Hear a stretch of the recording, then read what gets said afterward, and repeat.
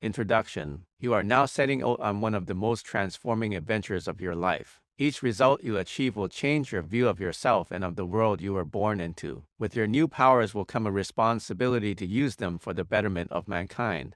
A mind control phrase. You cannot use them otherwise, as you are about to learn. The city planner of a western city closed his office door, leaving his secretary alone and troubled at her desk. The drawings for a proposed shopping mall were missing, and a yes or no meeting with city officials was scheduled for later that same week. Jobs had been lost for less, but the planner seemed almost untouched by what would have driven other bosses into a secretary-shattering storm. He sat at his desk. In a moment his eyes closed and he became still and quiet. Anyone might have thought he was composing himself in the face of disaster. A full 10 minutes later he opened his eyes, rose slowly, and walked outside to his secretary. "I think I've found them," he said calmly. "Let's look at my expense account for last Thursday, when I was in Hartford. What restaurant did I have dinner in?" He telephoned the restaurant. The drawings were there. The city planner had been trained in Silva mind control, to awaken what for most of us are unused talents of the mind. One of the things he learned was to retrieve memories that have been squirreled away where the untrained mind cannot find them. These awakened talents are doing amazing things for the more than 500,000 men and women who have taken the course. What exactly was the city planner doing when he sat quietly for 10 minutes? A report from another mind control graduate provides a hint. "I had an incredible experience yesterday in Bermuda. I had 2 hours to get on the plane back to New York and couldn't find my plane ticket anywhere. For almost an hour, 3 of us searched the apartment where I'd been staying. We looked under carpets, behind the refrigerator, everywhere. I even unpacked and packed my suitcase 3 times. But no ticket was found. Finally, I decided to find myself a quiet corner and enter my level. No sooner was I at my level than I could see my plane ticket as clearly as if I were A.C. Tooley looking at it. It was in the bottom of a closet tucked in between some books, hardly noticeable. I rushed to the closet and there was the ticket, just as I had imagined it. To those not trained in mind control, this sounds incredible. But when you come to the chapters by Jose Silva, Mind Control's founder, you will learn of even more amazing powers of your own mind. Perhaps most amazing of all is how easily and quickly you can learn. Mr. Silva has devoted most of his adult life to research into what our minds can be trained to do. The result is a 40 to 48-hour course that can train anyone to remember what appears to be forgotten, to control pain, to speed healing, to abandon unwanted habits, to spark intuition so that the sixth sense becomes a creative, problem-solving part of daily life. With all this comes a cheerful inner peace, a quiet optimism based on first-hand evidence that we are more in control of our lives than we ever imagined. Now for the first time through the printed word you can learn to practice much of what is taught in the course. Mr. Silva has borrowed freely from both Eastern and Western learning, but the end product is quintessentially American. The course, like its founder, is totally practical. Everything he teaches is designed to help you live more happily, more effectively, here and now. As you proceed from one exercise to another in the chapters by Mr. Silva, you will pile one success on top of another and so strengthen your confidence in yourself that you will be ready for achievements which, assuming you are not acquainted with mind control, you now regard as impossible. But there is scientific proof that your mind is capable of miracles. In addition, there is the successful experience of more than 500,000 people whose lives mind control has changed. Imagine using your mind to improve your eyesight. While taking my first course in Silva Mind Control Method, I began to notice that my eyes were changing, seemed stronger. Prior to this, TD worn glasses 10 years through childhood. Then again started when I was 38. Always my left eye was said to be 3 times the weaker of the two. My first glasses in 1945 were reading glasses, but in 48 or 49 I began wearing bifocals. Sting always to stronger. After the course I found that, while I could not read without glasses, my eyes were certainly stronger. Since they were changing so fast, I waited as long as possible before having them checked. I even reverted to 20-year-old glasses. When the local optometrist tested my eyes, he agreed that the old pair would do much better until the new lenses came. This may seem mysterious to you now, but when you read Chapter 10 you will see exactly how graduates put their minds in charge of their bodies to speed up natural healing. The techniques are amazingly simple, as you will see in the following letter from a woman who lost 26 unwanted pounds in 4 months. First, I visualized a dark frame and saw a table loaded with ice cream, cake, etc. All the things I knew put the pounds on. I drew a large red X through the table and saw myself in a mirror that made me look very wide. Next, I visualized a scene surrounded by golden light, a table on which all the high-protein foods rested.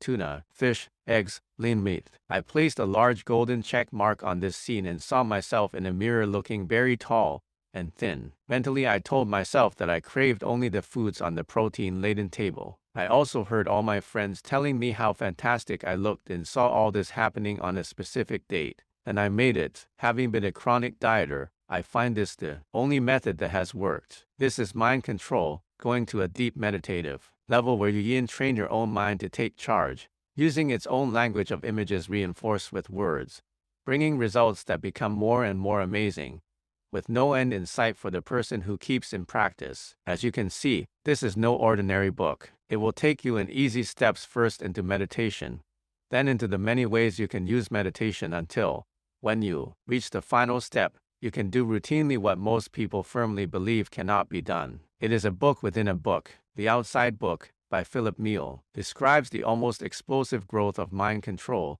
and how it has benefited many thousands of its graduates. In the Inside Book, Mr. Silva shares with you many of the techniques taught in mind control classes. Because these classes are group experiences led by skilled lecturers, their results are speedier and more spectacular than you will achieve working alone. However, if you follow Mr. Silva's directions carefully and practice the exercises, the results are virtually certain to transform your life for the better. Not as speedily, but just as certainly. There is a special way to read this book. First, read it as you would any other, from beginning to end. However, during your first reading, do not begin to practice any of the exercises. Then reread chapters 3 to 14 to get an even clearer overall picture of the roads you are about to travel. Next, read chapter 3 and practice die exercises in it, and only those exercises, for a few weeks. When you know you are ready, go on to chapter 4, and so on. When you reach chapter 14, you will already be an experienced practitioner of much that mind control graduates have learned. To further enrich your experience, you may wish to form a small group of friends who have practiced the same exercises. Chapter 13 TDS you how to do this. Chapter 1. Using more of your mind in special ways. Imagine coming into direct, working contact with an all-pervading higher intelligence, and learning in a moment of numinous joy that it is on your side. Imagine too that you made this contact in such simple ways that for the rest of your life you need never again feel helplessly out of touch with something you always suspected was there but could never quite reach. A helpful wisdom, a flash of insight when you need it, the feeling of a loving, powerful presence. How would it feel? It would be a peak experience not too different, perhaps not different at all, from spiritual awe. This is what it feels like after 4 days of Silva mind control training. So far, more than 500,000 people know they have been through it, and as they become more accustomed to using the methods that produce this feeling, they settle down into a calm, self-confident use of new powers and energies.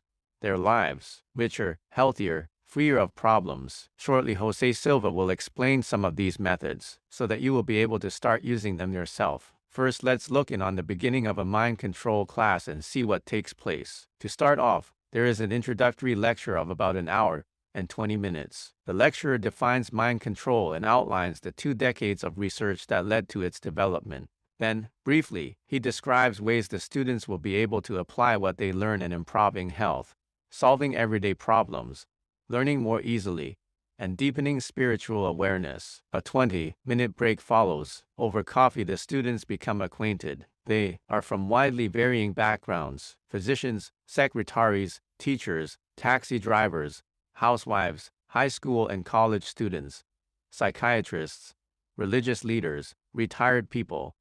This is a typical mix. After the break, there is another hour and 20-minute session beginning with some questions, and in swears, then down to business with the first training exercise, which will lead to a meditative level of mind. The lecturer explains that this is a state of deep relaxation, deeper than in sleep itself but accompanied by a special kind of awareness. It is in fact an altered state of consciousness used in virtually every meditative discipline and in intensive prayer. No drugs or biofeedback machines are used. Mind control lecturers speak of entering this state as going to your level, or sometimes going into alpha. In a 30-minute exercise, they lead the student there gently, giving instructions in plain English. In fact, all of mind control is in plain English, no scientific jargon or Far Eastern words. Several of the students may already have learned to meditate before coming to class, some using methods that take a few weeks to learn, others after months of determined effort. They are amazed at a simple exercise that takes only 30 minutes. One of the first things students hear is,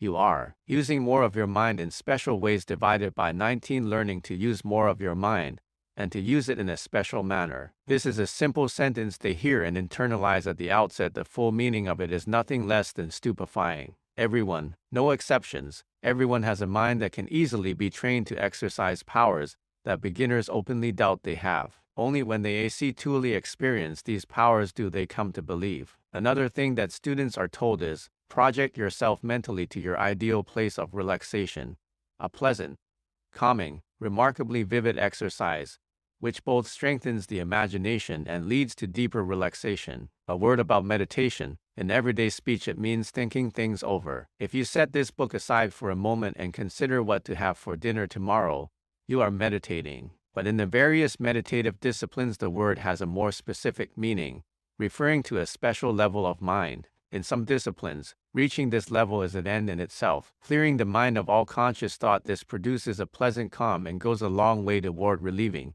and preventing illnesses caused by tension, as countless studies have proved. But this is passive meditation. Mind control goes far beyond this. It teaches the student to use this level of mind for solving problems, little nagging ones as well as larger, burdensome ones. This is dynamic meditation.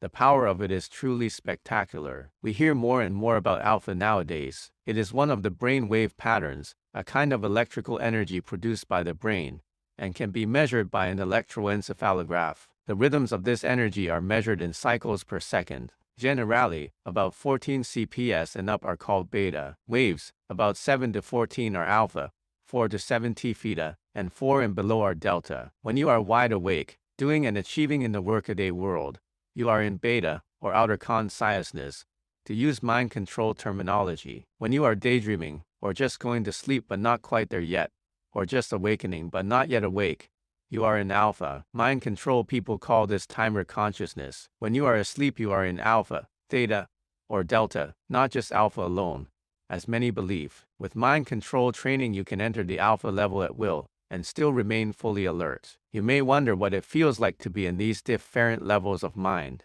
Being in beta, or wide awake, does not produce any one particular feeling. You might feel confident or fearful, busy or idle, engrossed or bored. The possibilities in beta are endless. In the deeper levels, the possibilities are limited for most people. Life has taught them to function in beta, not alpha or theta. At these deeper levels, they are pretty much limited to daydreaming, the edges of sleep, or sleep itself. But with mind control training, useful possibilities begin to multiply with no end in sight. As Harry Manite, Associate Director of Silva Mind Control, wrote, "The alpha dimension has a complete set of sensing faculties, like the beta. In other words, we can do different things in alpha than we can do as beta. This is a key concept in mind control. Once you become acquainted with these sensing faculties and learn to use them, you will be using more of your mind in a special manner. You will actually operate psychically whenever you want to, tapping in on higher intelligence. Most people seek out mind control as a way to using more of your mind in special ways, divided by 21. Relax,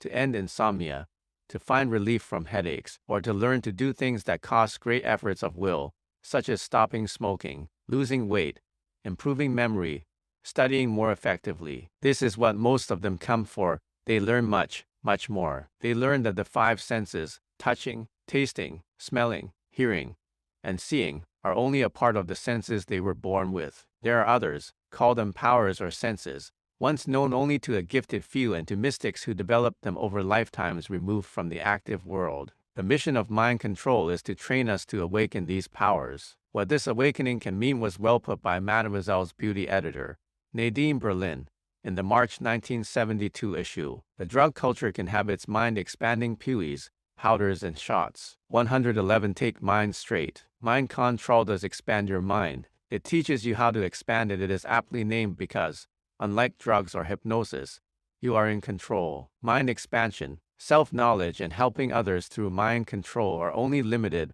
by your own limitations. Anything is possible. You hear about it happening to others, and, suddenly, you see it happening to you. Chapter 2. Meet Jose. Jose Silva was born August 11, 1914, in Lerdo, Texas. When he was 4, his father died. His mother soon remarried, and he, his older sister, and younger brother moved in with their grandmother. 2 years later he became the family breadwinner, selling newspapers, shining shoes, and doing odd jobs. In the evenings he watched his sister and brother do their homework, and they helped him learn to read and write. He has never gone to school, except to teach. Josh's rise from poverty began one day when he was waiting his turn in a barber shop. He reached for something to read. What he picked up was a lesson from a correspondence course on how to repair radios. Jose asked to borrow it, but the barber would only rent it, and that on condition that Jose complete the examinations in the back in the barber's name. Each week Jose paid $1, read the lesson, and completed the examination. Soon a diploma hung in the barber shop, while across town Jose, at the age of 15, began to repair radios. As the years passed, his repair business became one of the largest in the area, providing money for the education of his brother and sister, the wherewithal for him to marry, plus eventually some $500,000 to finance the 20 years of research that led to mind control. Another man with diplomas, these more conscientiously earned than the barbers, inadvertently sparked this research. The man was a psychiatrist whose job it was to ask questions of men being inducted into the Signal Corps during World War N. Do you wet your bed? Jose was dumbfounded. Do you like women? Jose, the father of 3, and destined one day to be the father of 10, was appalled. Surely, he thought, the man knew more about the human mind than the barber knew about radios. Such stupid questions. It was this perplexing moment that started Jose on an odyssey of scientific research that led to his becoming, without diplomas or certificates, one of the most creative scholars of his age. Through their writings, Freud, Jung, and Adler became his early teachers. The stupid questions took on deeper meanings, and soon Jose was ready to ask a question of his own. Is it possible, using hypnosis, to improve a person's learning ability? In fact, raise his IQ. In those days IQ was believed to be something we were born with, but Jose was not so sure. The question had to wait while he studied advanced electronics to become an instructor in the Signal Corps. When he was discharged, with savings gone and $200 in his pocket, he began slowly to rebuild his business. At the same time he took a half-time teaching job at Lerdo Junior College, where he supervised 3 other teachers and was charged with creating the school's electronics laboratories. 5 years later, with television on the scene, his repair business began to flourish and Jose called a halt to his teaching career. His business once again became the largest in town. His workdays ended about 9 each night. He would have dinner, help put the children to bed, and when the house was quiet, study for about 3 hours. His studies led him further into hypnosis. What he learned about hypnosis, plus what he knew about electronics, plus some FS on his children's report cards brought him back to the question he had raised earlier. Can learning ability, the IQ, be improved through some kind of mental training? Jose already knew that the mind generates electricity. He had read about experiments that revealed the alpha rhythm early in this century, and he knew from his work in electronics that the ideal circuit is the one with the least resistance, or impedance, because it makes the greatest use of its electrical energy. Would the brain work more effectively too if its impedance were lowered? And can its impedance be lowered? Jose began using hypnosis to quiet the minds of his children, and he discovered what to many appeared to be a paradox. He found that the brain was more energetic when it was less active. At lower frequencies the brain received and stored more information. The crucial problem was to keep the mind alert at these frequencies, which are associated more with daydreaming and sleep than with practical activity. Hypnosis permitted the receptivity Jose was looking for, but not the kind of independent thought that leads to reasoning things out so they can be understood. Having a head full of remembered facts is not enough.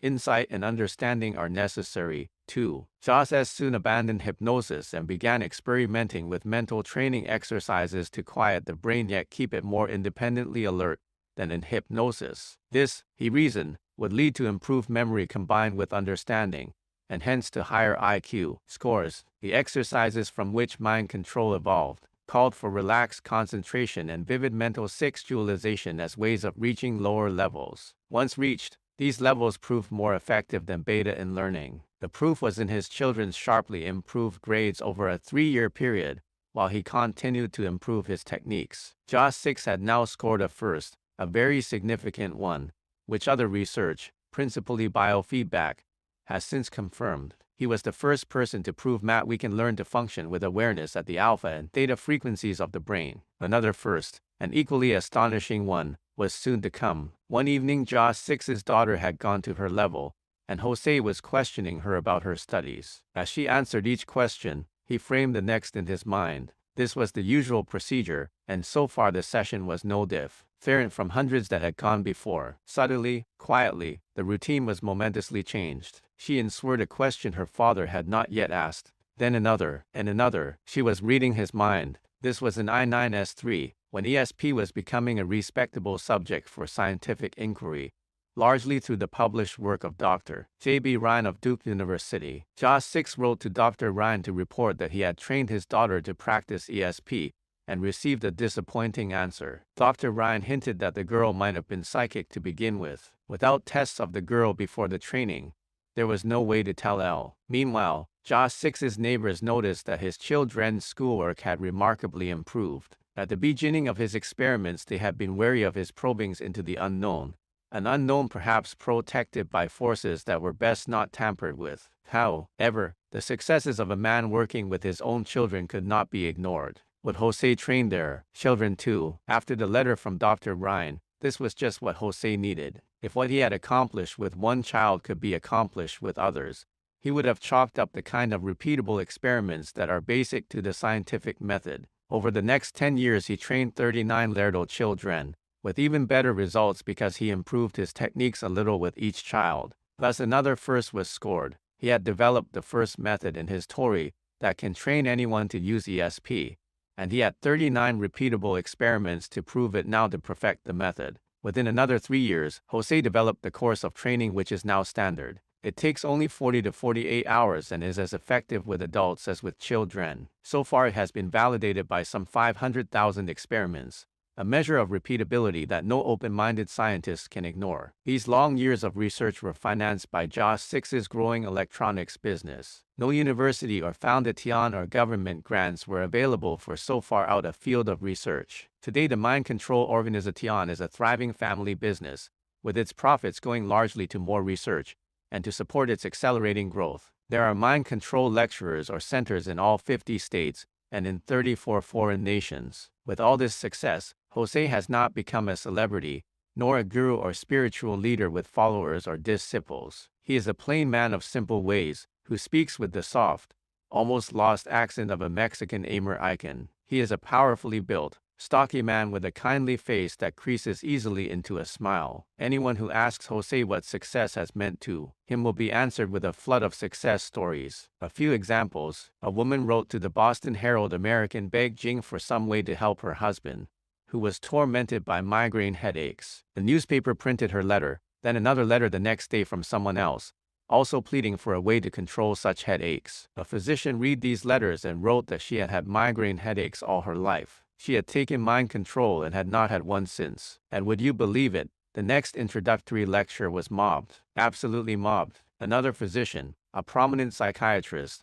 advises all his patients to take mind control because it gives them insights that in some cases would require 2 years of therapy to produce. An entire marketing company was organized as a co-opus by graduates who used what they learned in mind control to invent new products and devise ways of marketing them. In its 3rd year, the company has 18 products on the market. An advertising man used to need about 2 months to create a campaign for new clients, about average in his field. Now, with mind control, the basic ideas come in 20 minutes, and the rest of the work is done in 2 weeks. 14 Chicago White Sox players took mind control. All their individual averages improved, most of them dramatically. The husband of an overweight woman suggested she try mind control because all her diets had failed. She agreed, provided he went too. She lost 20 pounds in 6 weeks. He stopped smoking. A professor at a college of pharmacy teaches mind control techniques to his students. Their grades are going up in all their courses, with less studying,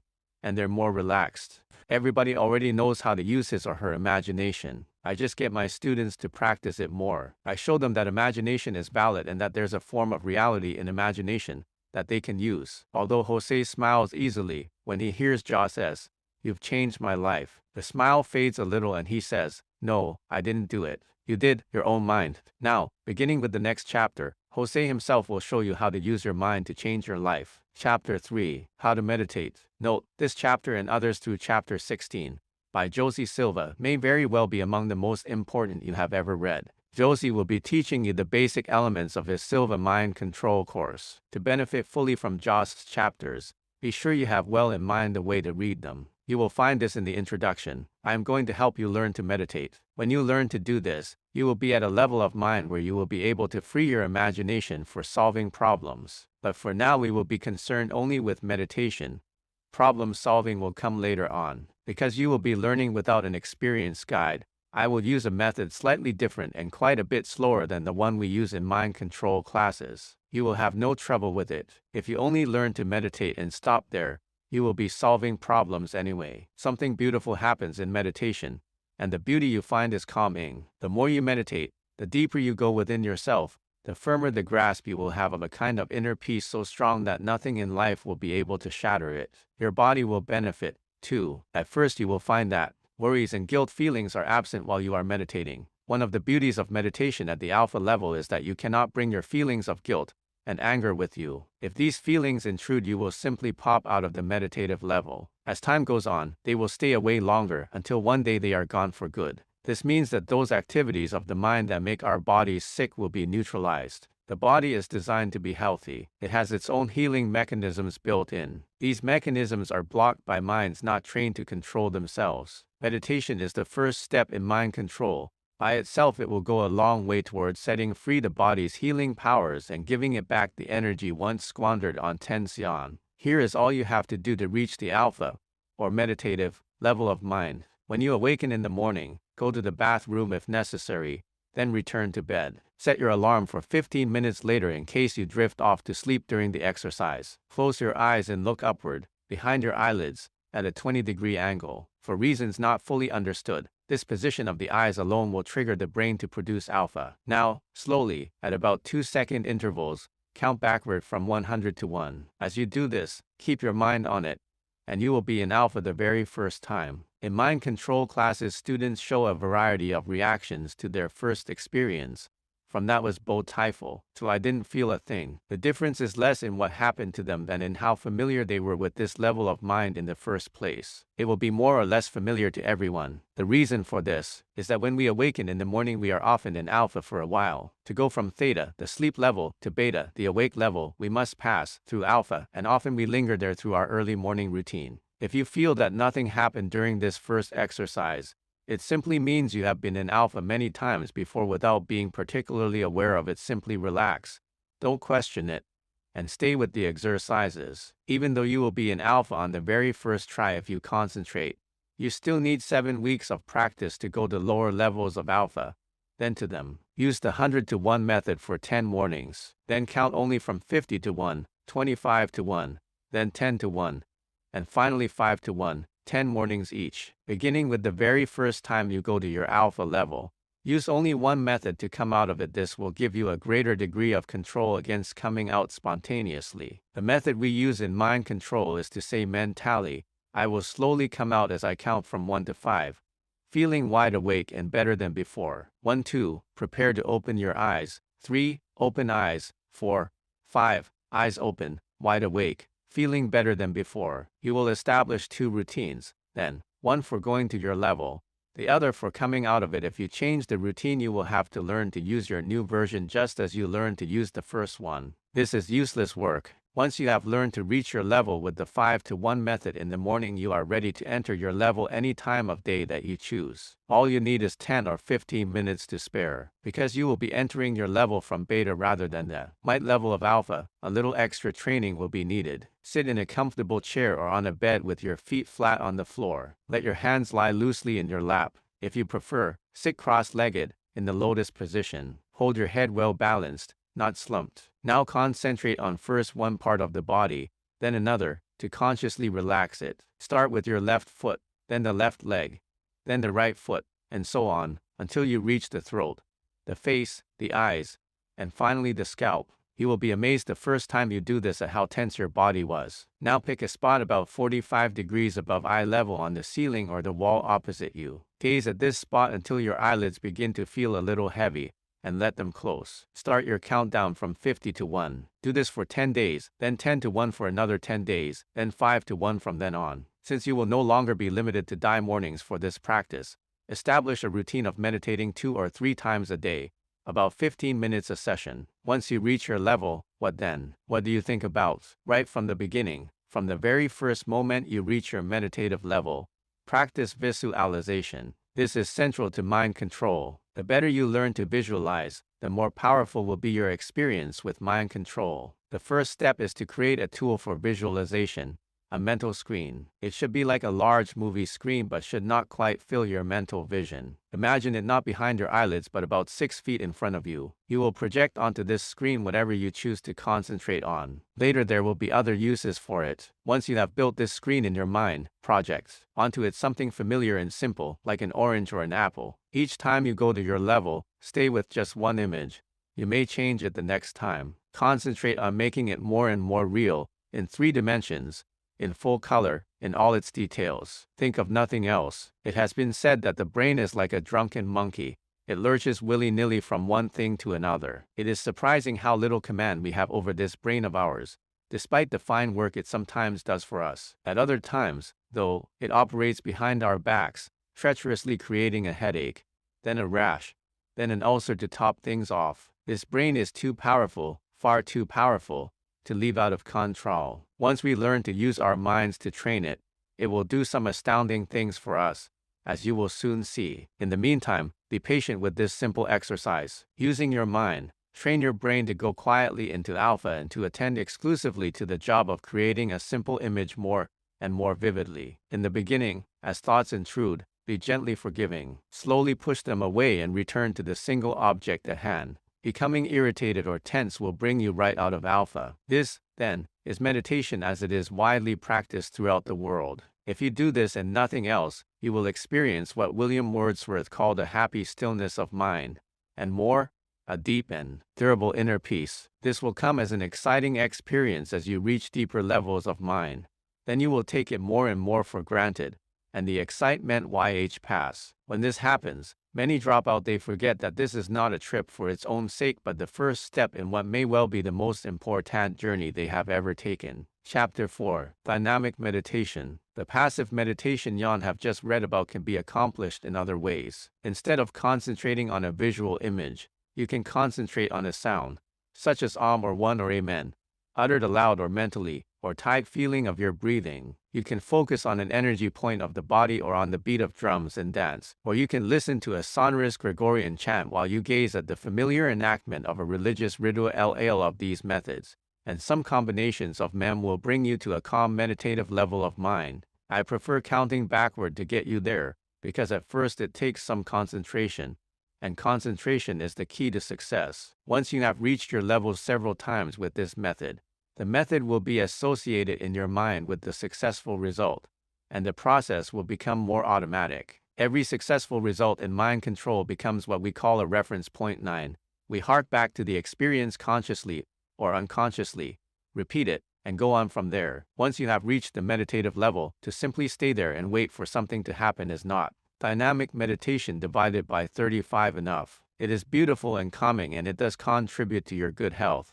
But these are modest accomplishments compared with what is possible. Go beyond this passive meditation, train your mind for organized, dynamic activities, which I believe it was designed for, and the results will amaze you. I make this point now because this is the moment for us to go beyond the passive meditation technique you have just read about, and learn to use meditation dynamically to solve some problems. You will now see why the simple exercise of visualizing an apple, or whatever else you choose, on a mental screen is so important. Now, before you go to your level, think of something pleasant, no matter how trivial, that happened yesterday or today. Review it briefly in your mind, then go well into your level, and project onto your mental screen the total incident. What were the sights, the smells, the sounds, and your feelings at that time. All the details. You will be surprised at the difference between your beta memory of the incident and your alpha recall of it. It is almost as great as the difference between saying the word swim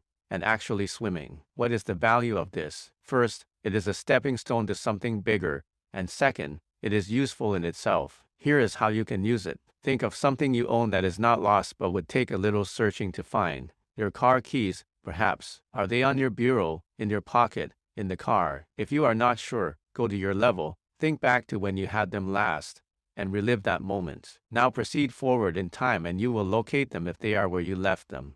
Imagine the student who remembers his instructor saying there will be an exam tins Wednesday, or did he say next Wednesday? He can settle it for himself in alpha. These are typical of the small, everyday problems that this simple meditational technique can solve. Now for a giant leap forward. We are going to connect a real event with a desirable one that you imagine, and see what becomes of the imaginary one. If you operate according to some very simple laws, the imaginary event will become real. Law is you must desire that the event take place. The first person I see on the sidewalk tomorrow will be blowing his nose is so useless a project to work on that your mind will turn away from it.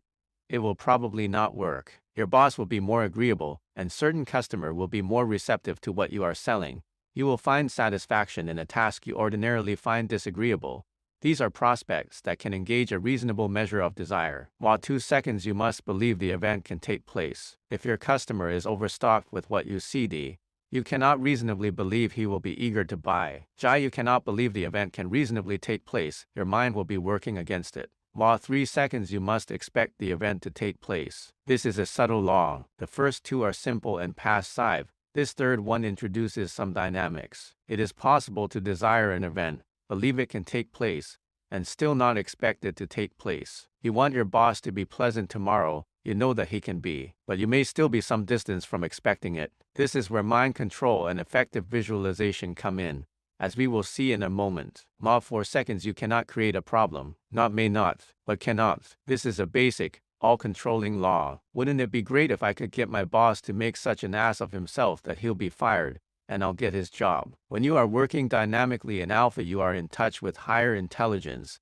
and from the perspective of higher intelligence, it would not be great at all. You may trip up your boss and get him fired, but you will be entirely on your own, and in beta. In alpha, it simply will not work. If, at your meditative level, you try to tune into some kind of intelligence that will assist in an evil design, it will be as fruitless as trying to tune a radio to a station that does not exist. Some accuse me of being a Pollyanna on this point. Thousands of people have smiled indulgently as I spoke of the utter impossibility of doing harm in alpha, until they learned for themselves. There is plenty of evil on this planet, and we humans perpetrate more than our share of it. This is done in beta, not alpha, not theta, and probably not in delta. My research has proved this. I never recommend wasting time, but if you must prove this for yourself, go to your level and try to give someone a headache. If you visualize this event as vividly as necessary to accomplish anything at all, one or both of the following will result. You, not your intended victim, will get the headache and, or you will, snap out of alpha. This does not answer all the questions you may have about the good and evil potentials of the mind. There will be more to say later. For the moment, choose an event that is a solution to a problem that you desire, believe can come about, and, with the following exercise, will learn to expect. Here is what to do. Choose a real problem that you face, one that has not yet resolved itself. As an illustration, let us say that your boss has been ill-tempered lately. There are 3 steps to go through once you reach your level. Step 1 second on your mental screen. Thoroughly recreate a recent event which involved the problem. Relive it for a moment. Step 2 seconds gently push this scene off the screen to the right. Slide onto the screen another scene that will take place tomorrow. In this scene, everyone around the boss is cheerful and the boss is on the receiving end of good news. He is clearly in a better mood now. Yan knows specifically what was causing the problem. Visualize the solution at work. Visualize it as vividly as you did the problem. Step 3 seconds now push this scene off the screen to the right and replace it with another from the left. The boss is happy now, fully as pleasant as you know he can be. Experience this scene as vividly as if it had actually happened. Stay with it for a while, get the full feel of it. Now, at the count of 5 you will be wide awake, feeling better than before. You can be confident that you have just put forces to work for you in the direction of creating the event you want. Will this work always? Invariably. without a hitch. No, however, here is what you will experience if you keep at it. One of your very earliest problem-solving meditation sessions will work. When it does, who can say it was not a coincidence? After all, the event you chose had to be probable enough for you to believe it could materialize. Then it will work a second time, and a third. The coincidences will pile up. Abandon your mind control activities and there will be fewer dynamic meditation. 39 silences. Go back to it and the coincidences multiply. Again, further, as you gradually increase your skill you will notice that you will be able to believe and expect events that are less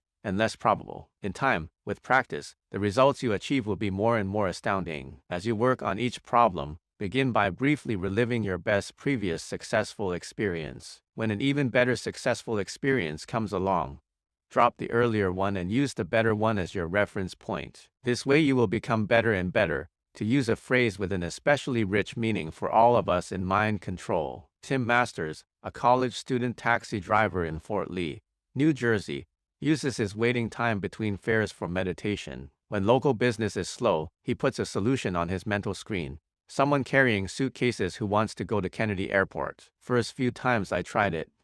Then it happened. A man with suitcases going to Kennedy. Next time, I put this man on my screen. Got that feeling you get when things are working. And along came another one for Kennedy. It works. It's like a winning streak that won't quit. Before we move on to other exercises and techniques, let me take note of something you probably wonder about.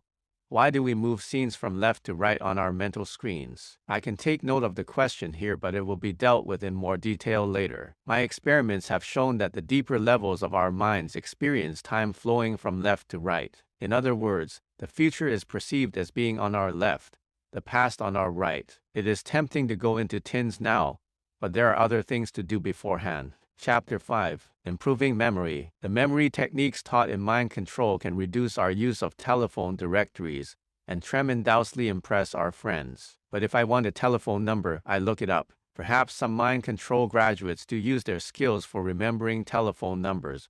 But, as I said in the previous chapter, desire is important in making things work. And my desire to remember phone numbers is something less than spirited. If I had to cross town every tune I needed a telephone number, my desire would perk up. It is basically unsound to use mind control techniques for anything, but important matters because of that desire. Belief, expectancy trilogy. But how many of us have memories as efficient as we would like? Yours may already be improving in unexpected ways if you have mastered the techniques described in the previous 2 chapters. Your new ability to visualize and recreate past events while yon are in alpha has a certain carry over to beta. So without any special effort your mind may be working in new ways for you. Still, there is room for improvement. In mind control classes we have a special visualization exercise. In this exercise the lecturer writes numbers from 1 to 30 on a blackboard. Then the improving memory 41 students call out the names of objects. Snowball, roller skate, earplug, whatever comes to mind. He writes each word opposite a number, turns away from the blackboard, and recites them in order. Students call out any word and the lecturer gives the corresponding number. This is not a parlor trick but a lesson in visualization. The lecturer has already memorized a word for each number.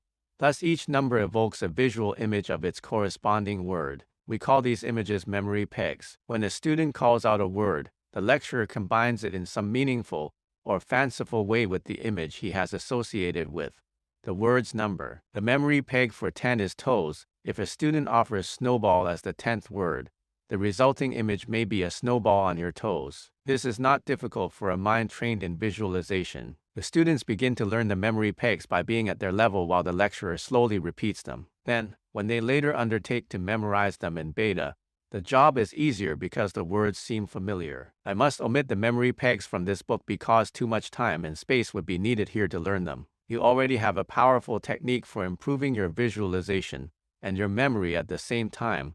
The mental screen. Anything you believe you have forgotten is associated with an event if it is a name. The event is the time you heard or read it. All that you have to do, once you learn to work with your mental screen, is visualize a past event that surrounds an incident you believe you have forgotten, and it will be there. I say an incident you believe you have forgotten because in reality you have not forgotten it at all. You simply do not recall it. There is a significant difference. The world of advertising offers us a familiar illustration of the difference between memory And recall. We all see television commercials. There are so many of them and they are so brief that if we were asked to list 5 or 10 that we saw during the past week, we would be able to cite only 3 or 4 at the most. A major way in which advertising creates sales is by causing us to remember a product below the level of awareness. It is doubtful that we ever really forget anything. Our brain squirrels away images of the most trivial events. The more vivid the image and the more important it is to us, the more easily we recall it. An electrode gently touching an exposed brain during surgery will trigger a long-forgotten event in all its details, so vividly that the sounds and smells and sights are actually experienced. This, of course, is the brain being touched, not the mind. As real as the flashbacks that the brain offers up to the patient's awareness may be, he will know, something tells him, that he was not really reliving them. This is the mind at work, the super-observer, the interpreter, and no electrode has ever touched it. The mind, unlike the tip of our nose, does not exist in a specific place. To return to memory, somewhere thousands of miles from where you are sitting, a leaf is falling from a tree. You will not remember or recall this event because you did not experience it, nor is it important to you. However, our brains record far more events than we realize. As you sit reading this book, you are going through thousands of experiences of which you are not aware. To the extent that you are concentrating now, you are unaware of them. There are sounds and odors, sights in the corner of your eye, perhaps the small discomfort of a shoe that is too tight, the feel of your chair, the temperature of the room. There seems to be no end. We are conscious of these sensations but not aware of being conscious of them, which seems like a contradiction until we consider the case of a woman under general anesthesia. During the course of her pregnancy, this woman had developed an excellent rapport with her obstetrician. Between the two there was friendship and confidence. Came time for her delivery and she went routinely under general anesthesia and gave birth to a healthy baby. Later, when her physician visited her in her hospital room, she was strangely distant, even hostile toward him. Neither she nor her physician could account for her changed attitude, and both were eager to find some explanation for it. They decided to try, through hypnosis, to uncover some hidden memory that might explain her sudden change. Under hypnosis, she was led through time regression, from her most recent experience with her physician back to earlier ones. They did not have far to go. In a deep trance, instead of skipping over the period when she was unconscious in the delivery room, she recounted everything the doctor and nurses had said. What they said in the presence of the anesthetized patient was at times clinically detached, at other times humorous, and at other times they expressed annoyance at the slow progress of her delivery. She was a thing, not a person. Her feelings were not considered. After all, she was unconscious, wasn't she? I question whether it is possible ever to be unconscious. We either can or cannot recall what we experience, but we are always experiencing, and all experiences leave memories firmly printed on the brain. Does this mean that with the memory techniques you are about to learn, you will be able 10 years from now to recall the number of this page? You may not have looked at it, but it is there. You saw it out of the corner of your eye, so to speak. Perhaps, but probably not. It is not and probably never will be important to you. But can you recall the name of that attractive person you met at dinner last week? When you first heard the name, the hearing of it was an event. You need simply recreate the surrounding event on your mental screen, as I have explained, and you will hear the name again. Relax, go to your level, create the screen, experience the event. This takes 15 or 20 minutes, but we have another way, a sort of emergency method, which will take you instantly to a level of mind where recall of information will be easier. This method involves a simple triggering mechanism which, once it becomes really yours, improves in effectiveness as you use it. Making it yours will require several meditation sessions to thoroughly internalize the procedure. Here is how simple it is. Just bring together the thumb and first 2 fingers of either hand, and your mind will instantly adjust to a deeper level. Try it now and nothing will happen. It is not yet a triggering mechanism. To make it one, go to your level and say to yourself, whenever I join my fingers together like this, now join them. For a serious purpose, I will instantly reach this level of mind to accomplish whatever I desire. Do this daily for about a week, always using the same words. Soon there will be a firm association in your mind between joining the thumb and 2 fingers and instantly reaching an effective meditation level. Then, one day soon, you will try to recall something, someone's name, for example, and the name will not come. Try harder and it will even more stubbornly refuse to come. The will is not only useless, it is a hindrance. Now relax. Realize that you remember and that you have a way of triggering recall. A teacher of 4th graders in Denver uses the mental screen and the 3 fingers technique to teach spelling. She covers about 20 words a week. To test them, instead of going from one word to another and asking for the correct spelling, she asks the students to write down all the words they studied that week. They remember the words and how to spell them with their 3 fingers together, seeing them on their mental screens. The slower ones, she says, take about 15 minutes with the test. Using the same technique, she teaches these 4th graders the multiplication table up to the 12s by November. Tins normally takes an entire school year. Tim Masters, the college student taxi driver mentee on the last chapter, often gets passengers who want to go to addresses in neighboring towns where he has been so long ago that his memory of how to get there has dimmed. Not many hurried passengers would understand if he went into meditation before starting off, but with his 3 fingers together, he relives the last time he drove there. Before he took mind control, Tim's grades at New York Institute of Technology were all B's, and 1 and now FM a scholar. All A's and 1 B. He reports. He uses speed learning when he studies. You will read about Tins in the next chapter. And he takes exams with his 3 fingers together. There are other uses for this 3 fingers technique, which you will read about later. We use it in several unusual ways. It has been associated with other meditative disciplines for centuries. The next time you see a painting or sculpture of a Far Eastern person, a yogi, perhaps, sitting cross-legged in meditation, notice that the 3 fingers of his hands are similarly joined. Chapter 6. Speed Learning. When you learn the memory techniques in the last chapter, you will be well on your way to our next step.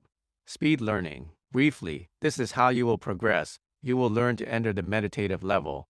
Then, at that level, to create a mental screen, which is useful for various purposes, one of which is to recall information. Then, as a shortcut, you will learn the 3 fingers technique for, among other things, instant recall. Once you have accomplished this, you will be ready for new ways of acquiring information, making recall even easier. Equally important, these new ways of learning will not only make recall easier, but will both speed up and deepen your understanding of what you learn. There are 2 learning techniques. Let's start with the simpler, though not necessarily the easier, one. The easier, one. The easier, one. The easier, one. The easier, one. The easier, one. The 3 fingers technique. Once it is so thoroughly mastered that you can instantly reach your level and operate consciously there, can be used while you listen to a lecture or read a book. This will vastly improve concentration, and information will be implanted more firmly. Later you will be able to recall it more easily at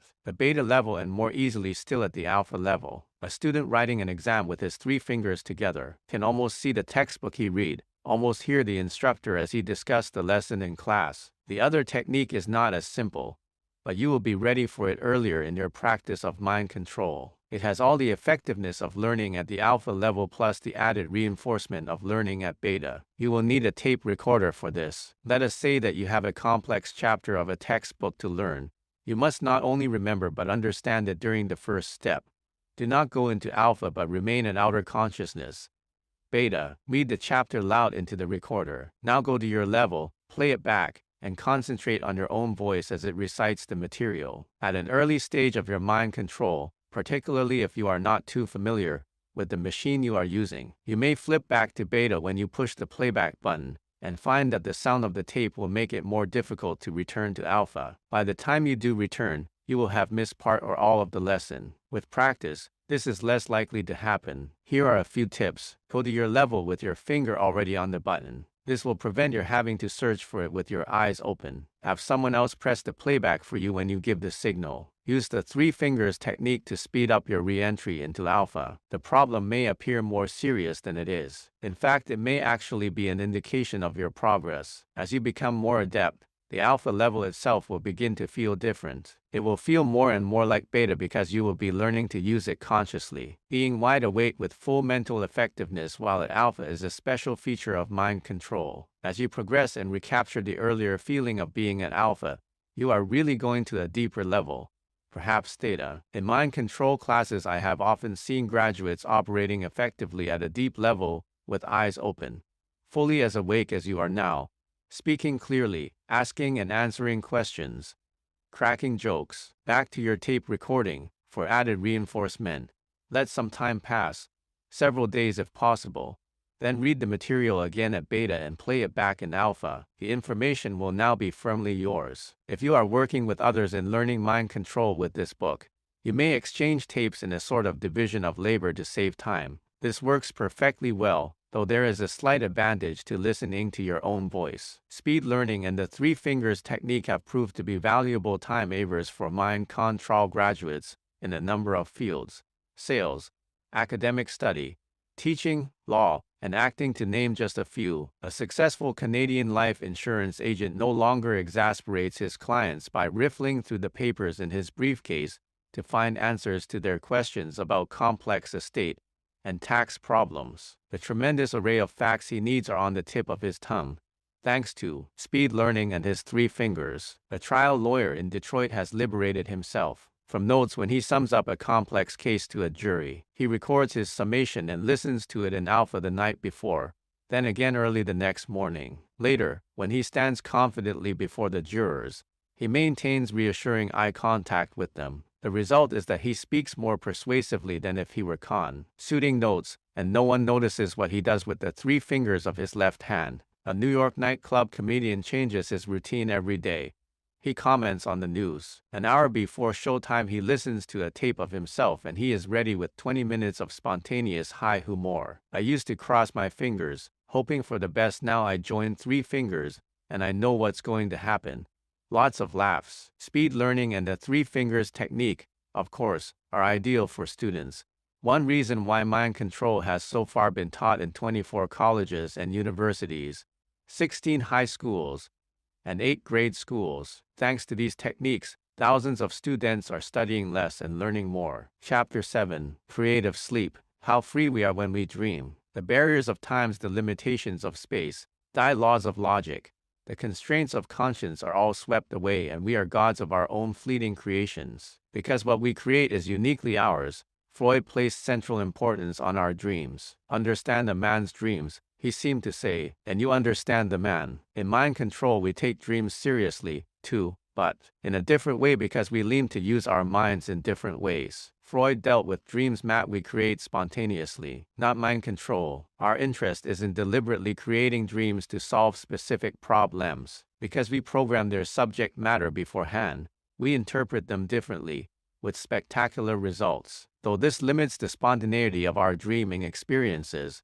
we gain a significant freedom, greater control over our lives. When we interpret a dream which we pre-program, in addition to gaining insights into the pathology of our psyches, we find solutions to everyday problems. There are 3 steps to the dream control we teach, all involving a meditational level of mind. The first is to learn to recall our dreams. Many say, "T don't dream at all," but that is never true. We may not recall our dreams, but we all dream. Take away our dreams and in a few days mental and emotional troubles set in. When I began investigating the possible usefulness of dreams in problem solving back in 1949, I was not at all sure what I would find. I had heard, as you have, many stories of premonitions occurring in dreams. Caesar, as we all know, was warned in a dream about the Ides of March, the very day, as it turned out, when he was assassinated, and Lincoln 2 dreamed premonitions of his assassination. If these dreams and many others like them were unrepeatable accidents,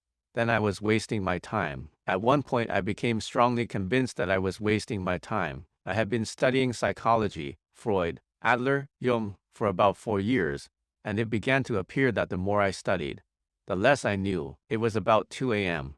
I tossed my book to the floor and went to bed, determined to waste no more time on useless projects like studying the giants who disagreed even among themselves. From now on it would be my electronics business and nothing else. I was neglecting it and money was short. About 2 hours later I was awakened by a dream. It was not a series of events, like most dreams, but simply a light. My field of dream vision was filled with midday sunlight, gold, very bright. I opened my eyes and it was dark in my shadowy bedroom. I closed my eyes and it was bright again. I repeated this several times, eyes open, dark, eyes closed, bright. About the 3rd or 4th time my eyes were closed I saw 3 numbers, 343, then another set of numbers, 373, and the next time the first set came back, and the time after that the second set. I was less interested in the 6 numbers than in the light, which began to fade little by little. I wondered if life came to an end, like an electric bulb, in a sudden flash of light. When I realized I was not dying, I wanted to bring the light back to study it. I changed my breathing, my position in bed, my level of mind. Nothing worked. It continued to fade. Altogether, the light lasted about 5 minutes. Perhaps the numbers had a meaning. I lay awake the rest of the night trying to recall telephone numbers, addresses, license numbers, anything that might give meaning to those numbers. Today I have an effective way of finding out what dreams mean. But in those days I was still in the early stages of research. The following day, tired as I was after only 2 hours sleep, I kept trying to connect the numbers to something I already knew. Now I must recount some trivial incidents, which led to the unraveling of the mystery, and thence to an important part of the mind control course. 15 minutes before closing time at my electronics shop, a friend dropped in to suggest we go out for coffee. While he waited for me, my wife came by and said, "As long as you're going for coffee, why not go over to the Mexican side and pick up some rubbing alcohol for me? Near the bridge there is a store where rubbing alcohol is cheaper." On the way, I told my friend about the dream, and while I was telling him, an idea occurred to me. Maybe what I saw was a lottery ticket number. We drove past a store which was headquarters for the Mexican lottery, but it was closing time and the shades were already pulled down. No matter, it was a silly idea anyway, and we drove a block farther to buy the alcohol for my wife. As the salesman wrapped the alcohol for me, my friend called from another part of the store. "What was that number you were looking for?" 373-343, I said. "Come look." There was half a ticket with 343 on it. Throughout the Republic of Mexico, each of the hundreds of thousands of vendors, like this little store, receives tickets with the same first 3 numbers every month. This store was the only one in the entire nation which sold number 343. The number 373 was sold in Mexico City. A few weeks later I learned that my half of the first lottery ticket I ever bought had won $10,000, which I sorely needed. As elated as I was, I looked this gift horse carefully in the mouth, and what I found was more valuable by far than the gift itself. It was foundation for a solidly based conviction that my studies were worthwhile. Somehow I had made contact with higher intelligence. Maybe I had made contact with it many times before and not known. This time I knew. Consider the number of seemingly chance events that led to this. In a moment of despair, I dreamed of a number in so startling a way, with the light, that I had to recall it. Then a friend dropped in to invite me for coffee and, tired as I was, I accepted. My wife came by and asked me to bring rubbing alcohol, which led me to the only place in Mexico where that particular ticket was on sale. Anyone who thinks all this is just coincidence would be hard put to explain an amazing, thoroughly checkable fact. 4 mind control graduates in the United States, using different techniques, which I developed later, also won lotteries. They are Regina M. Fornecker of Rockford, Illinois, who won $300,000, David Sikich of Chicago, who won $300,000, Francis Moroni of Chicago, who won $50,000, and John Fleming of Buffalo, New York, who won $50,000. We have no objection to the word coincidence in mind control.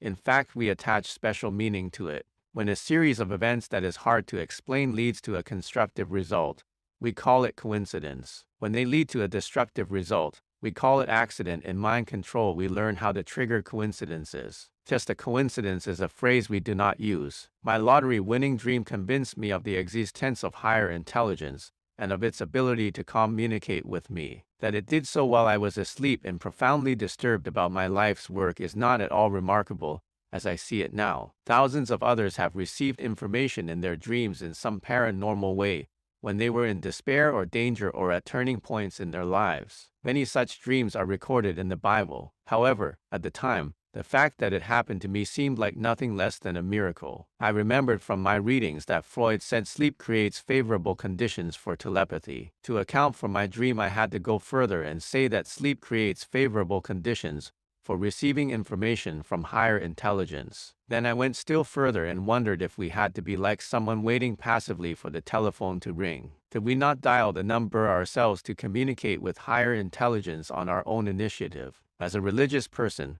I reasoned that if we can reach God through prayer, Surely we can develop a method for reaching higher intelligence. As you will see later in chapter 15, where I speak of God and higher intelligence, I am speaking of different things. Yes, my experiments showed that we can reach higher intelligence in several ways. One of them is dream control, which is very simple and easily learned. Jan cannot count on bright lights to help you recall dreams, but you can count on the cumulative effect of programming yourself, while at your level, to remember them. While meditating just before going to sleep, say, I want to remember a dream. I will remember a dream. Now go to sleep with paper and pencil by your bedside. When you awaken, whether during the night or in the morning, write down what you remember of a dream. Keep practicing this night after night and your recall will be clearer, more complete. When you are satisfied with your improved skill, you are ready for step 2. During meditation before going to sleep, review a problem that can be solved with information or advice. Be sure that you really care about solving it.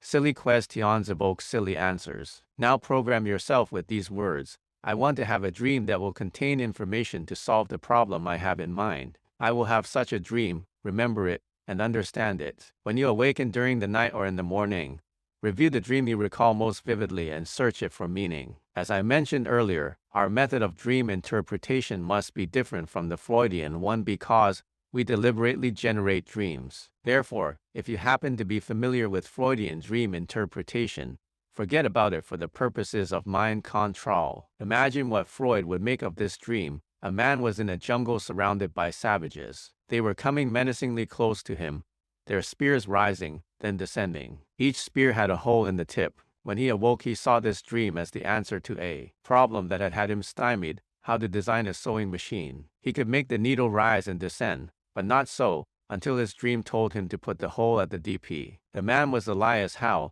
who invented the first practical sewing machine. A mind control graduate credits dream control with saving his life. On the eve of a 7-day motorcycle trip, he programmed a dream to warn him beforehand of any particular danger he might face. Most previous long trips had been marked by small mishaps, a flat tire once, another time dirt in the fuel line, and on his last trip, unforeseen snow. He dreamed he was at the home of a friend. For dinner he was served a heaping platter of raw string beans, while everyone else enjoyed a delicious quiche Lorraine. Did this mean he was to avoid eating raw string beans on the trip? There was little danger of this, since he disliked string beans, particularly raw ones. Did it mean he was no longer welcome at his friend's home? No, he was confident of their friendship.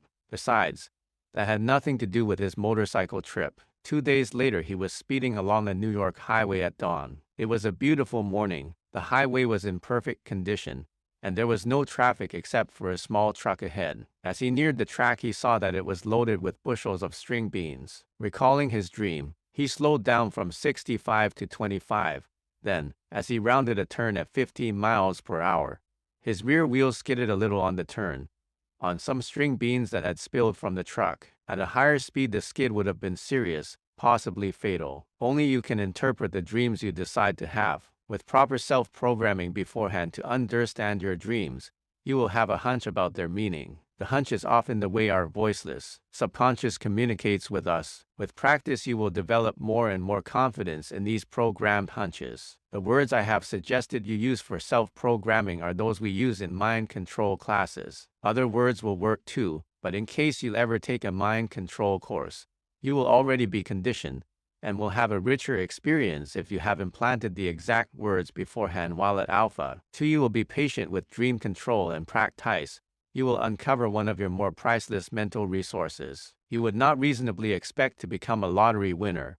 It is in the nature of lotteries that very few win. But it is in the nature of life that everyone can win much more than lotteries offer. Chapter 8. Your words have power. By the introduction it was suggested that you not practice any of the exercises on first reading. The following is an exception. Try it right now. Bring all of your imagination to bear on it. Let's consider the implications of this. Imagine that you are standing in your kitchen holding a lemon that you have just taken from the refrigerator. It feels cold in your hand. Look at the outside of it, its yellow skin. It is a waxy yellow, and the skin comes to small green points at the two ends. Squeeze it a little and feel its firmness and its weight. Now raise the lemon to your nose and smell it. Nothing smells quite like a lemon, does it? Now cut the lemon in half and smell it. The odor is stronger. Now bite deeply into the lemon and let the juice swirl around in your mouth. Nothing tastes quite like a lemon either, does it? At this point, if you have used your imagination well, your mouth will be watering. Let's consider the implications of this. Words, mere words, affected your salivary glands. The words did not even reflect reality, but something you imagined. When you read those words about the lemon, you were telling your brain you had a lemon. Though you did not mean it, your brain took it seriously and said to your salivary glands, "This guy is biting a lemon. Hurry, wash it away." The glands obeyed. Most of us think the words we use reflect meanings and that what they mean can be good or bad, true or false, powerful or weak. True, but that is only half of it. Words do not just reflect reality, they create reality. Like the flow of saliva, the brain is no subtle interpreter of our intentions. It receives information and stores it, and it is in charge of our bodies. Tell it something like, "I'm now eating a lemon," and it goes to work. Now it is time for what in mind control we call mental house cleaning. There is no exercise for this, just a determination to be careful about what words we use to trigger our brains. The exercise we did was a neutral one. Physically, no good or harm came of it, but good as well as harm can come from the words we use. Many children play a little game at dinner. They describe the food they are eating in the most nauseating possible terms. Butter is mashed bugs. To choose one of the less colorful ones I remember. The object of the game is to pretend not to be nauseated by these new perspectives on food and to push someone else beyond his ability to pretend. It often works, with someone's appetite suddenly dulled. As adults, we often play this same game. We dull our appetite for life with negative words, and the words, gathering power with repetition, in turn create negative lives, for which our appetites become dulled. How are you? All, can't complain, or no use complaining, or not too bad. How does the brain respond to these dreary views? Is it a pain in the neck to do the dishes? Is it one big headache to balance your checkbook? Are you sick and tired of the weather we are having? I am convinced that proctologists owe a large part of their income to the words we use. Remember, the brain is no subtle interpreter. It says, "This guy's asking for a headache. Okay, one headache coming up." Of course, every time that we say something gives us a pain does not immediately result. The body's natural state is good health, and all its processes are geared toward health. In time, though, with enough verbal pounding away at its defenses, it delivers up the very illnesses we order. Two things add power to the words we use: our level of mind, and our degree of emotional involvement with what we say. "My God, that hurts," spoken with conviction, offers warm hospitality to pain. "I can't get a damn thing done around here," said with deep feeling, becomes a truth which adds seeming validity to the feeling. Mind control offers effective defenses against our own bad habits. At Alpha and Theta, our words have enormously increased power. In earlier chapters, you have seen how, with amazingly simple words, you can pre-program dreams and transfer from words to your 3 fingers the power to take you into Alpha. I never laughed at Emil Kufi, though in these sophisticated times many do. He is famous for a sentence which nowadays evokes laughter as reliably as the punchline of a joke.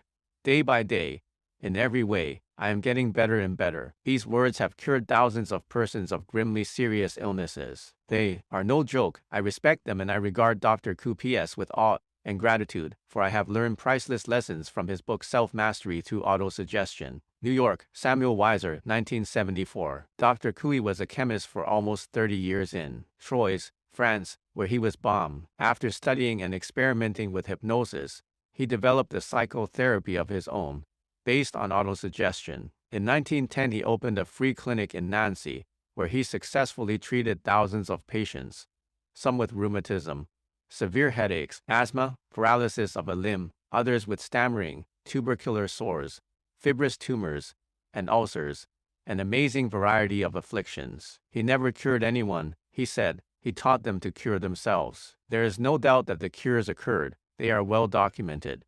But the Q6 method has almost entirely disappeared since his death in 1926. Had this method been so complex that only a few specialists could learn to practice it, it might be alive and well today. It is a simple method. Everyone can learn it. The heart of it is in mind control. There are 2 basic principles. 1. We can think of only one thing at a time. And 2. When we concentrate on a thought, the thought becomes true because our bodies transform it into AC. Tian. Therefore, if you want to trigger your body's healing processes, which may be blocked by negative thoughts, just repeat 20 times in succession, day by day, in every way, I am getting better and better. Do this twice a day and you are using the QS method. Since my own research has shown that the power of words is greatly amplified at meditative levels, I have made some adaptations of this method. At alpha and theta levels we say, every day, in every way, I am getting better, better, and better. We say it only once during meditation. We also say, and this too is Dr. Q6's influence,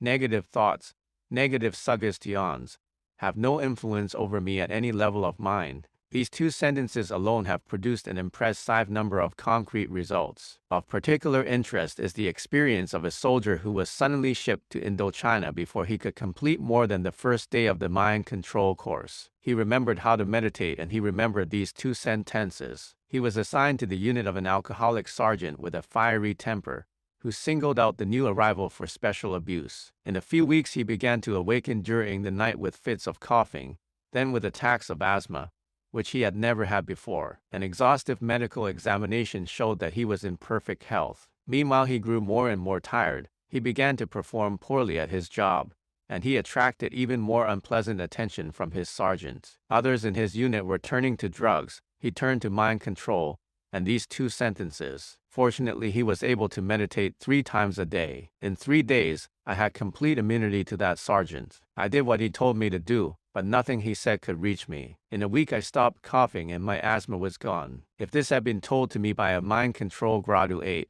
I would have been pleased, as I always am with success stories, but not strongly impressed. We have a number of more powerful techniques for self-healing, which I will help you learn in later chapters. What makes this man's experience particularly interesting is that he knew none of these techniques, but used only the 2 sentences he learned that first day. Words are astonishingly powerful GVG11 at levels of mind far deeper than we use in mind control. The nurse anesthetist in Oklahoma, Mrs. Jean Mabry, puts this knowledge to use to help her patients. As soon as they are in deep anesthesia, she whispers in their ears instructions that can speed their recovery, in some cases save their lives. During one operation, when profuse bleeding would normally be expected, the surgeon was amazed.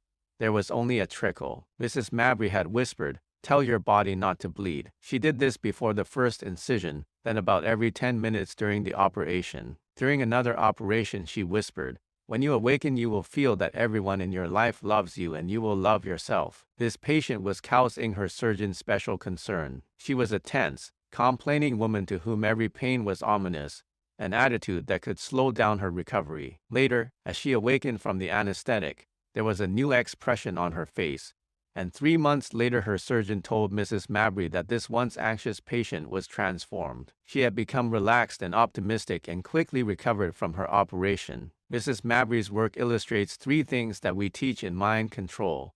First, words have special power at deep levels of mind. Second, the mind has much firmer command over the body than it is given credit for.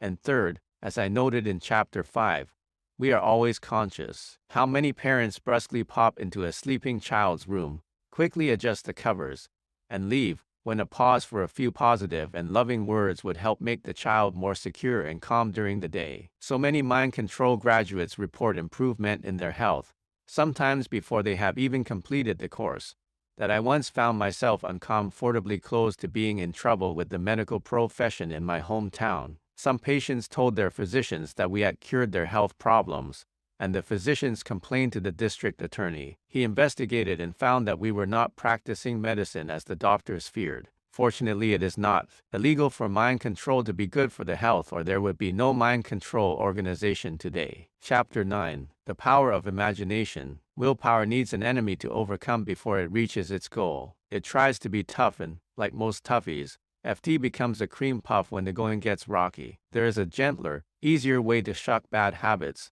imagination. Imagination seizes directly on the goal. It gets what it wants. This is why in earlier chapters I placed so much emphasis on your learning true-to-life visualization at deep levels of mind. If you spur your imagination with belief, desire, and expectancy, and train it to visualize your goals so that you see, feel, hear, taste, and touch them, you will get what you want. When the will and the imagination are in conflict, it is always the imagination that wins, wrote Emile Q6. If you think you want to give up a bad habit, chances are you are deceiving yourself. If you really wanted to give it up, it would fade away on its own. What you should want more than the habit itself is the benefit of giving it up. Once you learn to want that benefit strongly enough, you will become free of the unwanted habit. Thinking about your habit and firmly resolving to give it up may bind you more tightly to it. It is a little like firmly resolving to go to sleep.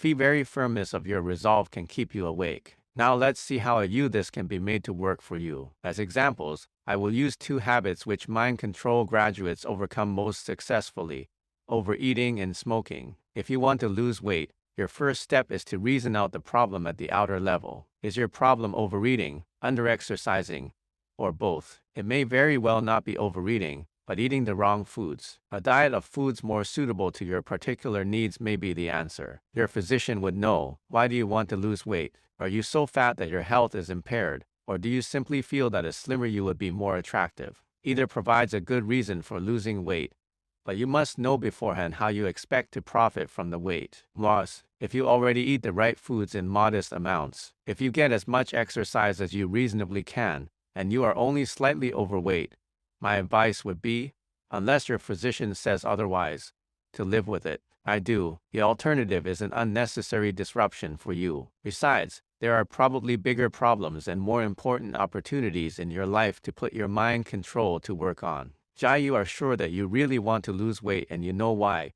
Your next step is to analyze all the benefits you will derive. Not general benefits like 111 look better, but concrete ones involving, if possible, all the 5 senses. Example, sights: find a photograph of yourself when you were as thin as you would like to be now. The power of imagination. I-67 touch. Imagine, when you are thin again, how smooth your arms and thighs and stomach will feel too. Your touch. Taste. Imagine the flavors of the foods you will emphasize in your new diet. Smells. Imagine the odor of the foods you will be eating. Hearings. Imagine what those who are important to you will say about your success at losing weight. Even T5 senses are not enough for a thorough visualization. Emotions are important, too. Imagine how elated and confident you will feel when you are as thin as you want to be. With all this firmly in mind, go to your level, create your mental screen and project onto it a visualization as you are now. Now let it disappear, and from the left, slide on an image of yourself as you ultimately want to be and will be when the diet succeeds. While you mentally gaze at the new you, imagine in as much detail as you can what it will feel like to be this thin. How will it feel when you bend over to tie your shoelaces, walk upstairs, fit into clothing that is now too small, walk on a beach in a bathing suit? Take your time and feel all this. Go through the 5 senses, one at a time, as described above. How will your attitude toward yourself feel as a result of achieving this goal? Now mentally review your new diet,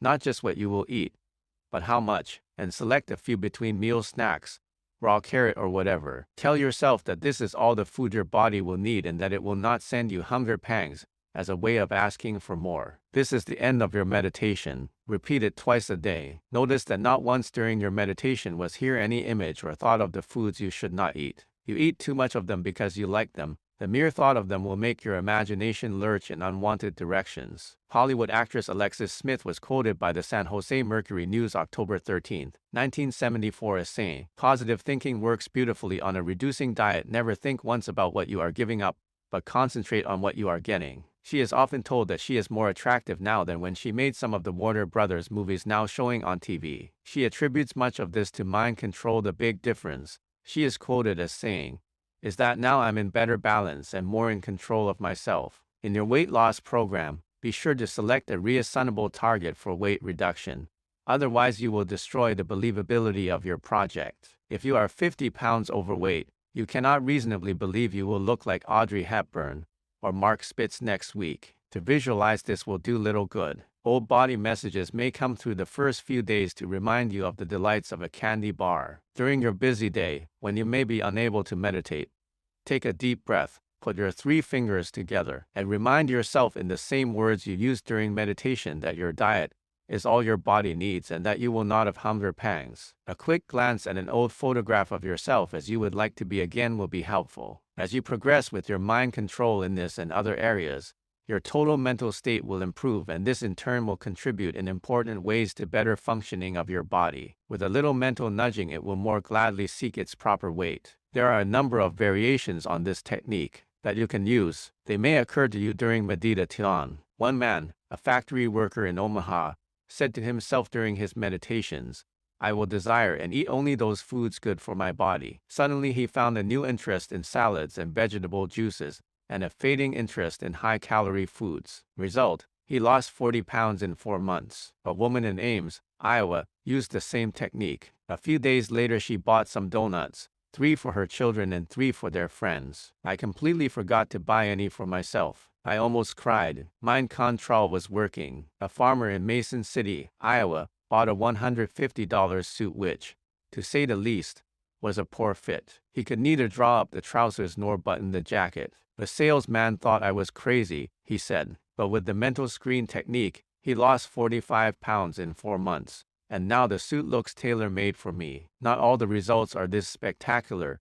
In fact, not all of them should be. However, Caroline DeSander of Denver and Jim Williams, who is in charge of mind control activities in the Colorado area, launched an experimental program which shows the reliability of mind control techniques for those who genuinely want to lose weight. She organized a workshop for 25 mind control graduates to meet once a week for a month. Among the 15 who attended all the meetings, the average weight loss was a little more than 4% pounds. All lost weight. A month later, she checked with these 15 and learned that 7 had continued to lose weight, and 8 were holding steady. None had gained weight. This was not only a painless experience for these graduates, it was a joyous one, Caroline reports. Not only did they lose weight with no hunger pangs or any other discomfort, but they reinforced many mind control acquired skills. The average weight loss was about what it would have been had they taken one of the more successful weight reduction courses. Caroline herself had been a lecturer for one of these courses for a year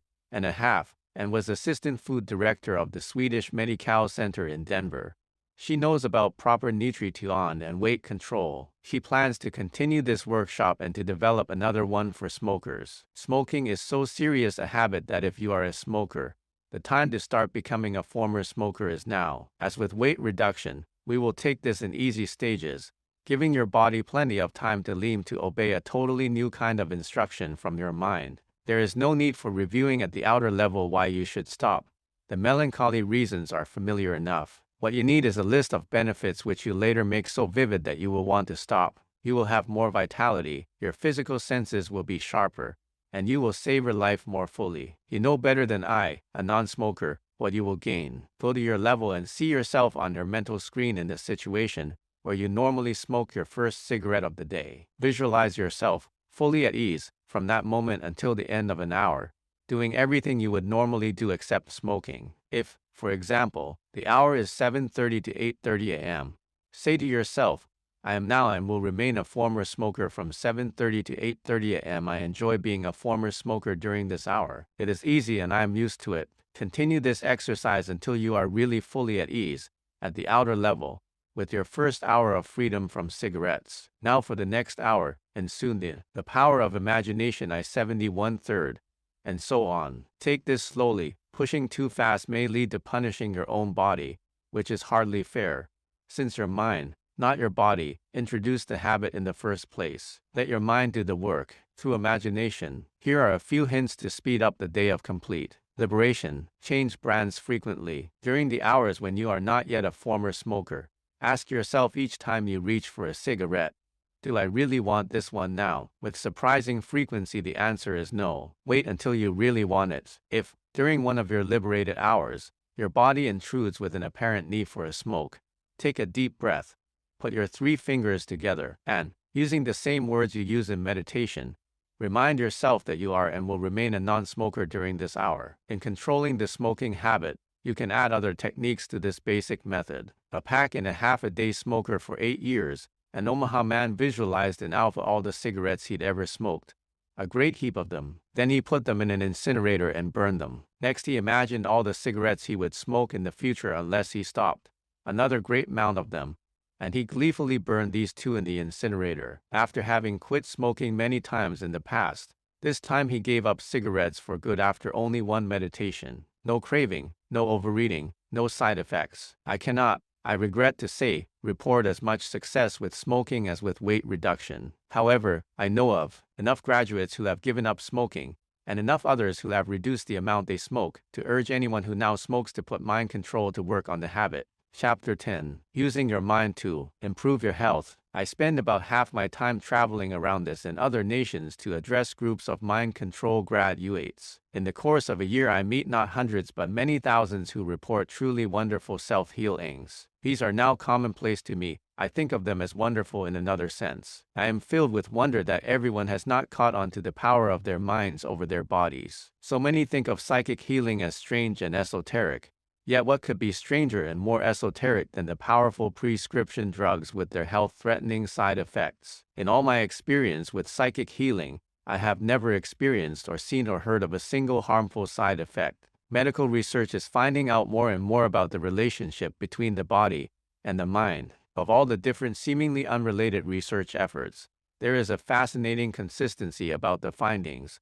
The mind turns out to play a mysteriously powerful role. If mind control were perfect, I believe we would all have perfect bodies all the time. However, it is an inescapable fact that we already know enough to strengthen with our minds the body's repair forces so that illnesses can be combated more successfully. Even the simple methods of Emile Q6 worked. Mind control's methods, which include cows, work even more powerfully. Obviously, as you develop more skill in self-healing, you will require less medical attention. However, at this stage in the development of mind control, and at this stage in your mastery of what we have developed, it is far too early for the nation's physicians to go into retirement.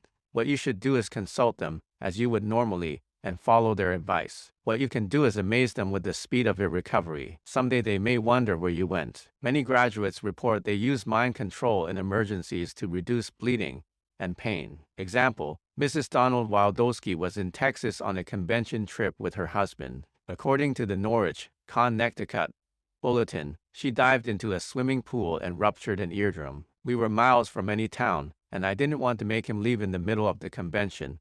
She was quoted as saying, "So I went to an alpha state, put my hand over my ear, concentrated on the pain area, and said gone, gone, gone." The bleeding stopped immediately and the pain left. When I finally got to a doctor, he was speechless with amazement. In self-healing, there are 6 fairly easy steps to take. The first is to begin, in beta, to feel yourself becoming a loving person, and to consider love as an end in itself. This will probably require a pretty thorough mental house cleaning. Second, go to your level. This alone is a major step. Using your mind to improve your health. I-75 towards self-healing because, as I mentioned much earlier, at this level the negative work of the mind, all its guilt and angers, is neutralized, and the body is set free to do what nature designed it to do, repair itself. You may, of course, have very real feelings of guilt and anger, but we have found that these will be experienced only at the outer, or beta, level, and they tend to disappear as you practice mind control. Third, mentally speak to yourself about step 1. Express your desire to achieve a thorough mental house cleaning, to use positive words, to think positive lie, to become a loving, forgiving person. Fourth, mentally experience the illness that is troubling you. Use the mental screen and see and feel the illness. This should be brief. Its purpose is simply to focus your healing energies where they are needed. Fifth, quickly erase this image of your illness and experience yourself as completely cured. Feel the freedom and happiness of being in perfect health. Hold on to this image, linger over it, enjoy it, and know that you deserve it. Know that now in this healthy state you are fully in tune with nature's intentions for you. Sixth, reinforce your mental house cleaning once again, and end by saying to yourself, every day in every way I am getting better, better, and better. How long should this take and how often should you do it? My experience is that 15 minutes is about the best length of time. Go through this exercise as often as you can, no less often than once a day. There is no too much. Allow me to digress for a moment. You may have heard that meditation is a fine thing, but that you must be careful not to become so enchanted by it that you do too much. This, it is said, can lead to a withdrawal from the world and an unhealthy preoccupation with yourself. Whether this is true or not, I do not know. This is said of other meditative disciplines, not mind control. Our emphasis is on involvement with the world, not withdrawal from it, not with transcending practical problems or ignoring them, but with facing them head-on and solving them. You cannot do too much of this. To return to self-healing, there is no end to step 1. Practice it in beta, alpha, and theta. Live it if you feel it slipping during the day. Put your 3 fingers together for instant reinforcement. Many of our mind control centers publish newsletters for their graduates. These are filled with reports from graduates on what mind control has done for them. Stories of how they control headaches, asthma, fatigue, and high blood pressure are too numerous to count. Here is one, which I select because the author is a practicing physician. From the time I was about 11, I had migraine headaches. At first they occurred occasionally and could be controlled. But then as I grew older they became worse, and finally I was having cluster headaches lasting 3 or 4 days, with only a 2-day interval between attacks. A full-blown migraine is devastating, usually involving one side of the face and head. The eyes feel as if they were being pushed out of their sockets. The pain is vise-like and the stomach turns somersaults. The attack is sometimes relieved by a specific preparation, a vasoconstricting drug, which has to be taken at the onset, while the pain is tolerable. Once the headache has progressed for some time, there is nothing that will relieve it except time. I was getting to the point where I had to take the preparation every 4 hours, and even then the relief was only partial. So I went to a headache specialist, who gave me a complete examination to be certain that I didn't have any physical or neurological abnormalities. He gave me advice and treatment which I had already been practicing. The headaches continued. One of my patients was a mind control graduate, and for about a year she'd been suggesting I go with her to mind control. I always told her I didn't believe in that nonsense. Then one day I saw her on about the 4th day of a headache, and I must have been looking green, and she said, "Isn't it about time you took mind control? There's a new course starting next week. Why don't you come along with me?" I signed up for the course and went faithfully every single night, and sure enough, I didn't have a headache that week. But a week after I finished the course I woke up with a terrible headache, and a chance to see whether my programming would work. I went through one cycle and counted out. No headache. Felt great, it was a miracle. 5 seconds later the headache came back even worse. I didn't give up, so I did another cycle, and the headache momentarily went away, then came back again. I had to go through about 10 cycles, but I kept it up and didn't take migraine medication. I told myself I was going to do it, and the headache finally did go away. I didn't have a headache for a while, but the next time 3 cycles relieved it. I had headaches off and on for about 3 months after that, but I didn't even need to take an aspirin. Since I took mind control, I haven't taken an aspirin. It really works. Here is another, from a nun, Sister Barbara Burns of Detroit, Michigan. I select this one because Sister Barbara has made ingenious use of her own triggering mechanism. For 27 years she had worn glasses because of nearsighted astigmatism. As her nearsightedness increased, her lenses were made stronger, which reduces distance acuity. Before the improvement of her eyesight, bifocals became necessary. Then, in July 1974, she decided to use mind control. In deep meditation she told herself, "Every time I blink my eyes, they will focus accurately, like the lens of a camera." During each meditation she repeated this, and in 2 weeks she began to live without glasses, though she still needed them for reading. She consulted Dr. Richard W. Lodiga, an optometrist, who told her that her cornea was slightly misshapen. Sister Barbara inserted the cornea correction into her meditation for the few weeks interval before another examination by Dr. W. Lodiga. The following is part of a letter to us from Dr. W. Lodiga, which Sister Barbara asked him to write. Sister Barbara Burns was first examined by me on the 20th of August 1974. I examined Sister Burns again on the 26th of August 1975. She had not worn her glasses for 1 year. The patient has had a reduction in the amount of manifest myopia to a level where glasses have become unnecessary. Of course, the physician with migraine and Sister Barbara Burns were not suffering from dread diseases of the kind we are trained to fear. Can mind control help if one of these should strike? Or must we simply take our medicine and wait for time to pass? Let us take a look at what is probably the most feared disease of all, cancer. You may have read about the work of Dr. Carl Simonton, a cancer specialist. Marilyn Ferguson described some of it in her recent popular book The Brain Revolution, and in January 1976, Prevention magazine published an article about him, Mind Over Cancer, by Grace Housel. Dr. Simonton, who was trained in mind control techniques, has successfully adapted some of these to treating his patients. When he was in charge of radiation therapy at Travis Air Force Base near San Francisco, he studied a rare but well-known phenomenon: persons who, for no reason known to medicine, recover from cancer. These are known as spontaneous remissions, and they constitute a very small percentage of all cancer patients. If he could learn why these patients recovered, Dr. Simonton reasoned, perhaps he could find a way to cause remissions to occur. He found that these patients had something very important in common. They were often positive, optimistic, determined people. In an address at the Boston Convention of Mind Control in 1974, he said, "The biggest single emotional factor identified by investigators in the development of cancer in general is a significant loss 6 to 18 months prior to the diagnosis of the disease. This has been shown in several long-term studies by independent investigators with control 80 divided by the Silva mind control method groups. We see that it is not just that loss that is a significant factor, but it is the way that loss is received by the individual. You see, the loss has to be sufficient to cause a feeling of helplessness and hopelessness that persists on the part of the patient. Thus, it would seem that his basic resistance goes down, allowing the malignancy to develop clinically." In another study at Travis Air Force Base, reported in the Journal of Transpersonal Psychology, Dr. Simonton rated the attitudes of 152 cancer patients in 5 categories, from strongly negative to strongly positive. Then he rated their responses to therapy, from excellent to poor. For 20 of these patients, results of their treatment were excellent, though the condition of 14 of them was so serious they would have had less than a 50% chance of living 5 years. What tipped the balance was their positive attitudes. At the other end of the scale, 22 showed poor results from the treatment.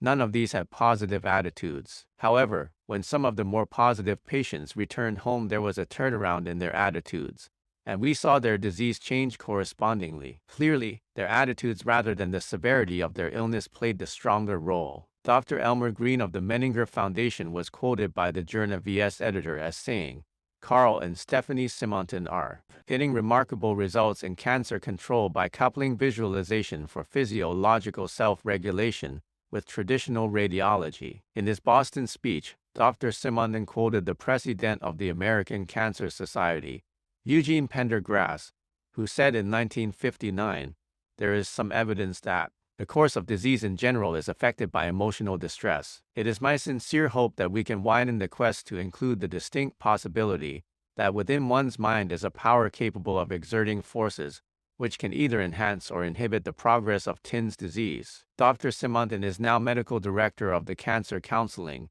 and Research Center in Fort Worth, where he and his co-therapist, Stephanie Matthews Simonton, train patients to participate mentally in their own treatment. You see, I began with the idea that a patient's attitude played a role in his response to any form of treatment and could influence the course of his disease. As I explored this, I found that mind control, biofeedback, and meditation concepts gave me a tool to use in teaching the patient how to begin the interaction and become involved with his own health process. I would say that it is the most powerful single tool that I have to offer the patient emotionally. One of the first steps Dr. Simonton takes in training his patients is to banish fear. Once this education is begun, we realize that cancer is a normal process going on in all of us, that we have cancerous cells developing malignant degeneration all the time. The body recognizes and destroys them the way it handles any foreign protein.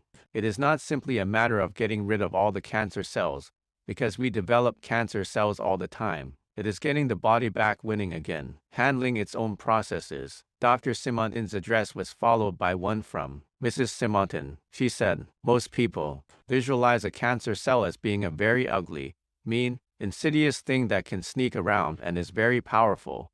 Once it gets started, there is nothing the body can do. In reality, a cancer cell is a normal cell that has gone crazy. It is a very stupid cell. It reproduces so rapidly that many times it will encompass its own blood supply and starve itself. It is weak. You cut into it, or radiate it, or give it chemotherapy, and if it gets sick at all, it can't regain its health. It dies. Now compare that to a healthy cell. We know that in healthy tissue you can cut your finger, and if you do nothing more than put a band-aid on it, it will heal itself. We know that normal tissues can repair themselves. They don't devour their own blood supply. Yet look at the mental image we have of those things. You can see the power we ascribe to the disease by our fears and the mental imagery we use in our fears." Referring to the relaxation and visualization techniques they use along with radiation therapy, Mrs. Simonton said, "Probably the single most valuable tool we have is the mental imagery technique. There are 3 basic things we ask patients to do. We ask them to visualize their disease, visualize their treatment, and to visualize the body's immune mechanism. What we talk about is picturing what we want to come about. Before we believe it will come about, it seems to be important to picture it that way. One of the main things we talk about is the meditation. How often are you meditating? What are you doing in your meditation? Chapter 11, An Intimate Exercise for Lovers. In her address before the Mind Control Group, Mrs. Simondon spoke of the many stresses in life which, if not handled properly, can lead to illness. It is so uncommon in our patients for them to have a good marriage. She said, when there is a good marriage with a cancer patient, it is one of the greatest things we have to work with.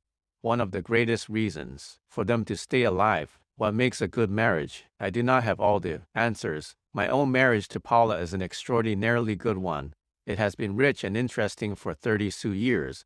But I do not thoroughly understand why. Perhaps not thoroughly understanding is part of what makes it good. I say this so you will understand that I have no first-hand experience with unhappy marriage, and am therefore no expert on how to rescue one, or whether one should be rescued when it is in deep trouble. However, I do know a few ways of enriching and improving a marriage when both husband and wife want this to happen. You might expect me to speak first of sex, since 83. Many believe it to be the underpinning of a good marriage. I see it more as a result of a good marriage and will discuss it later. The best foundation for a marriage, I believe, is intimacy, not an invasion of privacy kind of intimacy, but the sort that comes from deep understanding and acceptance. I am about to suggest something rather strange, but I must give you some background first. We have spoken about the lifting joy toward the end of the mind control course. Something else occurs, too. It is more subtle but deeply felt. The students, moments away from graduation,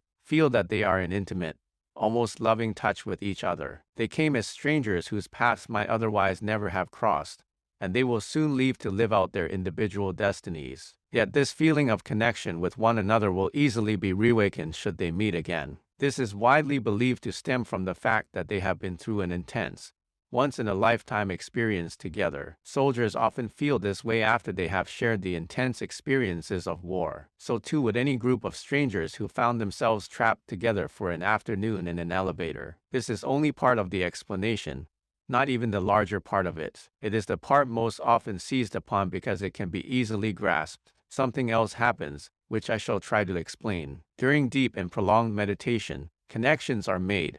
Minds are sensitively receptive and are gently touched by other minds in ways otherwise familiar only to those who have lived full lifetimes together. Most instant intimacies are superficial and false and leave us feeling a little uncomfortable. They last only briefly. Not this experience, it is on a durable psychic level, because it is a subtle feeling rather than an overwhelming one. Do not be surprised if you heard nothing of it from any mind control graduate you may have met mention it. And that person will probably say, oh, yes, we all felt it. It was beautiful. This is a sort of byproduct of mind control training. The course is not specifically designed to achieve it. However, it is possible to use what both of you, as husband and wife, have already learned about mind control to deliberately create a very comfortable intimacy that only years of living together could otherwise achieve. The result will be stronger and deeper than the one our students experience in classes. Here is what to do. 1. Select a place where you both feel happiest, most relaxed. It might be a place where you vacation together, any place with especially pleasant memories you share. It can even be a place neither of you has ever seen. You can create it together. Do not, however, select a place where only one of you has been. This will skew the symmetry of the experience and reduce the sense of sharing. 2. Sit comfortably, close, facing each other. Relax and let your eyes close. 3. One of you will say to the other something like this. I'm going to count slowly from 10 to 1.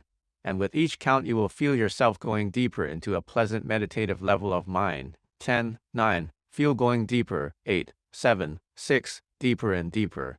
5, 4, deeper still. 3, 2, 1. You are now relaxed, at a deep, pleasant level of mind. With your help, I will join you there. 4. The other will say, I will count slowly from 10 to 1, and with each count welcome closer in a deep level of mind. 10, 9, feel going deeper with me. 8, 7, 6, deeper and deeper together. 5, 4, deeper still and closer. 3, 2, 1. We are now both relaxed, at a pleasant level of mind. Let us go deeper together. 5. The first person will say, all right, Let's go very deep together. Let's experience our place of relaxation together. The more we experience this, the deeper we will go. Notice the sky. 6. Yes, it's clear, with a few drifting clouds. Each of you will slowly, spontaneously, describe the scene you are experiencing together. The temperature, the colors, the sounds, all the pleasant details. 7. When you are both at a deep level, no hurry about this, and fully experiencing your place of relaxation, one of you will say to the other, I want most in life to make you happy, and only then do I want to make myself happy. 8. The other will say, and I want most to make you happy, and only then to make myself happy. 9. Allow a period, as long as you want, of silent communion, then awaken. For some, this period of silent communion may be experienced even more deeply by gazing into each other's eyes. It is entirely possible for the experienced meditator to remain at alpha or theta with eyes open. If you are not comfortable with this, do not force it. This is a far more powerful experience than you might imagine from just reading about it here. The very first time you try it, you will be convinced, and, with variations you may develop, it may become a permanent part of your lives together. A few words of caution. The beauty of this experience will be completely lost if it is misused. If one of the two persons involved does not understand the purpose of it and fully agree with that purpose, the result is the result is the result is the result is the result is the result is. In sense of intimate communion may come as a less than agreeable experience. I recommend it only for a man and woman seeking a deeper, richer, more durable commitment to each other. Each of us has an aura which some can see as a faintly visible energy field surrounding the body. We can be trained to see this aura. In fact, as another byproduct of mind control training, many of our graduates report they see their own and others' auras. Each is as distinctive as a fingerprint. When people are physically close, their energy fields overlap. Their shape, their intensity, their color, their vibrations change. This happens in crowded theaters and buses as well as in beds with two. The more frequent the contact, the more durable is the change in the auras. In the case of husband and wife, this change is a good one, because their auras become more complementary. Prolonged physical separation will reverse the process, which, needless to say, is not good for the compatibility of the marriage. Physical closeness is essential. I recommend double beds. Now for sex. Sex is not one experience. There is an entire spectrum of possibilities. I am not speaking of techniques or positions. I mean experiences, qualities of experience at different depths and intensities. There is as wide a range of possibilities as there is between kicks and lasting joy. Too many couples read how to do it sex manuals and, with a certain perfection of technique, think they are living a good sex life. To deliberate each step, with each step leading logically to the next, keeps what could be a deep experience on the superficial, conscious level of beta. More important is to flow with the experience, with the mind relaxed, at a meditative level. Becoming psychically sensitive can enrich and improve a marriage immensely. Even without training, long and happy marriages can result in a deep psychic understanding between partners. Why wait? Chapter 12. You can practice ESP. Is ESP real? Today virtually all informed people agree that it is. It has been proved to the last decimal point of probability statistics that information is available to us through something other than the five senses. It can be information from the past, the present, or the future. It can't be from a point nearby or far away. Neither time nor space nor Faraday cages are a barrier to whatever extrasensory faculty is at work in ESP. ESP stands for extrasensory perception. I do not like this terminology. Extrasensory means outside, apart from, our sensory apparatus. This seems to deny the existence of a sensory apparatus other than the five senses, though obviously one exists, since we do sense information without the use of them. There is nothing extrasensory at all about ESP. The word perception is fine for the sort of experiments conducted by J.B. Ryan at Duke University, where percipients guessed the turn of special cards accurately enough to virtually rule out chance. However, in mind control we do not simply perceive, we actually project our awareness to where the desired information is. Perception is too passive a word for what we do. Therefore, in mind control we speak of effective sensory projection. The initials are the same, and appropriately so, since we mean all that is generally understood by ESP, and more. To experience ESP, mind control students go through no card guessing exercises. These aim at finding out if people are psychic. We already know they are, and we therefore set ourselves a larger task to train them to perform psychically with real fife in ways so exciting that they experience a sort of spiritual high so exquisitely intense that their lives are never quite the same again. This comes at the end of about 40 hours of instruction and exercises. We routinely and reliably train people to function psychically, We have done so with over 500,000 graduates. By the time you have mastered all the techniques so far in this book, you will be well on your way to practicing ESP. You will be able to enter deep levels of mind and remain fully conscious. And you will be able to visualize things and events almost with the fullness of five senses reality. These are the two gateways to the psychic world. In mind control classes, students are close to operating psychically by the end of the second day, and on the third they actually do operate psychically, to project their awareness outside their bodies. They begin with a simple exercise in visual imagination. In very deep meditation, they project themselves in front of their own homes by imagining they are there. They carefully note everything they see before they enter by the front door to stand in their living room facing the south wall. They see this room at night with the lights on, then in the daytime with sunlight coming through the windows, and study every detail they can remember. Then they touch the south wall and enter it. This may sound outlandish to you, but it is perfectly natural to those who have gone through intensive training in visualization. Inside the wall they are where they have never been before, so they test their new environment by noting the light, the odors, the temperature, and, by knocking on the inside of the wall, the solidity of the materials. Outside the wall again and facing it,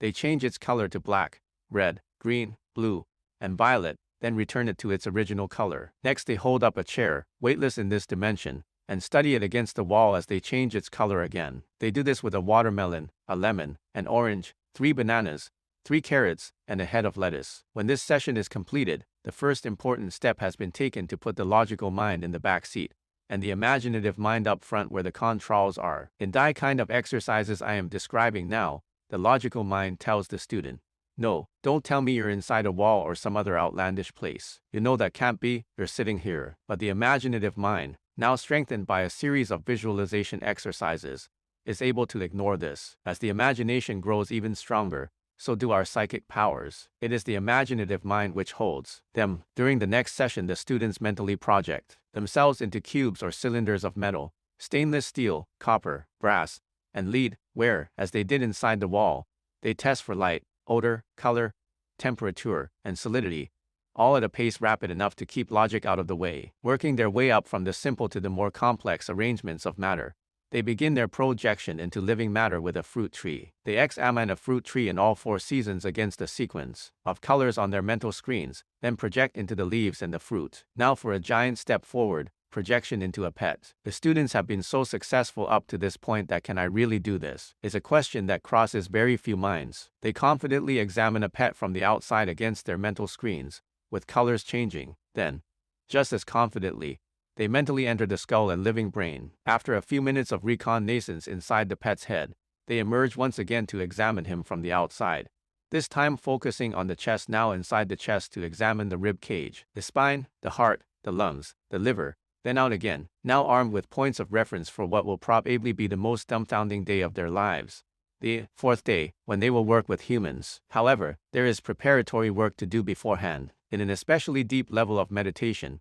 sometimes well into theta, mind control students, in their now well-trained imaginations, construct laboratories of whatever size, shape, and color they are comfortable with. These will include a desk and chair of their own design, a clock, a calendar containing all dates, past, present, and future, plus filing cabinets. Nothing unusual so far. To understand the next step, it is necessary to point out again how far our psychic sensing apparatus is from language and logic, how close it is to images and symbols. I point this out because the next step is to equip the laboratory with instruments for psychically correcting abnormalities detected in the humans, who will be examined the following day. Most of these instruments are like nothing you have seen in any laboratory. They are highly instrumental symbols, symbolic instruments, if you will. Imagine a fine sieve for filtering impurities from blood, a delicate brush to sweep away the white powder that can be seen psychically in cases of arthritis, lotions for fast healing, baths for washing away guilt, a hi-fi set with special music for calming the distressed. Every student makes up his own armamentarium. No 2 sets of tools are exactly alike. They come from where all is possible, from deep levels of mind, and many graduates come to realize that the work they do with them has consequences in what we call the objective world. As the student works with these tools, he may have seed of some wise counsel to help in perplexing moments, an inner still small voice. For the mind control student, though, it is not a small voice, but a strong one, and not one but 2. In his laboratory he evokes 2 counselors, a man and a woman. He is told before he begins this meditative session that he will do this, and, if he is like most other students, he will have a pretty firm idea of whom he wants as counselors. Rarely does he get his wish. Most never is he disappointed. One student, hoping to meet Albert Einstein, found, instead, a smile man in clown's paint, with a rose-colored ping-pong ball for a nose, and wearing a cap with a pinwheel. The little man turned out to be a really able source of practical advice. Another student, Sam Merrill, who wrote an article about mind control in New Times, evoked two very real people as counselors, though their behavior was far removed from their real selves. In his laboratory, the submarine Nautilus, writes Merrill, a little man in knickers and a silk shirt emerged from the decompression chamber. He was slim, balding and gentle, doe-like eyes set in deep sockets. My counselor was William Shakespeare. I said hi, but he didn't answer. A disembodied voice announced that we were going ashore, and Will and I leapt from a hatchway onto a deserted beach. On the beach, we met my second counselor, Sophia Loren. She had just returned from a swim and her cotton t-shirt clung lusciously to the goodies beneath. She too ignored me at first, but was overjoyed to meet Shakespeare. The two shook hands, exchanged pleasantries, then fell to the sand, began thrashing, throbbing, grunting, squealing. The next day, when it was time for the serious business of working cases, Mr. Merrill's orientologist gave him the name of a 62-year-old woman in Florida. The two counselors, more interested in each other than the woman, playfully examined her and left to attend to more pressing matters. Had the counselors left without giving counsel? No, the woman's abdomen had disappeared. In its place, wrote Merrill, was a length of pink neon intestine that flashed angrily. He learned from his orientologist that the woman was in the hospital with a seriously inflamed intestine, diverticulitis. Counselors can be very real to mind control graduates. What are they? We are not sure. Perhaps some figment of an archetypal imagination, perhaps an embodiment of the inner voice, perhaps something more. What we do know is that, once we meet our counselors and learn to work with them, the association is respectful and priceless. More than 4 centuries before Christ, the Greek philosopher Socrates had a counselor who, unlike our counselors in mind control, limited his advice to warnings. According to Plato, Socrates said, "I have, since my childhood, been attended by a semi-divine being whose voice from time to time dissuades me from some undertaking, but never directs me what I am to do." Another writer, Xenophon, quotes Socrates as saying, "Up to now the voice has never been wrong." As you will soon see, a mind control graduate, mentally in his laboratory, confidently consulting his counselors, is a person with an immense power to benefit himself and others. At this point in mind control team, this is understood but not yet experienced. The next day the air almost trembles with expectation. Even our graduates who come back to us for a refresher feel it. So far, everything the student has experienced has been apparent only to him, in the privacy of his own mind. Now comes the moment for performing so that everyone can see. There are 2 mental exercises beforehand, both mental examinations of the body of a friend, pretty much as was done earlier with pets, but this time in more functional detail. With this completed, the students pair off. One member of each pair is called the psychorientologist, and the other the psychic operator. The psychorientologist writes on a card the name of a person he knows, his age, his general whereabouts, and a description of some major physical affliction. The psychic operator, sometimes with the help of his psychorientologist, goes to his level, probably for the first and last time with shaky confidence in what he is about to do. When he signals that he is ready, at his level, in his laboratory, in the presence of his counselors, the psychorientologist tells him the name, age, sex, and location of the person whose name is on the card. The psychic operator's job is to find out what is wrong with this person he has never met and never heard of until this moment. He examines this person's body, inside and out, in the orderly way his imagination has been trained to do, consulting with his counselors when necessary, perhaps speaking to the person himself. The psychic operator is urged by his psychorientologist to report findings, as he goes along, to keep talking, even if you feel you're guessing. Typically, a session would sound like this. Psychorientologist, the name of the person I have listed here is John Summers. He is 48 years old, lives in Elkhart, Indiana. 1, 2, 3, John Summers of Elkhart, Indiana, is now on your screen. Sense it, feel it, visualize it, imagine it, create it. Know he is there, take it for granted he is there. Scan the body with your intelligence from where you know the head to be to where you know the feet are, up and down, once a second. While scanning the body in this manner, allow your imagination to select the 3 areas of greatest attraction. Maintain the rate of scanning at once a second and mention to me the areas of attraction as they come to you. You will feel as though you are making it up, so tell me everything that enters your mind. Psychic operator, he carries his right shoulder a little lower, a little forward. Everything else seems okay except maybe the left ankle. Let's look inside the chest. Everything's warm. A little cooler on the right. Cooler and darker. His right lung is gone. Now to that ankle. Seems okay. Just a little jagged white line there. Hurts in damp weather. Must have broken it sometime. I guess that's awful. Wait, my female counselor is taming the guy around for me, pointing to a spot behind his ears. Yes, terribly deep scars there. He had a mastoid operation, very deep. Okay, that's all. UCM practice ESPI 97 psychorientologist. Very good. He is missing his right lung and there is a deep scar behind one ear. I have no information about the ankle. Now review the feelings you had when you told me about the right lung and the scar behind the ear. Review your feeling and use this as a point of reference next time you work a case. After a moment's pause, the psychic returns to beta, smiling. Wow, that's crazy. Yes, it is crazy. It violates everything we have experienced in this sane world. However, there is nothing unusual about this scene I have just described. Some miss a little on their first case, some miss altogether on the first, second, even third case.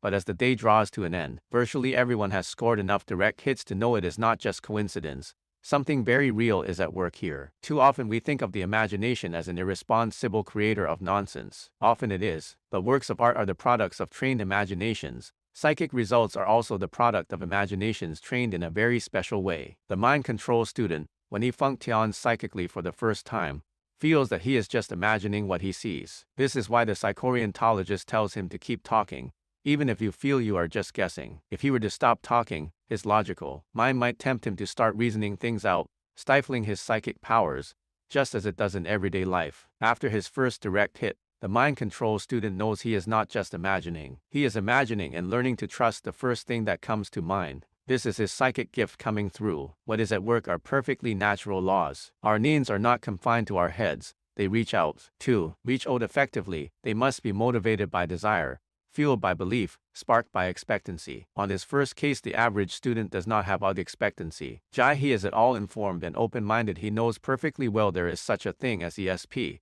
But his entire life's training has proved 9. To the ESP is someone else's ability, not his. Once he learns differently, once he scores his first hit, his expectancy leaps and he is on his way. A few hours later, wife 8 or 9 other good cases under his belt, B will be a mind control graduate. Time and again I saw students correctly diagnosing the illness. Wrote Bill Starr of Midnight K-Miz article, Mind Control Classes Can Improve Your Mental Power. In it he described a case he had once presented that he had thought would prove especially difficult to diagnose because neither he nor anyone else in the class knew what the illness was. Earlier that day, a Mr. Thomas, a mind control graduate, had visited his son in the hospital. There was another patient in the room. Thomas learned nothing about him except his name. Here is what the psychic found. The right leg was sort of paralyzed, the arms and shoulders were stiff, and some vertebrae in the back were fused because of a disease. In addition, the man had a sore throat and his intestines were inflamed. He was 5 and a naive feet tall and weighed 105 pounds. Back at the hospital, Mr. Thomas learned that the patient had been a victim of polio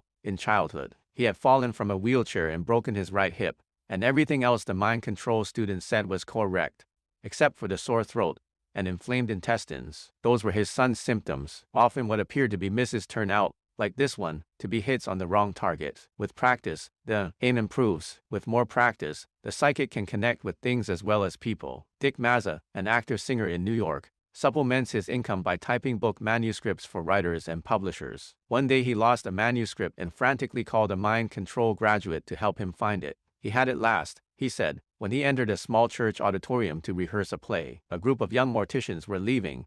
They were there for graduation exercises. The manuscript was in a white envelope with Dick's name and address, and the word Rush written on it. The mind control graduate has as one of his counselors an elderly mute woman whose usefulness is limited to yes and no nods and a sort of sign language. The male counselor helps out as an interpreter and occasionally pitches in with his own advice. The graduate visualized the manuscript as Dick described it. He saw it in the middle of a stack of papers. On a large, untidy desk. Is the manuscript safe there? He asked his woman counselor. She nodded yes. Does one of the new morticians have it? No. Is the desk in the church? No. Will it be returned soon? Yes. Who has it? She pointed at the graduate himself. I have it. He asked. No. The male counselor came to the rescue. She means someone about your age has it. He asked the young woman to take his papers back to his office because he was going out to celebrate with his students. It's on his desk. Don't worry, when he sees it, he'll send FT along to Dick. 2 days later, the dean of the mortician's school telephoned Dick. After the graduation, he explained,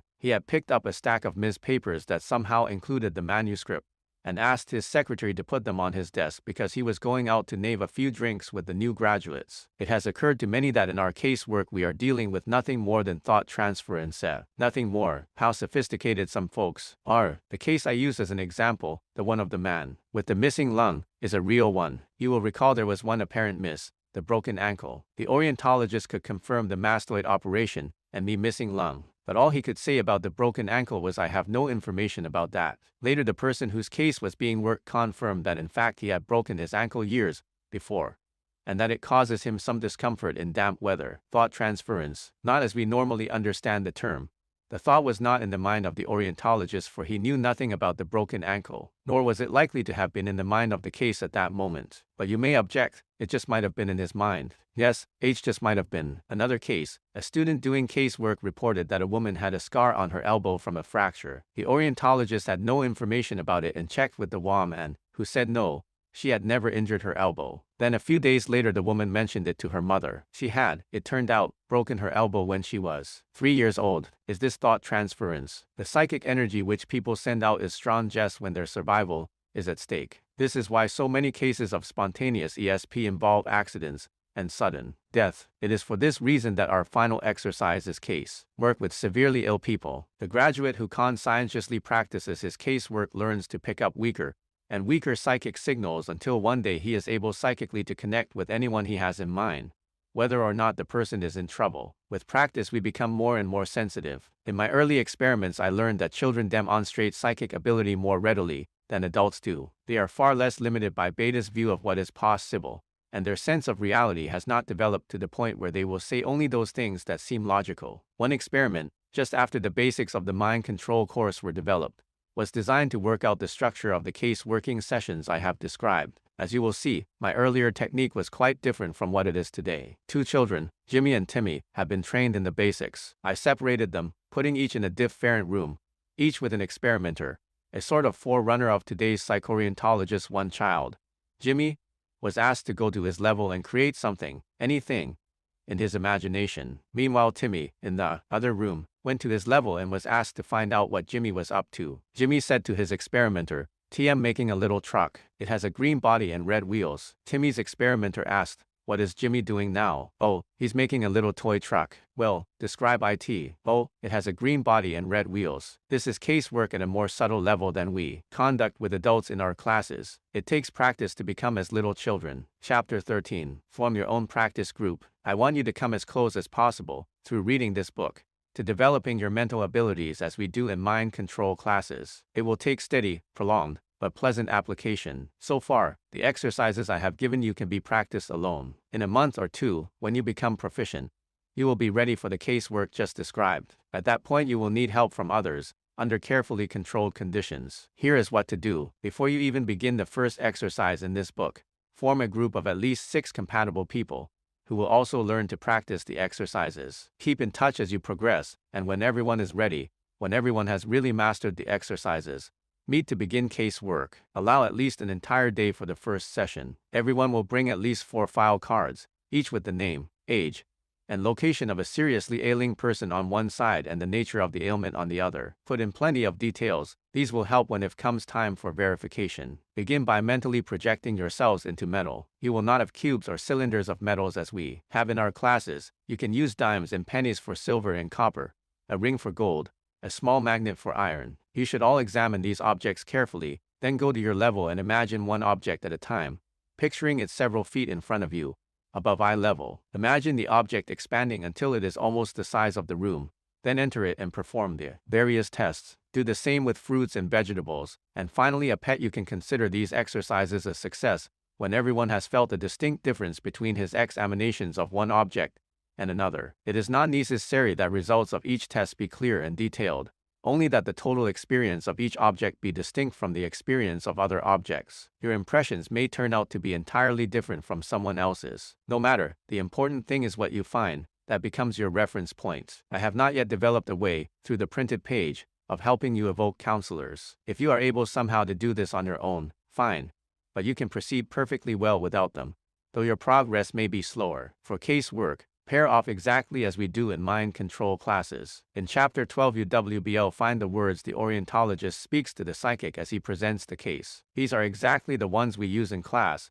and I suggest your group use them, too. I mentioned that you should do this under carefully controlled conditions. Here is what I mean. 1. Select a quiet place where you are unlikely to be interrupted or disturbed. 2. Be sure that every member of the group has practiced all the exercises in this book, in proper order, and has been successful with them. 3. Agree beforehand that there will be no ego trips. Someone in the group will probably succeed more spectacularly than the rest. At first, this does not mean that he is the best or in any sense superior. He may simply succeeded first. Some may not begin to operate psychically until the 5th or 6th meeting, but the slowest often turn out to be the best psychics. 4. If you know a mind control graduate, ask him to join you. If he has kept up with BIS mind control, he will be of immense help. If he has let it slip, a brief refresher with this book or another go around with a mind control class will bring him back. 5. When you are the psychic, set your doubts aside and dive right in. Listen to your hunches, guess, but above all do not try to reason out your findings. Do not say, oh, that can't be, and wait for another impression. What occurs to you on the first thought is more often correct than what occurs on second thought. Keep talking. Scan the body from top to bottom and describe what you see. 6. When you are the orientalogist, do not hint you want your psychic to succeed, but FT will not help if you say, go back now to the chest, sure nothing is wrong there. Do not tell the psychic he is wrong. In the early stages, when there may be the greatest number of misses, what often happens is that the psychic picks up other cases rather than the one he is working on. The error is relatively minor and can be corrected with a little practice. Discouraging words from the psychorientologist can bring progress to a HLT. Simply say, I have no information on that. 7. Be patient. If more than 500,000 people like you have succeeded, surely you too. It may take longer working alone and with an informal group, but why rush? 8. Once everyone becomes routinely successful with case work, keep your group together.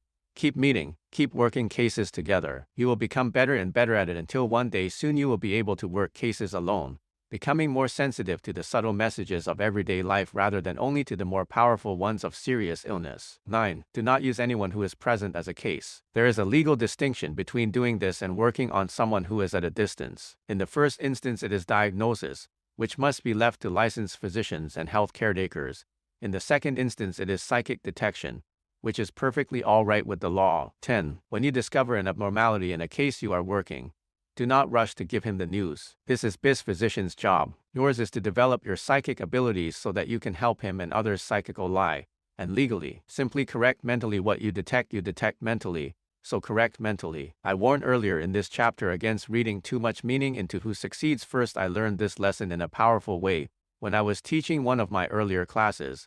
In 1967, one of the students was a flight instructor, Jim Needham. Everything was going well for him until the last day of the course. Every case he worked was 100% miss. No one else in the class of 32 did so poorly. However, Jim saw others doing well with one direct nit after another. If they could, he could. So he devised his own plan for practicing at home with his wife, who had taken the course with him. She clipped newspaper stories of accident victims, and each night, at level, he would try to work the cases, she giving him error names, ages, sex, and locations, he describing their injuries. Along with this, she read him names from light yellow pages and he tried to guess their occupations. Months of 100% misses. Then came a breakthrough. He successfully worked Miss first case. Then another and still another. He is now with me in Lerdo, in charge of training mind control instructors, and is one of our most reliable psychics. In fact, Jim can now operate psychically without going to level. It is part of his everyday living. One evening, at Beta, or Outer Constausos, Jim was helping a class through the exercise for evoking counselors. He saw a giant black man, dressed in gold brocaded robes, and wearing a wide, jeweled bracelet, approach one of the students. The student rejected him, and he approached another, then disappeared into his aura. When the exercise was over, the first student reported that she had only one counselor. 2 had appeared, but the male one was Othello. He looked too fearsome. The second student exclaimed, I got Othello. He didn't come right away, but there he was at the end of the exerciser. You may not have to persevere as long as Jim Needham did.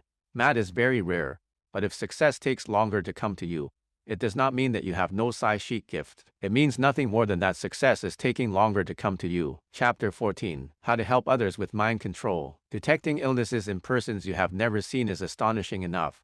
But we never let it go at that. Into the bodies where we project our awareness, we also project healing. Obviously, there is an energy involved in mental projection, an energy aimed by the intentions of our minds. Change these intentions from information gathering to healing, and we change what the energy does. How do we link our intentions to this energy so that it accomplishes what we want? The intention alone, in its pure form, is something like the will. As I said in the chapter on habit control, the will alone is of very utile use. Just as we detect abnormalities by visualizing them, we visualize conditions as we want them to be, without the abnormalities. This is psychic healing. It's as simple as that. For most of the healing that you will want to do, it will not be necessary to master the technique of working cases. You can become an effective psychic healer simply by using your mental screen as you do in problem solving. In fact, even if you are in the early stages of meditation and visualization, you may still achieve some effective results. Many of life's possibilities hang in a precarious balance. One little push and you can tip this balance your way. Sometimes, of course, the balance is already tipped and it takes a more accomplished psychic,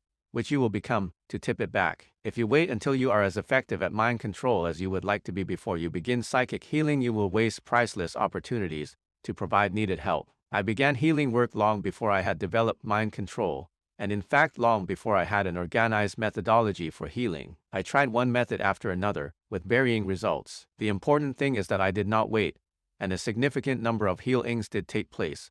Enough, in fact, that I developed a certain renown as a healer in my area of the U.S. Mexican border. Many thought I had special gifts or unusual powers, but I had simply read and experimented until I got the hang of it. One of my early healings shows how different my methods used to be. In 1959, I heard about a parish priest near Lerdo who had suffered for 15 years from a painful swelling of the knees. He was often confined to bed. The pain and confinement were not all that troubled the priest. He was unable to kneel at moments in the celebration of the Mass when kneeling is called for. The Archbishop had granted him a dispensation, but no dispensation could free the poor man from the feeling that he was compromising a sacred ritual. I went to see him. "I think I can help you," I said. "I am no doctor, but for the past 12 years I have been working on parapsychology, and we have obtained results much like those of faith healing, with which you are familiar." As soon as I said the words "results much like those of faith healing," the priest became more concerned for me than for himself. Parapsychology. I've never heard of such a science. I trust yachts are not getting into anything of which our holy church would disapprove. I explained, as best I could, some of the principles of parapsychology I had learned and how healings can be triggered. Nothing that I said seemed to mesh with this man's theology. He promised to look into it further and perhaps call me sometime soon. The look of compassion on his face and the sound of disbelief in his voice gave me no hope at all that I would hear from him again. I knew, though, that he would pray for my protection from dangers so serious in his mind that they dwarfed even his own plight. I did hear from the priest a month later and once again sat by his bedside. "Josie, as you know, the Lord leads us in strange ways. A few days after your visit I received circular reviewing a book written by one of the brothers in our order. I found a whole chapter devoted to this parapsychology you were explaining to me the other day. Now I understand this a little better and I am willing to let you try your work on me." I sat with him for over an hour and spoke of my reading and some of the work I had done. The longer I remained, the more I liked the man. Finally he grew tired and it was time to leave. "All right then," he said. "When shall we start the treatment?" "Father, it has already started. But I don't understand. This thing is mental, Father, and while we were talking I have done the initial work. I did the rest of the work at home that night. The how to help others with mind control I-111. Next morning the priest was on the telephone,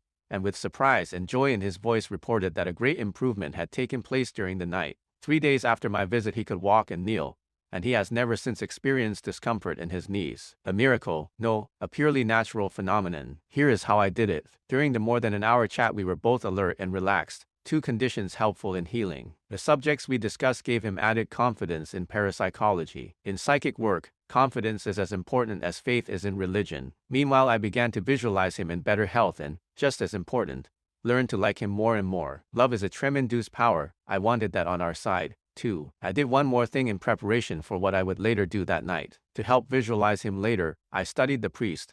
His face, the feel of his handshake, his various expressions and mannerisms, the sound of his voice, the overall feeling of being in his presence. This was the initial work. Several hours later, when the priest was asleep and I was back home, I did the rest of the job. What I did was totally different from what I do now. I had learned that psychic energies are transferred most effectively when survival is at stake. As I mentioned in the last chapter, instead of going to my level, as I would today, I held my breath while picturing the priest in perfect health. Long minutes went by, until my body screamed for breath. Still I held on to my image of the priest in perfect health. Meanwhile my brain, in a sort of psychic scream, cried out, and the energy of the scream carried the carefully held image of perfect health exactly where it was supposed to go. Finally I breathed, convinced the job was done. And it was. The method I teach and use today is much easier on the operator and just as effective. Simply learn to use the mental screen vividly, with confidence. Let me outline the procedure for you, step by step. 1. It is helpful, though not necessary, to know the condition of the person you are about to heal. You can learn this psychically or objectively. It does not matter. 2. Go to your meditative level and project Tin's person onto your mental screen as he is, with whatever ailment is troubling him. Place another image on the screen to the left, showing something being done to correct the problem. 3. Now project onto the screen, still farther left, a vivid image of the person in perfect health, filled with energy and optimism. In deep meditation you are acutely receptive to what you say to yourself. This particular moment is crucial to developing a conviction that the happy image you now have of the person is the real one. Not that it is becoming real, or that it will be real, but that it is real. The reason for this is that at Tin's meditative level, at alpha and theta, your mind is in league with causes. At beta it deals more with results. By visualizing with conviction in alpha and theta you are causing. Never mind what you seem to be doing to time by substituting is for will be. Time is something else at this level. Visualize the results you want as being already achieved. Among the laws of the universe there seems to be a sort of cosmic bill of rights which guarantees that all of us, no matter how high or low, no matter how bright or dull, can take part in causing lawful things to happen through the firmness of our desire, belief, and expectancy. This was said earlier, and better, almost 2,000 years ago, as reported by Mark in the New Testament. What things soever ye desire, when ye pray, believe that ye receive them, and ye shall receive them. While yon visualize this person in perfect health, there will come an instant, a very pleasant one, when you know that you have done enough. It is pleasant because it is a feeling of accomplishment. Count yourself out to beta, 1 to 5. Feeling wide awake and better than before. The more you practice this technique, the more beautiful coincidences will occur, and the more firm will be your belief, which in turn will produce even more beautiful coincidences. As soon as you learn to use your mental screen, you can begin to spark this chain reaction. While the techniques of faith and psychic healing may be different, I believe their principles and results are the same. Rituals of faith healing differ from one culture to another, but they have the same twofold effect: to induce a deeper level of mind, and to buttress belief and expectation. Many healers use methods which exhaust them. They are drained of energy and sometimes lose weight in a single sitting. This is not necessary. In fact, mind control methods have the opposite effect. Once we sense that feeling of accomplishment, we experience a lift, not a subtle one. It is quite strong, and we do awaken feeling better than before. Healing others, we find, is good for the healer. Many healers believe they cannot heal themselves. Some feel that if they even try this they will lose their power. We have proved this to be untrue, over and over. Many also believe they must be in the presence of the person they are healing for the laying on of hands. For those of us who are not licensed physicians or of officials of recognized churches, this is illegal. More important, in terms of larger laws, it is unnecessary. Absent healing works. In discussing this in mind control classes, we often cue the case of the centurion's servant whom Christ healed at a distance. Christ did not see the servant, only the centurion who told him of the problem, and his servant was healed in the self-same hour. One small observation: notice that in our folklore, when we make a wish with a wishbone, or when we see a star fall, or when we blow out birthday candles, we are admonished not to reveal our wish. This secrecy is probably more than mere child's play. I think there is some wisdom behind it, keeping our wish, or, more to the point, our visualization of a healing, bottled up in secrecy, seems a way to avoid dissipating its energy, maybe even to add to its energy. For Tin's reason, I and many of our lecturers advise students to keep their healing work to themselves. When Christ said after one of his healings, "See that no man know of it," he was not asking for a cover-up. His reasons were deeper. Chapter 15. Some speculations. Chapters 3 to 15, which you have just read, were designed, like the mind control course, to help you use more of your mind in special ways to solve the kinds of problems that beset every human life. What you have read stems from my more than 30 years of study and experiment. As you can see, I have kept my work on a very practical level, perhaps because I was born very poor and life presented me with practical problems from the beginning. Along the way, however, it seemed only natural to speculate on the many discoveries that amazed me. Because I have been influenced by a great deal of reading, by learned associates, and perhaps most of all by the very rich tradition of Christianity, I can claim little originality for these thoughts. One of the things that amazed me was that nothing I discovered to be truly workable conflicted in any way with my religious convictions. For tragic centuries there has been an uncomfortable relationship between science and religion. I have never experienced this personally. What amazed me even more is that my findings did not conflict with any other religion or, in fact, with any established worldview. Among our enthusiastic graduates are atheists, Protestants of every denomination, Catholics, Jews, Muslims, Buddhists, and Hindus, along with scientists and scholars of a wide spectrum of disciplines. Does this mean that there are no values inherent in mind control? Are the techniques I developed neither good nor bad, like the multiplication table? I said I would deal with speculations in this chapter, but on this point I have some firm convictions, which I believe I can support with logic. Let me express these in a kind of catechism. 1. Does the universe have laws? Of course, science is discovering them. 2. Can we break these laws? No, we can jump from a building and die, or make ourselves sick, but the laws are not broken.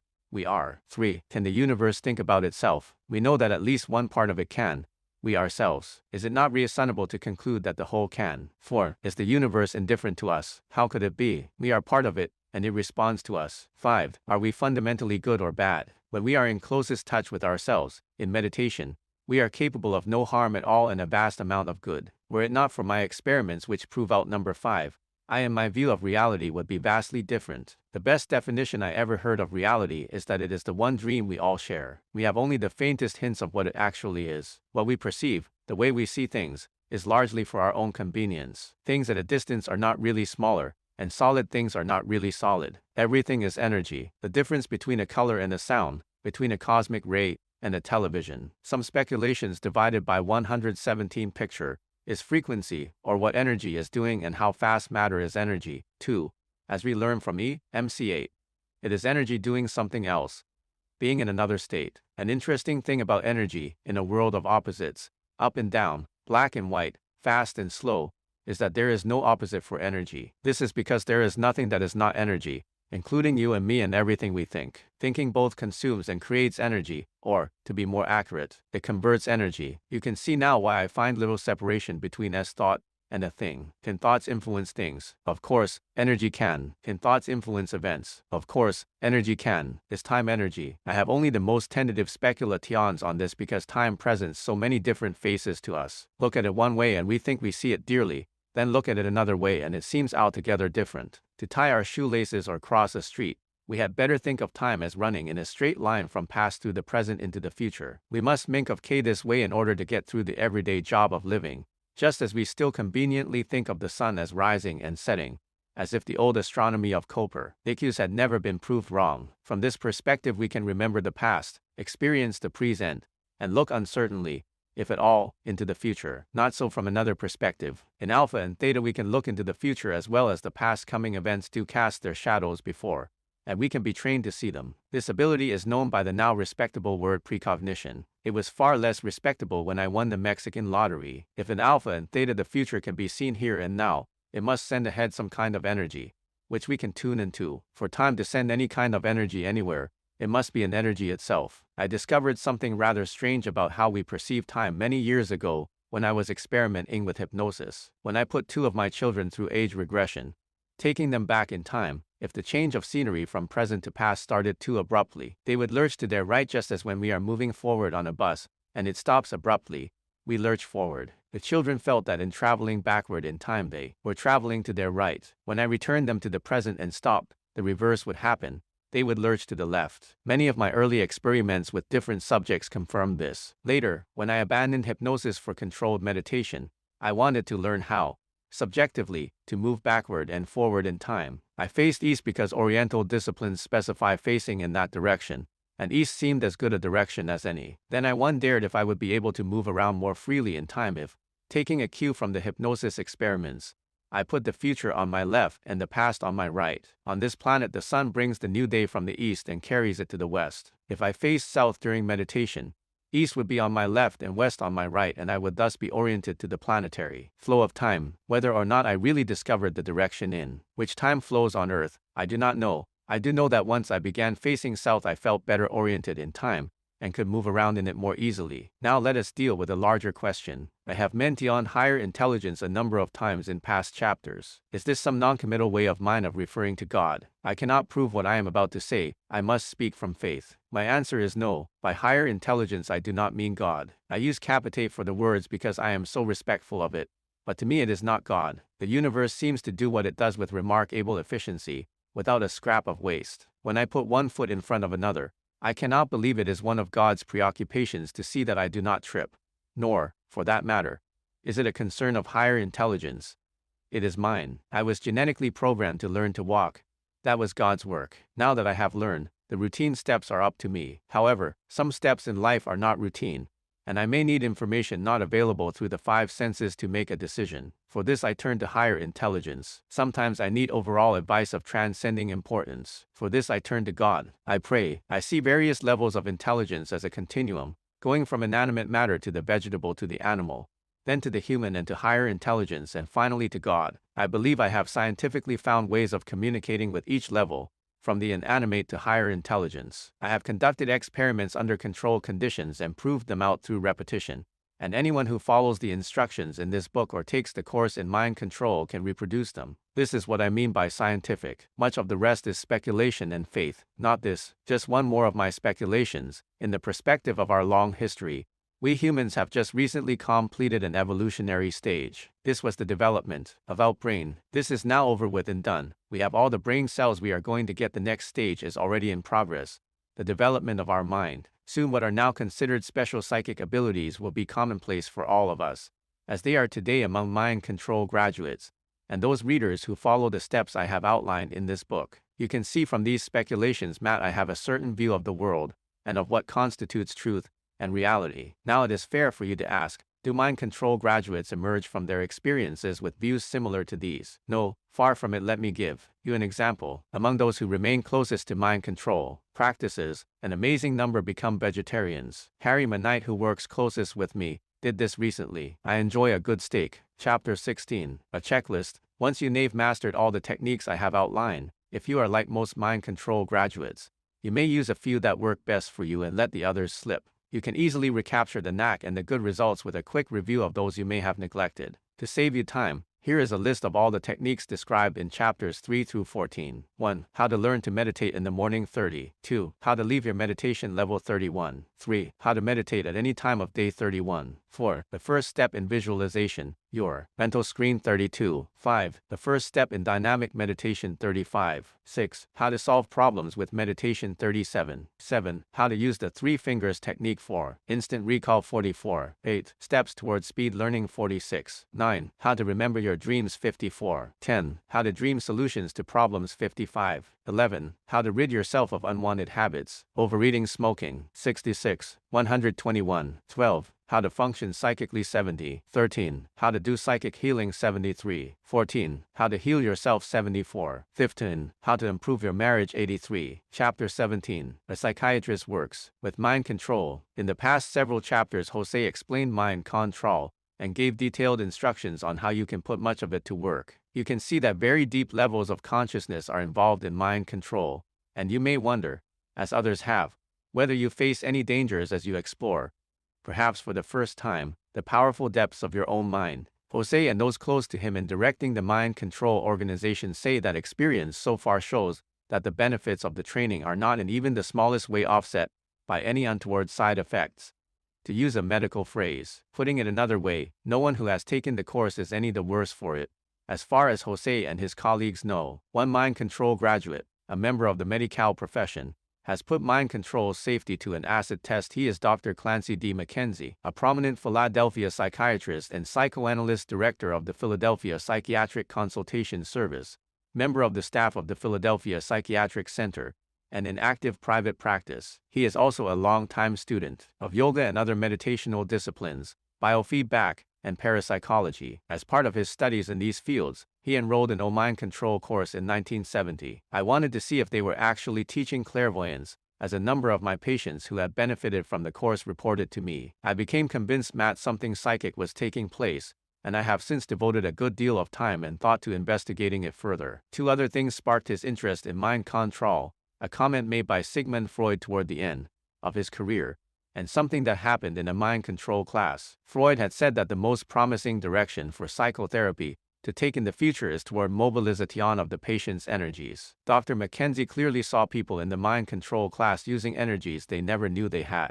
But he saw something else in this class. 3 persons out of the 30 were emotionally disturbed, and there was a fourth whose stability was in question. What was the reason? Did the course precipitate emotional illness, or had they been one when they arrived? Were my own disturbed patients who had benefited from the course merely lucky? The most practical way to find out, he reasoned, was to test people before and after the course. The test would be to observe closely those who were the most psychologically vulnerable. He and a colleague, Dr. Lance S. Wright, professor of psychiatry at the University of Pennsylvania, launched a study. During the following 4.5 years, 189 psychiatric patients volunteered to go through mind control training. To make the test still more stringent, they focused an even more detailed study on those in this group who were: a psychiatrist works with mind control I-125 psychotic, borderline psychotic, or who had recovered from psychosis. There were 75 of these. From their observations of the beneficial effect of the course on healthy people, the results of these tests were no surprise to Dr. Mackenzie and Dr. Wright. There was consistent improvement in mental health among the psychiatric patients. For those interested in the close reasoning and tight controls that guide scientific studies, here are some details. Of the 75 patients in the disturbed group, 66 were from Dr. Mackenzie's practice. They represented 100% of his psychotic and borderline psychotic patients who were willing to take the course. At the outset of the study, patients were sent courteously one at a time so they could be monitored closely for any ill effects on themselves or the class. Also, they were sent during what Dr. Mackenzie describes as their more stable periods. Later he found he could send patients during their less stable periods. 4 went while they were actively delusional. Still later he felt comfortable sending several disturbed patients at a time, sometimes 6 or more. As part of his study, he tested 58 of these patients before and after the course to see what changes it might cause. The test, the Experiential World Inventory, consists of 400 questions designed to measure a person's perception of reality, something like the famous Rorschach ink blot test, but in written form. The difference between the before and after scores was impressive. 36 showed dramatic improvement in reality perception, 21 remained about the same, and 1 showed a drop. The person whose score dropped was a 29-year-old catatonic schizophrenic who, for the first time in his life, stopped taking medication and began dating. Clinically, observed Dr. Mackenzie, he had more emotional energy and a brighter outlook following the training. However, the dating threw him into conflict and he became disturbed 2 weeks after the course. He did not require hospitalization. These patients, of course, had been in psychotherapy, many for a year or more, which gave Dr. Mackenzie an excellent opportunity to see what actual clinical changes had taken place after the course. Here are some of his findings. One patient, a 30-year-old schizophrenic, earlier in his life had believed he was under orders, sent telepathically to kill someone. Fortunately, he could never find the right person. During therapy sessions after die course, he was able to discuss his delusional system lore the first time. His emotional energy was much greater, and he had a brighter outlook on life. Soon he returned to school to earn a PhD. His ability to do so was directly related to his taking the course, explains Dr. Mackenzie. Of 28 patients suffering from various types of depression, 26 felt pleasantly better after FHE course. The other 2, who reported feeling more depressed, not only scored better on the questionnaire but, like the others, were able to work through problems they had been unable to deal with before. A 21-year-old woman was determined to commit suicide and was in the early stage of acute psychosis. She assured Dr. Mackenzie that nothing he could do would help. She would commit suicide anyway. He recommended that she take the course. By the end of the week he was absolutely amazed. She responded better than any of the other patients had. It was one of the most dramatic remissions I had ever seen. She found a new calm, was more rational, and her thoughts no longer raced in quickly changing diarch. A psychiatrist works with mind control I-127 Ians. Just as important, most of her burden of pessimism was lifted. In a clinical report, DRS, Mackenzie and Wright say, hospitalization and high doses of medication could not have calmed her as much. She repeated the course 2 weeks later and again there was improvement. The changes were dramatic. She was better able to work in therapy over the next 6 months. A year later, Dr. Mackenzie found her fully recovered from her acute illness. Psychoses, of course, are severe mental disorders. Neuroses are far less severe. Of the 189 patients who took mind control, 114 were suffering only from neurosis. All of these benefited too. Summarizing their clinical findings in the aforementioned paper, the doctors wrote, the doctors wrote, the doctors wrote, the doctors wrote, The doctors wrote. Those who continued to practice mind control after the training were able greatly to alter their lives by it, and even those who did not practice it were able to use it in times of crisis, when they had to cope with stress or had important decisions to make. For everyone it seemed to be a mind expansion experience, a revelation that they could use their mind in other ways. Group enthusiasm mounted toward the end of the course, and most persons experienced a higher emotional energy. The disturbed group also showed an impressive change clinically. Only the one mentioned became more upset, and the others at least derived some benefit from the training. Many persons with flat affect showed enthusiasm about something for the first time. There did seem to be a change in emotional energy after the course, and an improvement in effects. They had a more positive outlook about their future, and for some there was a better understanding of their psychotic processes. The delusional patients were clearly less delusional after the training. There was a greater relaxation and lessening of anxiety. Patients learned to rely on their own resources to understand, cope with and solve problems, and to be able to do so gave them more confidence. With all but one of the 189 patients benefiting from the course, Dr. Mackenzie concludes that it is more than just safe and beneficial.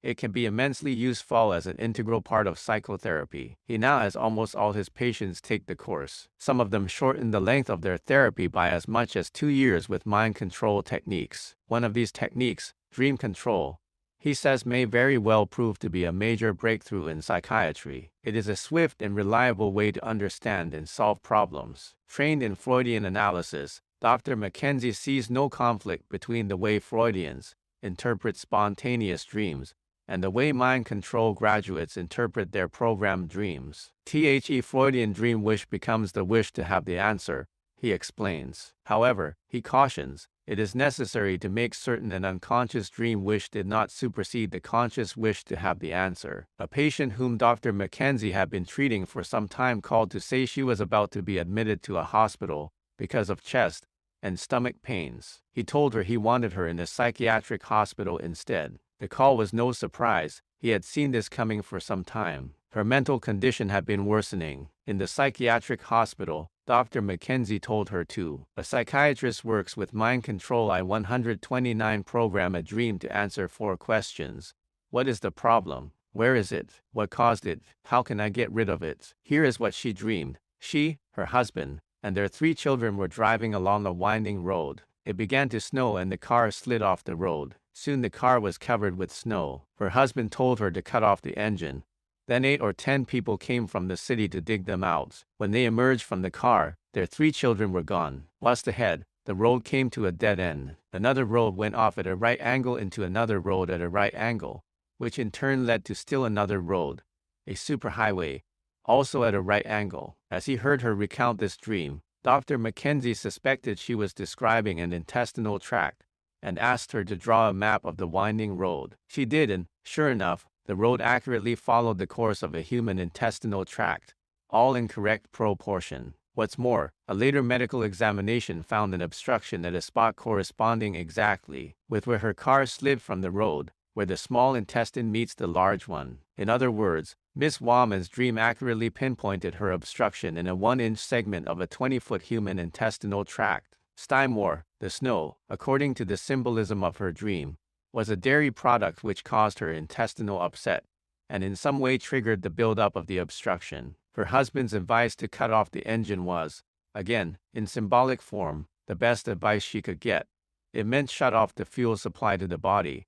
Stop eating. The 8 or 10 persons who dug them out are, in dream language, the fingers of the 2 hands. This may represent the healing laying on of hands or surgery. The sudden absence of the children was wish fulfillment. She wanted them out of the way to get more of her husband's attention for herself. Dr. Mackenzie had her transferred to a medical hospital because, normally, an intestinal obstruction like this calls for immediate surgery. However, armed with this understanding of her dream and with knowledge gained in mind control class, of the power of the mind over the body, plus the anticipation of surgery, she began to release the obstruction. An hour after Dr. Mackenzie's dream-based diagnosis was medically confirmed at the hospital, she had freed herself of the obstruction, and no surgery was necessary. Her surgeon was amazed. Dr. Mackenzie later learned that this woman had had surgery for an intestinal obstruction 4 times in the past 20 years, and her surgeons told him that each time it had been in the same place. It appeared she had learned to produce the illness whenever there was a psychological need for it. Later, this woman's 18-year-old daughter came to him with a problem.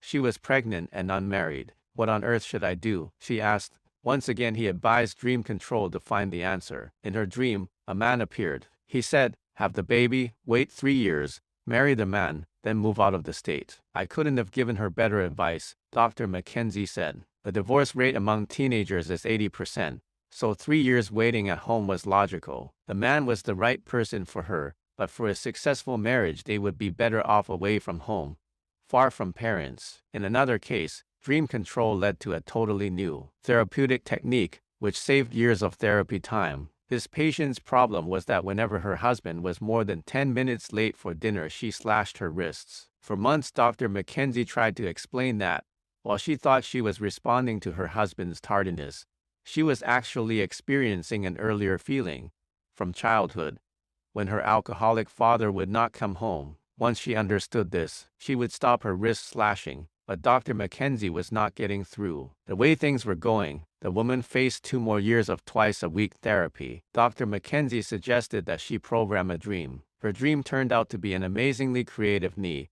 which solved her problem overnight. She dreamed that Dr. Mackenzie taped some statements that upset her the most. She played Tin's tape at home and recorded her reactions to it on a second tape. Then she played the second tape for Dr. Mackenzie to interpret. To each of his interpretations she exclaimed, "Oh, how stupid of me." His interpretations pointed out that she was confusing 2 different realities, past and present. Her dream led her to understand this for the first time. She never slashed her wrists again. This remarkable program dream cured the patient altogether. A 3-year follow-up confirmed that she remained well, Dr. Mackenzie reported. Another patient suffered from claustrophobia, and he struggled for more than a year to get at its cause. It turned out to be an interesting one. In a programmed dream, he and 3 other persons were in a rectangle outlined by a rope on the ground. Outside this rectangle, at one corner, was a smaller one, also outlined by a rope. Everyone was trying to get out of the larger rectangle through the smaller one. The significance of this dream becomes clear when you see the larger area as the womb, the smaller one as the cervix. Outside was a green pasture with cows. One of the patient's companions ran toward the smaller rectangle, but was stopped by an invisible bar rear. A string of tin cans was attached to him near his belt buckle. The patient knew that somehow he would have to get out of there, but he decided to let the others go first. It gave him a sort of nervous feeling, like giving a speech, something he knew he had to do even though it caused stress and anxiety. But there was relief after it was over. The other 3 in the rectangle were his brothers and sister. This one dream gave him the insight he needed into his claustrophobia. What makes the dream particularly interesting is not that it takes a person back prior to birth. This is fairly common, but its reference to the invisible barrier. Does this, Dr. Mackenzie wonders, suggest the possibility of clairvoyance prior to birth? Dr. Mackenzie not only advises his patients to use mind control, he uses it himself to help his patients. Some of the most amazing wisdom comes to me when I'm using dream control. One night he programmed a dream about a patient in psychoanalysis, a 27-year-old man who had not dated in 2 years. Women were against him, and besides, they were no good. In his dream, Dr. Mackenzie heard himself say, "It's okay with me if you never have a heterosexual relationship." Next time the patient complained about women, that is exactly what Dr. Mackenzie said to him. It worked. The patient was stunned. Avoiding women was his way of resisting treatment.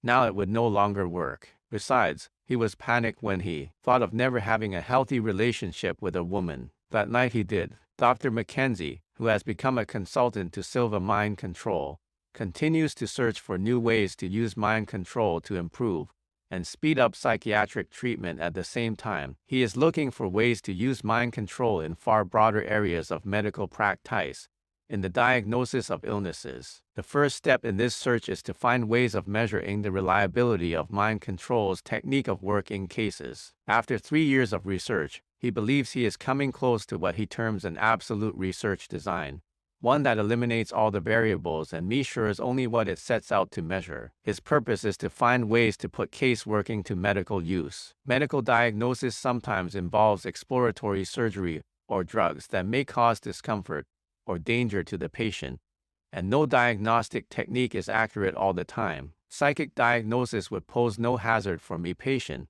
provided its reliability can be demonstrated. This is what Dr. Mackenzie is working on. The first time he tried his new research design was in a mind control graduate class of 30 persons. The accuracy of the results was greater than what chance would produce by 200 to 1. He was encouraged, but he wanted to refine his methods even more and to arrange for the scoring to be computerized. He checked out his plans with the statistics department of the University of Pennsylvania, and they agreed that he had indeed eliminated the variables that plague psychic research, and that his measurements would be accurate. The Mind Control newsletter published drawings of 2 human bodies with circles for readers to check. They were given, as in casework, the purpose of this experiment is to correctly detect the location of the abnormality or illness. Please omit your activities to detection so as not to affect the obsessed during the experiment. 1. Debbie Vexua, 23 years old and lives in Miami,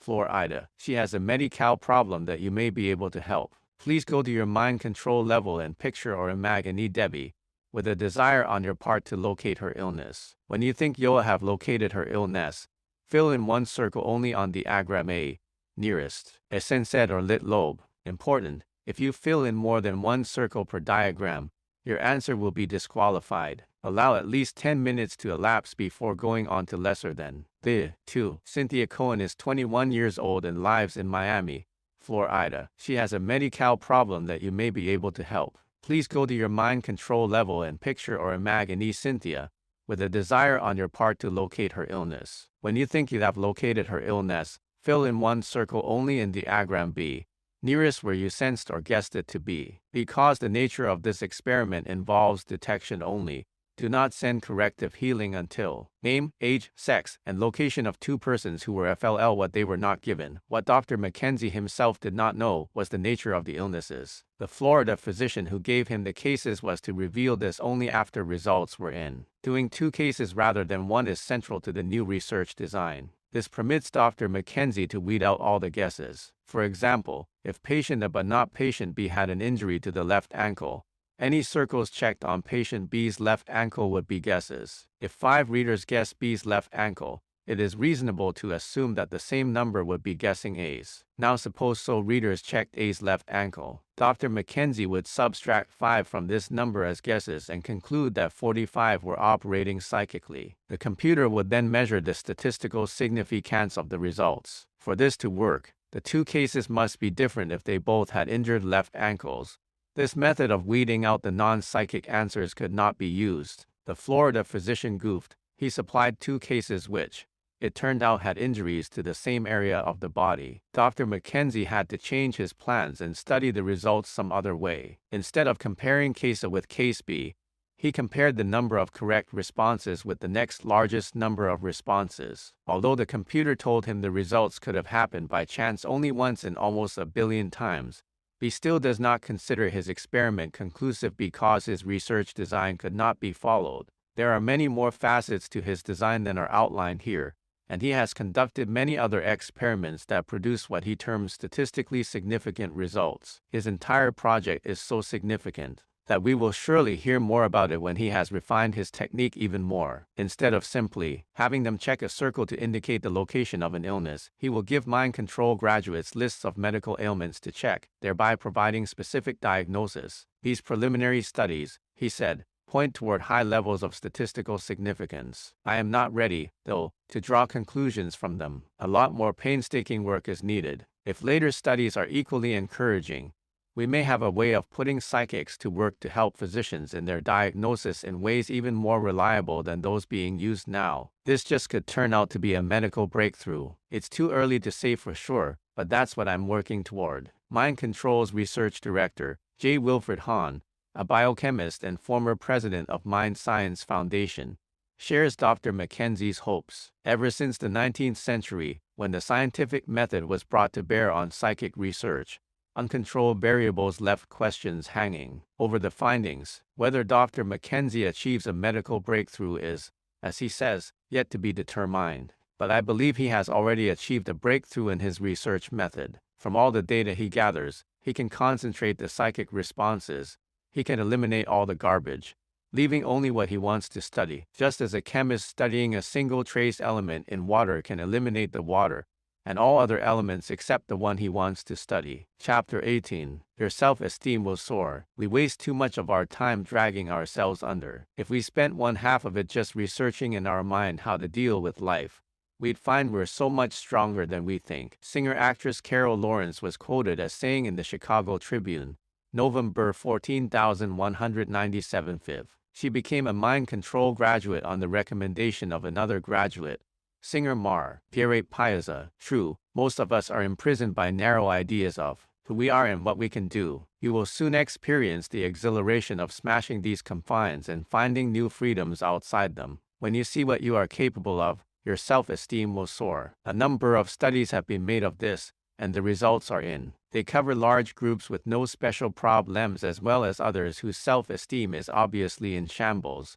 Students as well as alcoholics, drug addicts, prisoners, and the welfare poor. Let us look first at students. Mind control has been taught, often as a full credit course, in 24 colleges and universities, 16 high schools, and 8 elementary schools. You might expect that the same course taught the same way in different schools to students of different ages and different cultural and economic backgrounds would achieve different results. Not so. The results have been so uniform that it can now be safely claimed that in basic respects they are predictable. Introduce mind control in a school and the result will be students with more powerful self-direction, greater self-guidance stemming from improved ability to solve problems on their own. In other words, greater ego strength. This has been scientifically measured by Dr. George Dussel, former Director of Educational Research for Silva Mind Control, and previously Director of Counseling and Testing at the Williamsport Area Community College. The first test,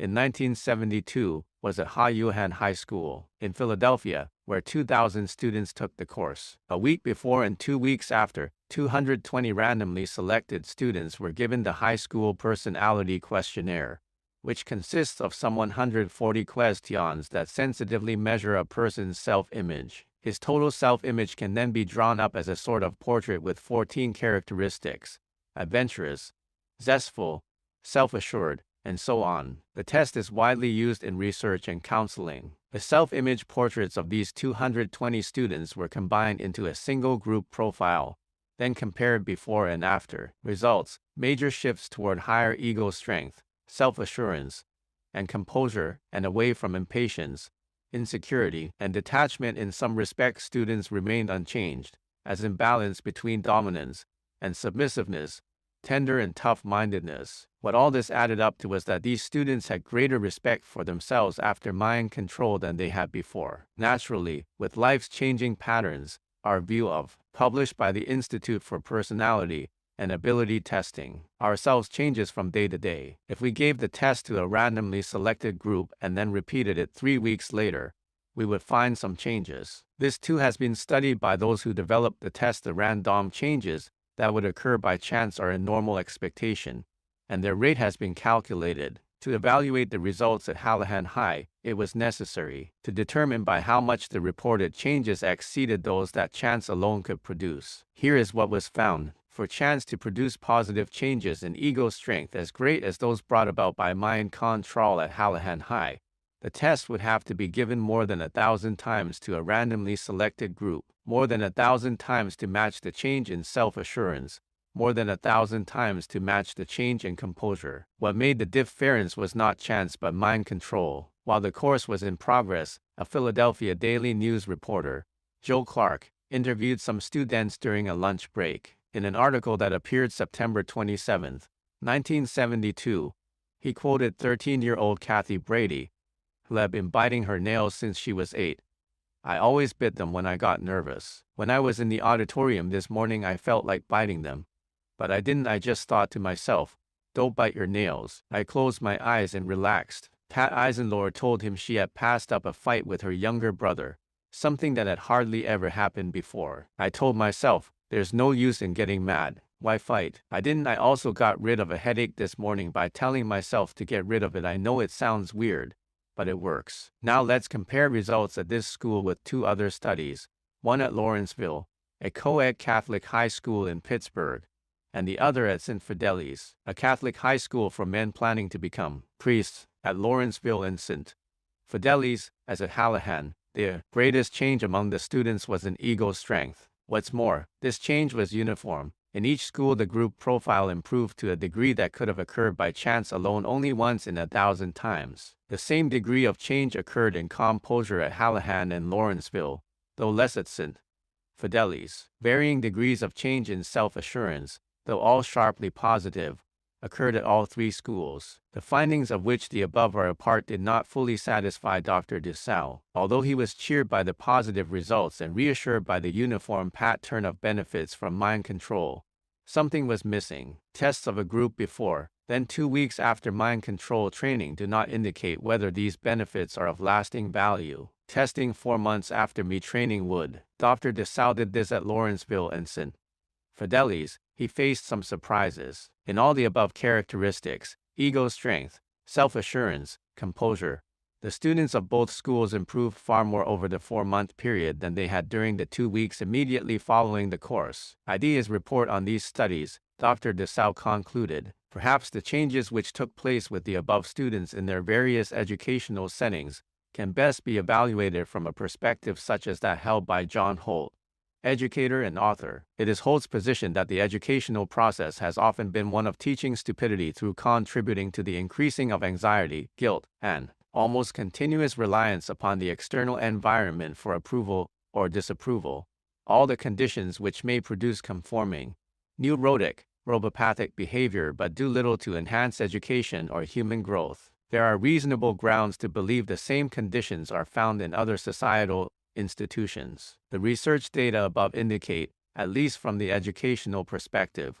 a refreshing, viable alternative. A factor of change which is persistent and strong after mind control training is that of a shifting to internal points of reference, another way of saying the recognition by an individual of his own value, and a significant step towards self-control as opposed to being controlled by external others. In most schools where mind control is taught, teachers are urged to take it, too. The reasons, all except one, are obvious enough, considering the benefits of the training. The teachers become less flappable, more patient, far easier for students to spend their class hours with. It is well known that a teacher who expects less from students gets less, and one who expects more gets more. The teacher trained in mind control has had first-hand experience with what in Chapter 14 Jaws 6 calls the Cosmic Bill of Rights, with its humanity-wide jurisdiction. No teacher with this training can ever again scoff at anyone's mental equipment.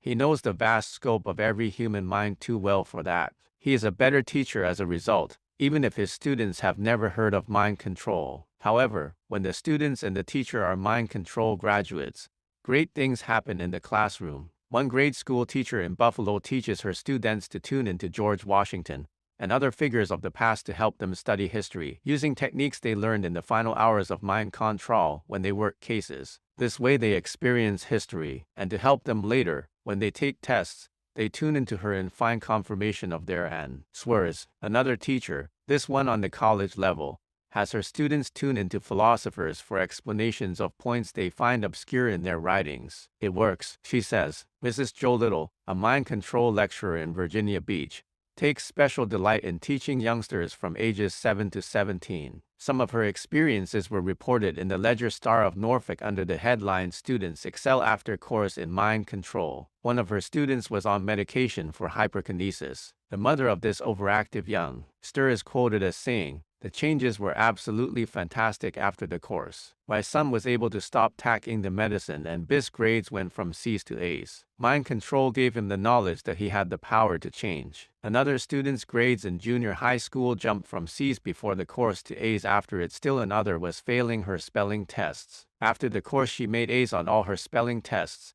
and in 1 year her reading ability jumped from 4th to 9th grade level. There was no practical way to compare those who chose to take the course with those who did not, or to measure the difference between the two groups afterward, because at the 3 high schools where Dr. DeSalle conducted the before and after tests, virtually all the students signed up for mind control. This opportunity came, however, at the University of Scranton, in Scranton, Pennsylvania. Professor Donald L. Angel of the Department of Human Resources offered the course to graduate students in rehabilitation counseling. Enough students decided not to take the course to permit him and Dr. Desau to study some differences. They gave a test similar to the one used at the high schools, though designed for adults, to 35 students who took the course and 35 who did not. Differences between the two groups showed up even before the course. Those who elected to take it were, according to test results, more open to experience and more inner-directed. Those who did not want the course were more traditional, rule-bound, and practical. A month after the course, the two groups were tested again and, while the original differences remained, other significant ones had cropped up. The mind control group was more emotionally stable and mature, more self-assured, more relaxed than the other. In short, this study suggests that those who choose to take mind control are different from those who do not, and that once they take it they benefit. While a boost to self-esteem is important to everyone, it can be of life-saving importance to the drug addict fighting his way to freedom from this addiction. Mind control has limited experience with drug addicts, but the experience has proved instructive. Paul Grivas, co-director of the Mind Control Center in Manhattan, wanted to see what mind control could do for the addicted. He volunteered to start with 4 addicts, 2 of them on methadone, 2 still on heroin. The 2 on methadone found the course useful, but it did not free them from methadone. Methadone is highly addictive and is used in many drug programs to free the addicts from heroin. To withdraw from methadone is physically painful, and the pains, these addicts said, were so severe that they could not concentrate on their mind control exercises. One of the addicts still on heroin faced a family crisis the first day of the course and dropped out. The remaining one was able to detoxify himself, to become free of the drug for several months after the course. Then he telephoned Mr. Grivas to report that he was back on heroin. He asked to repeat the course. Mr. Grivas spent a day with him to reinforce his mind control training, and again he became free of the drug. Months later he was still free, then he moved away and Mr. Grivas lost touch with him. The second effort to help addicts through mind control was at a community project in the Bronx, with 18 former addicts, some of whom were administrators and staff of the project itself. Those who took the course said they felt far more in control of themselves than ever before, and several of them, months later, reported they were even able to pass on some of their training to their families. Reliable testing before and after was not possible because 3 months later many of the original 18 were no longer available. Has anything been learned from these 2 experiences? Yes, says Paul Grivas. While there is not yet statistical proof, his experience indicates 2 things. First, mind control should not enter an addict's life for 48 hours and then leave the rest up to him. For most of us it is a permanently transforming experience, but for the addict, with years, perhaps a lifetime, of strong negative conditioning to overcome, plus a mental and physical addiction, a greatly extended period of frequent reinforcement is necessary. Give me a drug rehabilitation program where I can do this, Grivas says, and I'm sure I'll get results. Second, difficult as drug addiction is to overcome, the addict takes more easily to mind control training than do many others. The reason, Mr. Grivas believes, is that mind control involves an altered state of consciousness. While most people have never altered their consciousness, the drug addict has done it often. What he has not done before is enter a useful level of mind where he gains control instead of losing it. This is where mind control holds special promise for the addict, although there have been no extensive studies in this area. Mere are frequent enough success stories from individual graduates to suggest that Mr. Grivas' confidence in mind control is well-founded. Here is one from a graduate who cured his own addiction in 1971. He is still clean. I knew I had a serious problem, an addiction to heroin. How a course called Mind Control, which claimed among other things to help people eliminate undesired habits, was going to help me when I had already tried most drug rehabilitation methods was beyond my present level of understanding. Skeptical as I was, after going to psychiatrists, psychotherapists, methadone programs, and hospitals, I was willing to try anything. I was convinced I would not stay alive the 3 more years to my 30th birthday unless I stopped heroin use and the lifestyle it required to obtain up to $200 a day worth of drugs. A habit is nothing more than impressions on brain cells that have been reinforced by repetition, said the mind control instructor. Change the programming at the cause level, the subconscious mind, he continued, and you change the behavior patterns at the effect level, The outer concise dimension. It made sense to me logically, but my emotional levels were telling me I needed to use drugs to desensitize myself to life and the negative feelings I had about myself. Then the instructor gave us a technique for changing our self-image from a weak, no willpower, ineffective person to a confident, self-reliant, healthy self-imaged human being. Still skeptical, but with a glimmer of hope, I began to change myself in my imagination at the alpha level. I programmed myself 3 times a day, morning, noon, and night, that by July 20th, which was 30 days from the date of my initial programming, all desire for drugs would disappear forever. During the 30 days, I continued to use drugs but decreased the amount used slowly, planning it so that I would be off drugs completely by my target date. On that great day in July, I stopped using drugs and have never used them since. It was not at all like the many times before, when I would stop using drugs only to return a few days or weeks later. This time my gut feeling was I genuinely had no desire for drugs, no willpower, no substitutions, no suppressing of feelings and desires. It works, free at last. Alcoholism, another addiction, is far more widespread than drug addiction, and darkens many more lives, millions of them in the U.S. alone. Its victims also have a desperate need to overcome feelings of helplessness, failure, and guilt, to build self-confidence and composure to ease their return to health. These needs were met when 15 alcoholics took mind control in 1973 as part of a research project at a halfway house where they were under treatment. The results were measured by Dr. DeSalle. He administered the same personality test he had used earlier with the graduate students at the University of Scranton and, as in the earlier study, he gave it once immediately before and again a month after the course. The sharpest contrast between these is persons before the course and after it was in manipulative behavior. There was a shift in the group profile away from sly control of events toward greater candor and openness in the pursuit of goals, a shift which chance would produce only 1 time in 100 times. Other changes generally followed the pattern seen among the high school and graduate students described earlier. They had greater ego strength and self-assurance, were more relaxed and open to new experiences,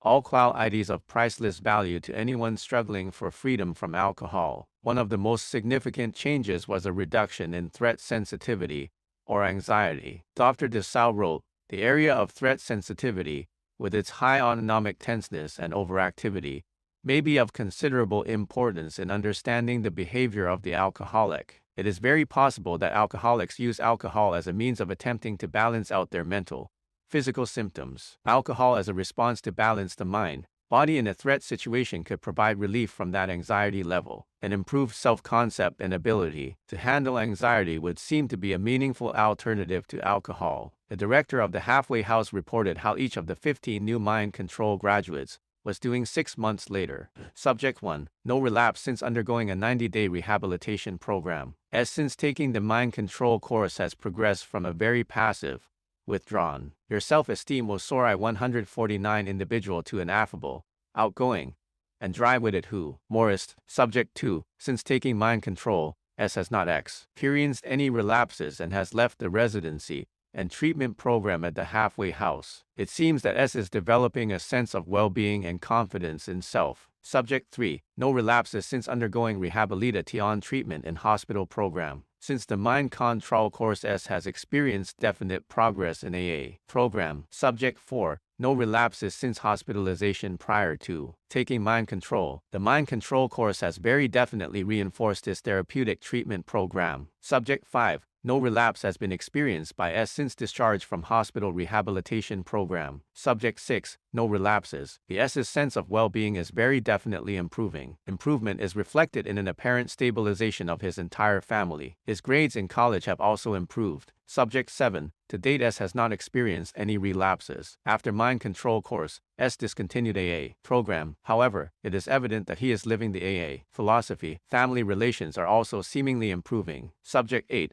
No relapses since taking the mind control course. Family relations have vastly improved. S has changed from a caustic, angry type of individual to an affable love thy neighbor temperament. Subject 9. The subject, a female, has had no relapses and is presently employed. Subject 10. No relapse. S is now goal-oriented and has definitely altered self-imposed limitations and is looking for opportunities for higher achievement. Subject 11. Since taking mind control, S has stated, his life has progressively become better, which is evident in the sense of well-being exhibited by his family and in his work record. No relapses have been experienced by S. Subject 12 years in AA program. Since taking mind control, S has had one brief relapse of less than 1 hour's duration. No subsequent relapses. Subject 13. No relapses since discharge from hospital rehabilitation program. Since mind control, S is progressively getting it all together. Improvement is noted in areas such as work, family, etc. Subject 14. Since taking the mind control course,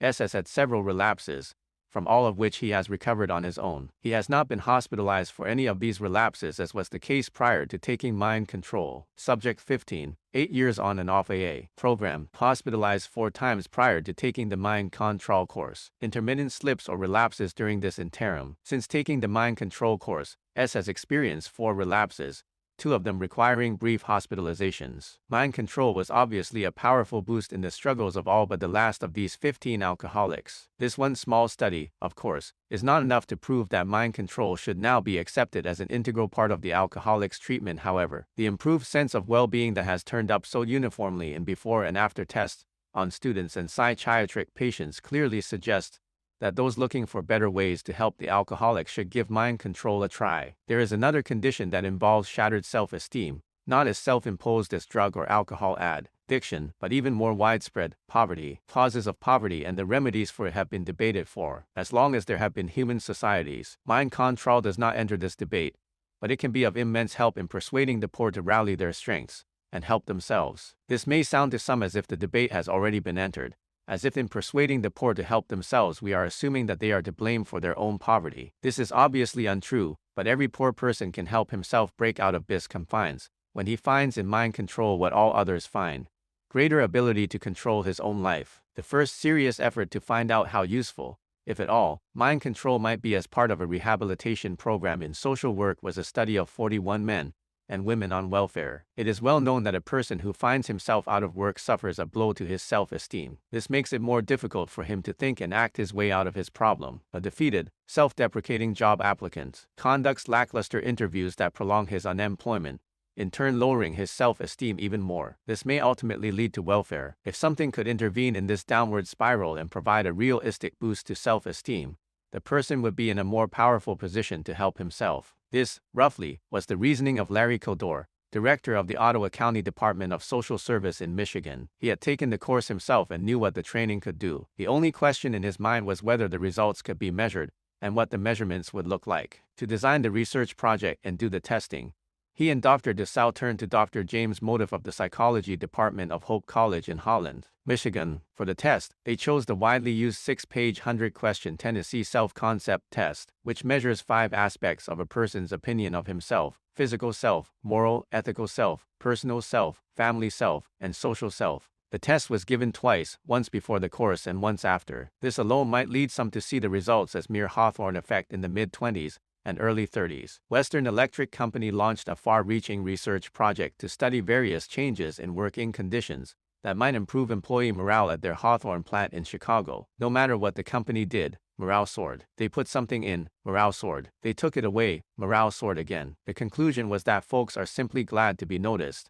and this shows up in improved morale. To measure this possible Hawthorne effect, Dr. Motive tested another group of welfare recipients who did not take the mind control course. They were tested twice, but unlike the mind control group, they experienced nothing special between the 2 tests. There was no Hawthorne effect. Those who received mind control training wound up with radically different views of themselves, changes which in some cases exceeded chance by odds of millions to 1. Changes were dramatic in all categories. The new graduates saw themselves as far better persons than they had earlier thought they were, and felt a new confidence in their ability to solve their own problems. The degree of change led Dr. Motive to exclaim that the data are the most significant I have ever seen. A report on the study said there had been some concern as to how receptive a welfare mother in the depths of her misery would to a sudden input of mind control with its optimistic better and better philosophy. That concern was quickly washed away. On the second weekend, 100% of those originally enrolled returned to finish the course, and the original shy silence had been replaced by a buzz of animated conversation that threatened to turn the session into a full-scale revival meeting. Almost everyone had something constructive to report: a new closeness to their children, a chronic headache gone, decreased frustration, lost weight. One radiant young mother used the mirror of the mind technique to find the answer to employment and saw only a hand writing a check. The next day she got the job she'd always wanted. It is generally a state of mind, a damaged self-image, that puts a person in prison, and that coarsens and brutalizes him while he is there.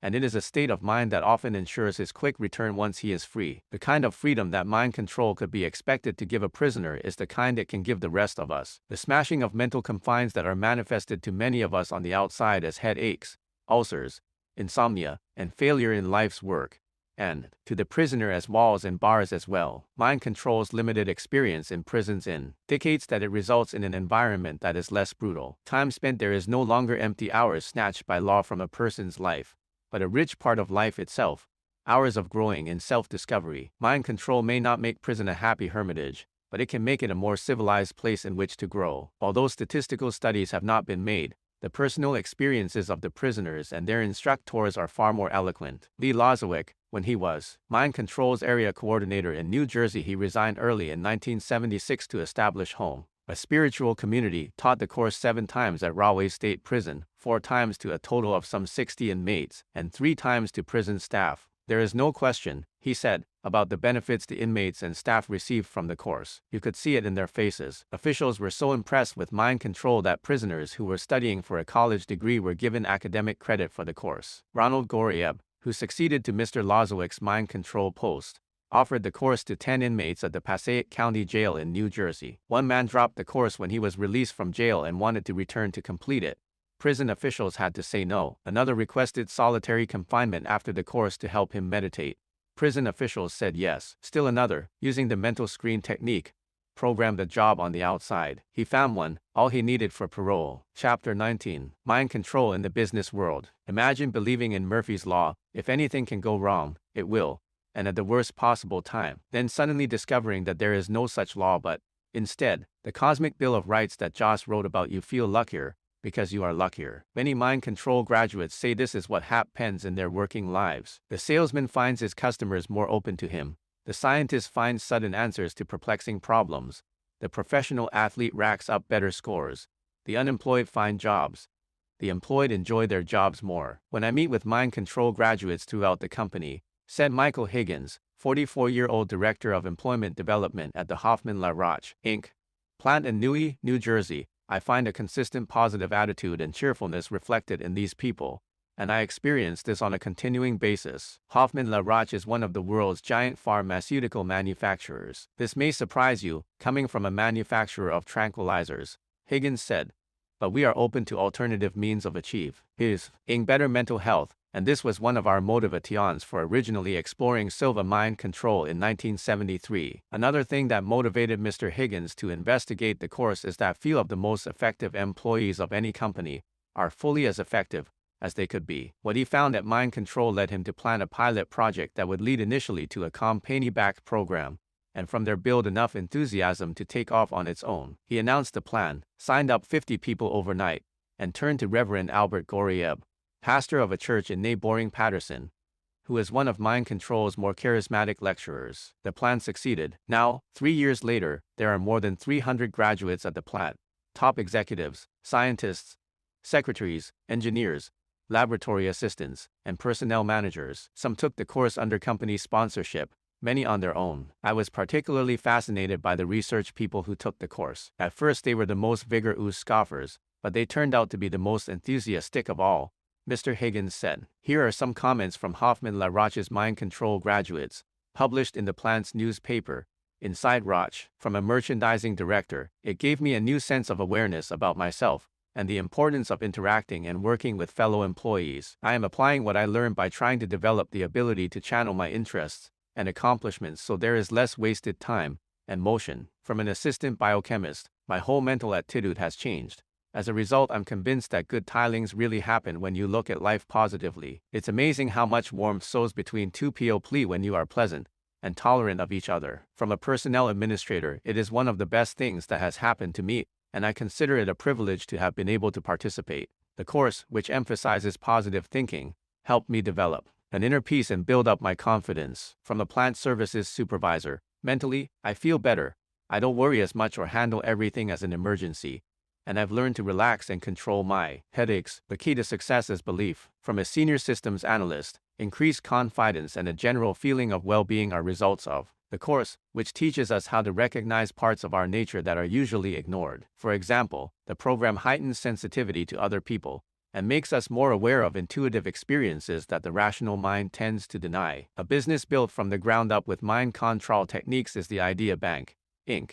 in Chicago, a co-opus for mind control graduates with marketable inventions. It started when Richard Flarrell, who is in charge of mind control activities in the Chicago area, posed a complex marketing problem to see if the kind of intuition sparked by alpha and theta could lead to practical answers. Mr. Harrell, with 10 years' experience as a marketing consultant behind him, already had a perfectly good answer.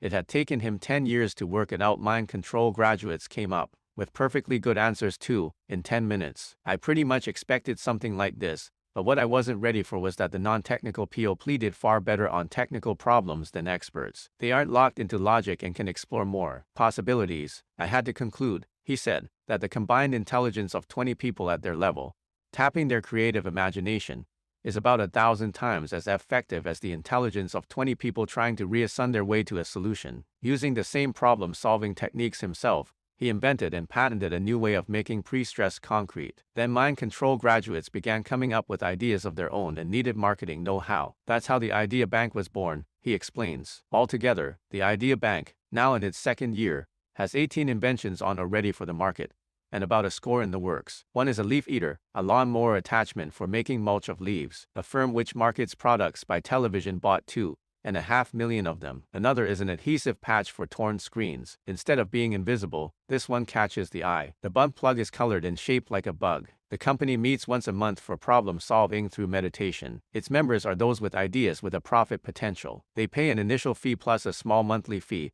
and share in the profits. Another business group founded by mind control graduates in the Chicago area is, or was, an investment club. A stockbroker thought his new ability to move backward or forward in time could be put to advantage in selecting stocks. If in meditation you see a stock in the future, buy it now and sell it in the future. The plan appealed to Mr. Harrell, and a club was formed. Mr. Harrell, the broker, and other members were enthusiastic but not quite sure. Mind control has solved a sweeping spectrum of problems, but never, as far as anyone knew, the problem of accurately foreseeing the ups and downs of prices on Wall Street. With this healthy skepticism, members held on to their cash during the first 6 months of weekly trial runs. Each week the broker provided the names of 10 stocks. The members, in alpha, visualized themselves 30 days in the future. They saw themselves in a broker's office or reading a newspaper, learning how each of the stocks had done. When they returned to the present, in beta, their findings were tallied. When the vote was IV to 1 in favor of a stock, a purchase was made, on paper. At the very outset a problem cropped up. Members had to learn cheery optimism.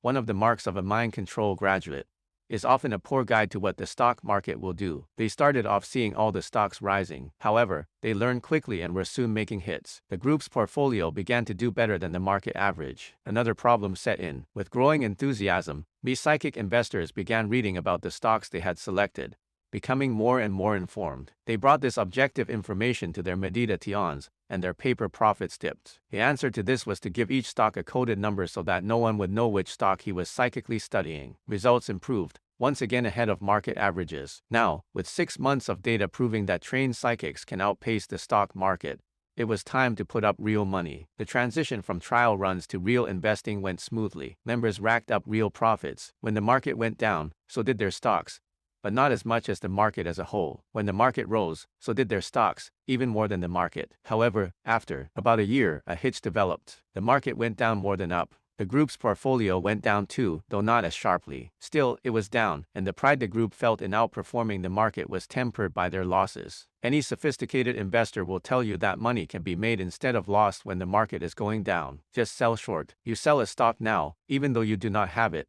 then buy and deliver it later after the price goes down. Perfectly legal, but this is making a profit from others' losses or, to put it another way, having a vested interest in bad news.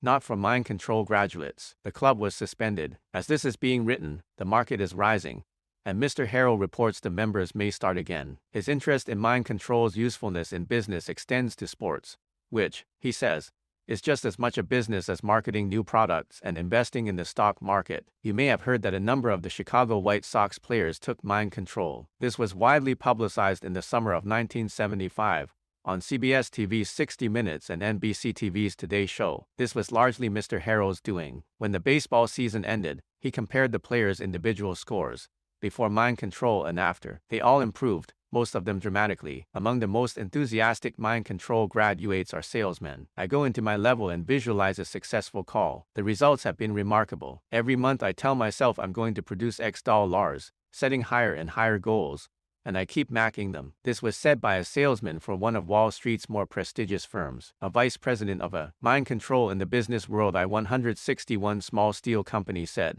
I tell myself, I'm going to sell this guy, and it works. Now I'm recommending it to my salesmen, my partners, even my children. I think everyone can benefit by it, and not soul. Lie in their work but in their personal lives as well. In terms of numbers of reports from graduates, the most impressive results are in finding new jobs. The calm self-confidence that comes from mind control training probably accounts for this as much as any other factor.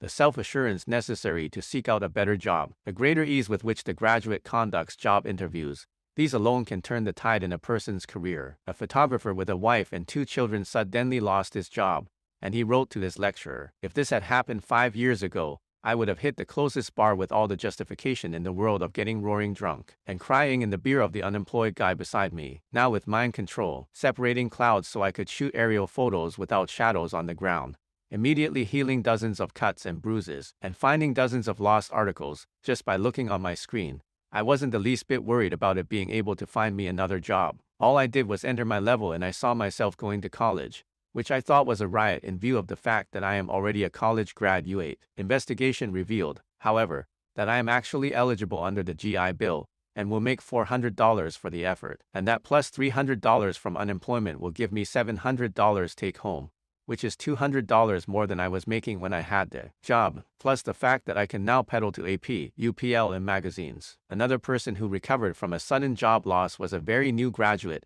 in New York. He put in an angry phone call to Josh 6 and said, now tell me about mind control. Jose calmly told him to keep working with his mental screen and other techniques. 3 days later he called Jose in a sharply different frame of mind. He just landed a job paying 3 times as much as the one he lost. Perhaps the most colorful experience with mind control in business is reported by a man and his wife who open other people's safes. Here is how they do it. One of them goes psychically to the laboratory, evokes a vivid mental image of the safe and its owner, then turns back the clock and watches closely as the man opens his safe. The other, acting as orientalogist, makes careful note of the numbers as they are called out later. In beta, the psychic pays a house call and, in beta, opens the safe for its amazed and grateful owner. The psychic, a licensed locksmith in the Midwest, is often called upon to open safes for owners who cannot recall their combination. Chapter 20. Where do we go from here? From the moment of your first accomplishment with mind control, you will be launched on an odyssey of self-discovery. What you learn about yourself will be all good news. Finally, when you have made everything work for you as Josh 6 has described in his chapters, several paths for future development will be open to you. You may, through books or friends or other courses, try out still more techniques and add to the mental tools at your disposal. On the other hand, you may find that even a miracle repeated over and over becomes commonplace, and, with the excitement of your new discoveries fading, you may slack off and drift back to where you were at the outset, or, finding that one mind control technique works better for you than others, you may specialize in that one and make it a reliable part of your life. None of these paths is the best for you. If you begin a search for other techniques, you will find many that work. Chances are, the ones you find have already been researched by Jose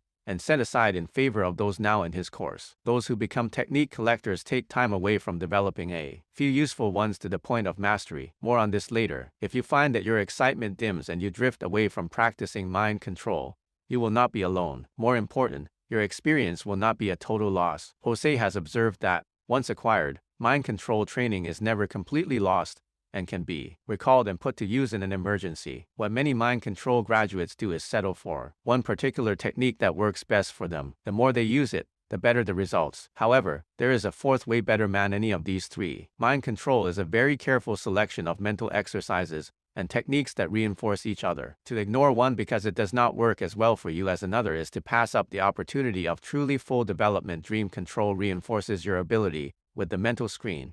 The mental screen makes dream control more reliable and vivid. The course, and Josh 6's chapters here, are all of a piece. The whole is much greater than the parts. Still, you may wonder where you go next when you have practiced it all and made it work. Simply making mind control work is not enough. There are always degrees of control, subtleties of experience ahead of you. A student once asked Jose, at what point does a person know he has gotten out of mind control everything there is to get? When you can convert all your problems into projects and make your projects work out the way you want them to, he answered. Then he paused a moment and added, no, it goes deeper than that when you realize what enormous powers we were all born with.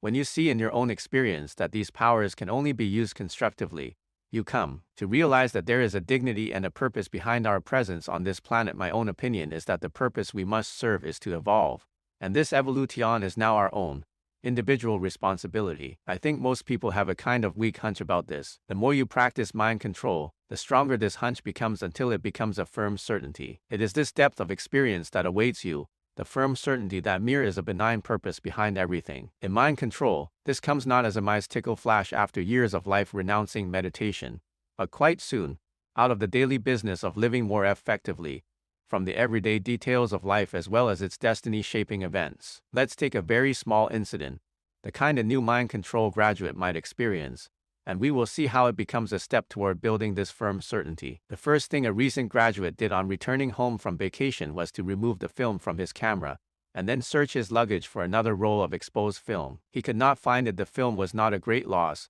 but an annoying one. It was a record of the first week of his vacation. He went to his level and relived the moment he last put film in his camera, but all he saw on his mental screen was the camera itself on his coffee table, where he had put the first roll in, not the second. He stayed at his level and went from one picture-taking moment to another, but still no scene of his reloading the cam era. Stubbornly, the coffee table scene kept reappearing. Convinced that his mental screen had failed, he turned in the one roll of film for developing. When it came back, it contained all the photographs he had taken, from the beginning to the end of his vacation. There never was a second roll. As small as this incident was, it provided the grad with the first concrete reason he had encountered outside the class for having more confidence in his own mind. With a few more small incidents like this, then several major ones in which he helps not only himself but someone else as well.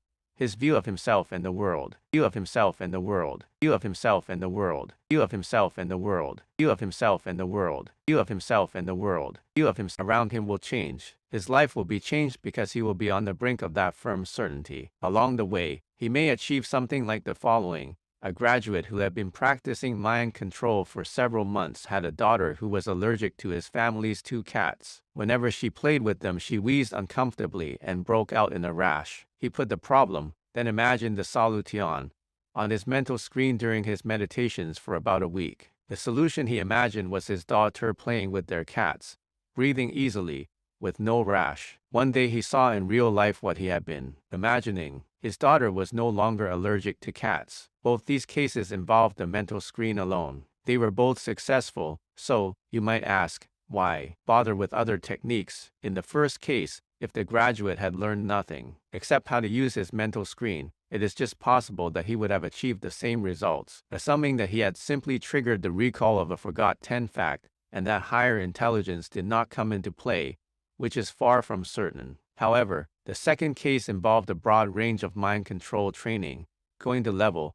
visualization exercises, effective sensory projection for the telepathic transmission of healing, dream control, and case working, so that he could add a full measure of expectancy to his desire and belief. With extensive practice, your mind will begin to take shortcuts. It will become sensitive to faint signals on important matters and will pass them on to you without. Where do we go from here? At 167, you're having to search for them. One mind control graduate's life may have been saved this way. She was meditating one morning just before going to work, using her mental screen to correct a small office problem, when a large black X blocked out the scene she was trying to create.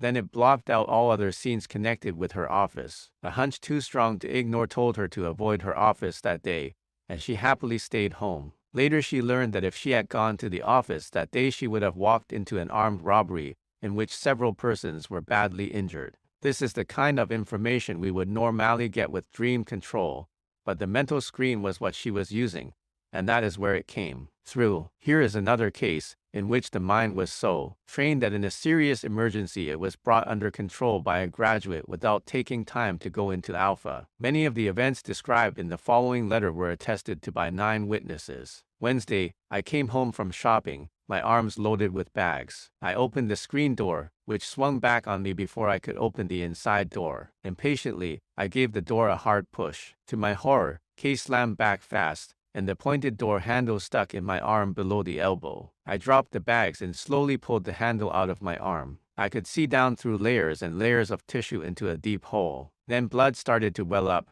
filling the hole, flowing over. I didn't have time to feel faint. Instead, I concentrated intensely on stopping the bleeding. A great surge of joy shot through me when the bleeding stopped. I could barely believe my eyes. While I was washing and cleansing the wound, the first pains came. I sat down and went to my level, trying to find out whether I should cancel a trip to Boston to hear Major Thompson at a mind control meeting and go to the doctor instead. But I felt a strong urge to go to Boston, also a strong urge to test my belief in having learned to control pain. I worked on my pain incessantly on the way to Boston, but during the lecture it became so severe and my fingers so numb that even at my level I could hardly stand it. I felt guilty that I couldn't listen to the lecture, yet next day I was able to repeat it almost word for word. While in such severe pain, I kept calling for help psychically over and over. Martha must have heard my cry because, after the lecture, as people wandered over to the coffee table, she insisted on seeing my cut. When I raised the bandage, the wound was still gaping open. A piece of flesh had been somewhat dislodged when I pulled out the handle, and the skin around it was purplish black. She went for help and, having found out where the nearest hospital was, came back with Dennis Storin. I said I did not want to go to the hospital. I wanted Dennis to work on it, so we withdrew to a quiet corner where Dennis went to his level. Once he started to work on the wound, my pain became so intense that I had to go to my level to work on it, too. As he began knitting the broken tissue together bit by bit, his fingers seemed to draw out the pain in huge waves. The wound became so sensitive I felt like screaming. I tried to concentrate on making the pain go away and on sending help to Dennis and to myself, over and over and over again, successfully combating the urge, undoubtedly conceived in beta, to tell him to stop and let me go to an accident room. I really wanted it to work, and, after hours, it seemed, I could feel the pain begin to subside. First, I felt about 10% less pain, then about 15%. When Dennis asked how it was, about a quarter of the pain had gone. As we continued, the inner tissues mended. Then, as the outer layers began to mend, the pain became even more intense. Despite my concentration on the healing, I was slightly conscious of people moving around me, especially of someone standing behind me, taking away some of the pain when I needed it most desperately. I felt so grateful. Then the next wave started, and I had to concentrate hard on coping with them. Then we worked on closing the deepest part of the wound. I felt people forming a circle around us to give us strength. I could feel the energy surging through me. It almost lifted me off the chair. Dennis could feel it, too, and with the help of the others, the healing progressed much faster. Some of those in the circle later told me that they could see the wound closing, the swelling going down, the skin turning from an unhealthy purple to reddish purple, to red, to pink, and, finally, the 2 outer layers of skin coming together like the well-cut pieces of a jigsaw puzzle. When we got back to where my car was parked, my friends wanted to drive me to Warwick. They didn't want the wound to open up when I used my arm on the stick shift of the car, but I refused. I knew I would get home safely, and so I did, with absolutely no pain. Next morning, I woke up in fine shape. My arm felt as if I had been in a fight. I've never been beaten up, but I imagine it must feel like that. But there was no pain, and my arm looked great. I sat up in bed and saw our beautiful world bathed in brilliant sunshine. I felt as if I had been reborn. As you can see, if you continue to explore the potentials of your mind, it will pay off in priceless ways. In this respect, says Dr. J. Wilfred Hahn, Mind Control's Director of Research, every mind control graduate becomes his own director of research. In what other field of research, he asked, are expensive laboratories and sophisticated equipment so unnecessary? The most sophisticated research tool ever developed, one so remarkable that I am in awe whenever I think of it, is at your disposal and mine 24 hours a day. Our minds. We are all, therefore, directors of research. One important advantage that we have now is that for the first time in the history of modern science, Sci-chic research is becoming respectable. The danger of a serious investigator being put down as an irresponsible crackpot, as Joss 6 was in his early days, is vastly reduced. This danger, however, is not entirely behind us. There are physicians learning to use mind control in their practice, industrial scientists who use dream control to put them on the track of new products, men and women in all walks of life. Some mention Anthony Mousley in this book, who say, "Don't use my name. My friends will think I'm crazy." This is becoming more and more rare. Hundreds of thousands of mind control graduates proudly speak of what they are accomplishing with their training. Respected medical journals carry scientific and clinical papers on psychic healing and mind-body interactions. Men and women in the public eye, members of the Chicago White Sox, and performing artists such as Carol Lawrence and Marguerite Piazza, Larry Blyden, Celeste Holm, Loretta Swit, Alexis Smith, and Vicky Carr, all these have spoken out publicly of their mind control experiences. Where do we go from here? Down a long path of exciting self-discovery. With each new finding, you will be closer to the goal of the ultimate research project spelled out for us by William Blake. To see a world in a grain of sand, and a heaven in a wild flower. Hold infinity in the palm of your hand and eternity in an hour. Appendix I, the Mind Control Course and the organization behind it, Jose Silva. Now you know what mind control is all about and what hundreds of thousands of men and women are accomplishing with it because the movement is so widespread and fast-growing. It is obviously not possible to tell you everything that every graduate has gained from this training. If you know any mind control graduates, you have probably heard a variety of reports on the benefits they are enjoying. Some use it for health, some to help them study,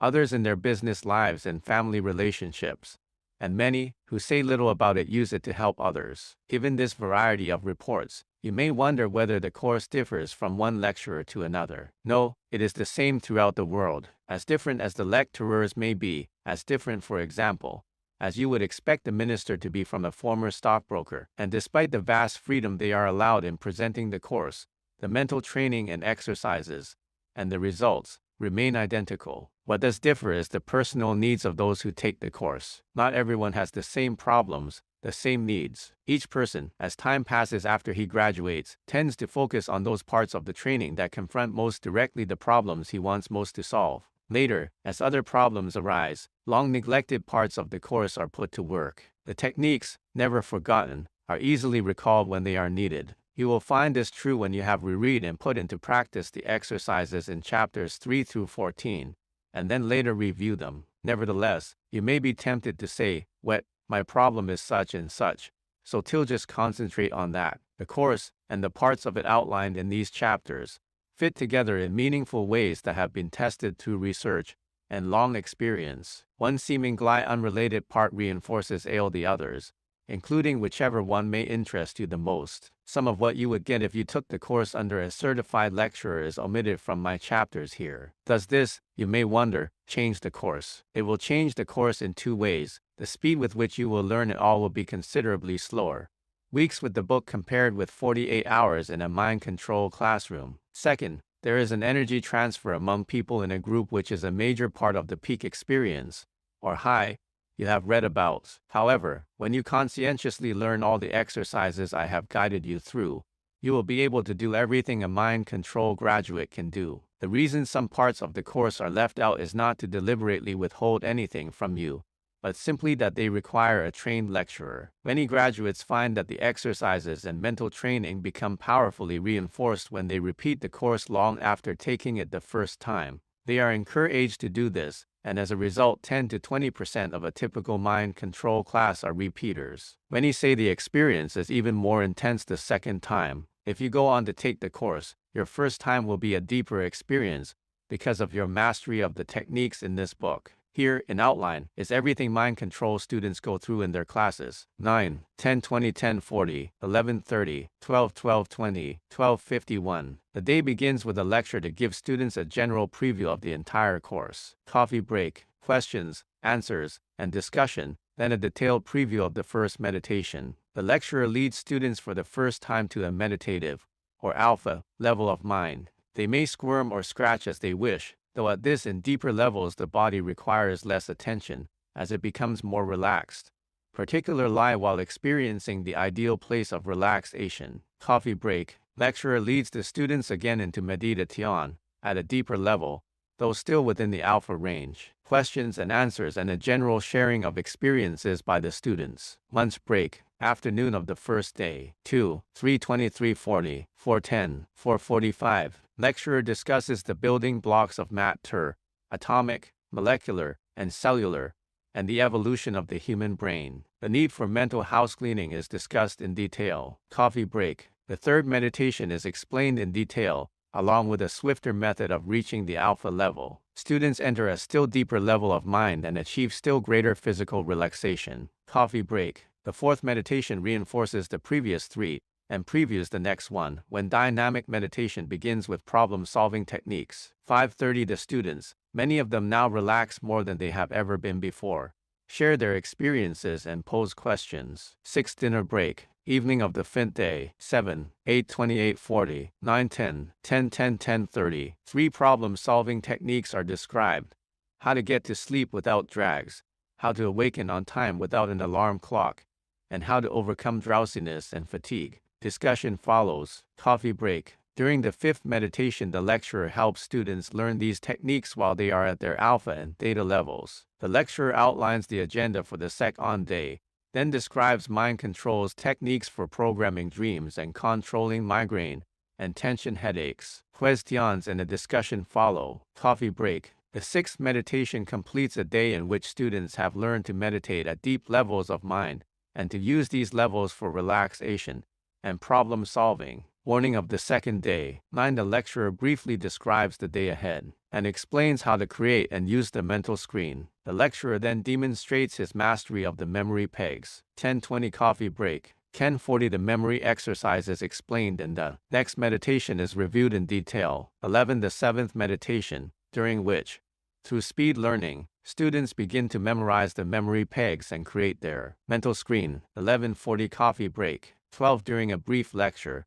students learn about the three fingers technique and how to use it for improved memory and for speed learning. 12:15. The eighth meditation conditions students to the three fingers technique and teaches them to use it. The second morning ends with questions and answers and a general discussion of what has been accomplished. 1. Lunch break. Afternoon of the second day. 2. The second afternoon begins with a explanation of one of the key problem-solving techniques of dynamic meditation, the mirror of the mind, and elaboration of the mental screen. In addition, a deepening exercise, hand levitation, and a method for controlling pain, glove anesthesia, are discussed. A question period follows. Coffee break. Another question and answer period, followed by the ninth meditation, during which students learn the mirror of the mind. Discussion follows. Coffee break. The 10th meditation is the deepest yet. At these deeper levels, the memory pegs are reinforced, and students practice the hand levitation and glove anesthesia exercises. The discussion period is largely a sharing of experiences. Dinner break. 3:23:40, 4:45, 6. Evening of the second day. 7. A lecture discussion explores various beliefs and some research on reincarnation. The glass of water technique is explained as a method of triggering problem-solving dreams. 8:20. Coffee break. 8:40. After a brief question period, students learn the glass of water technique. 9:10. The lecturer explains how to use mind control to break unwanted habits. 9:40. Coffee break. 10. The lecturer previews events of the third day, and, after a brief question and answer period, begins the 11th meditation for habit control. Finally, with a mind control graduate, he may demonstrate how cases will be worked on the fourth day. The students leave relaxed and with a growing sense of well-being. Morning of the third day. 9, 10:20, 10:40, 10:55, 11:40, 12. This eventful day opens with a discussion of the many differences between mind control and hypnosis, particularly with respect to the spiritual dimension in which the students are about to function. Questions and answers. Coffee break. Students are told they are about to function psychically, and as a first step will mentally project themselves from where they are to their own living room and then into the south wall of this room. In particularly deep meditation, students vividly experience effective sensory projection to their living room and into its south wall. Coffee break, during which the students, with growing excitement, familiarize themselves with metal cubes. Lecturer explains that students will mentally project themselves into metal cubes to establish points of reference. In the 13th meditation, they experience the metal's color, temperature, odor, and sound when tapped. This is followed by a spirited sharing of experiences. 1 lunch break, afternoon of the third day. 2, 3:23:40, 4:45, 5:15, 6. The lecturer discusses 2 new experiences in store for the students: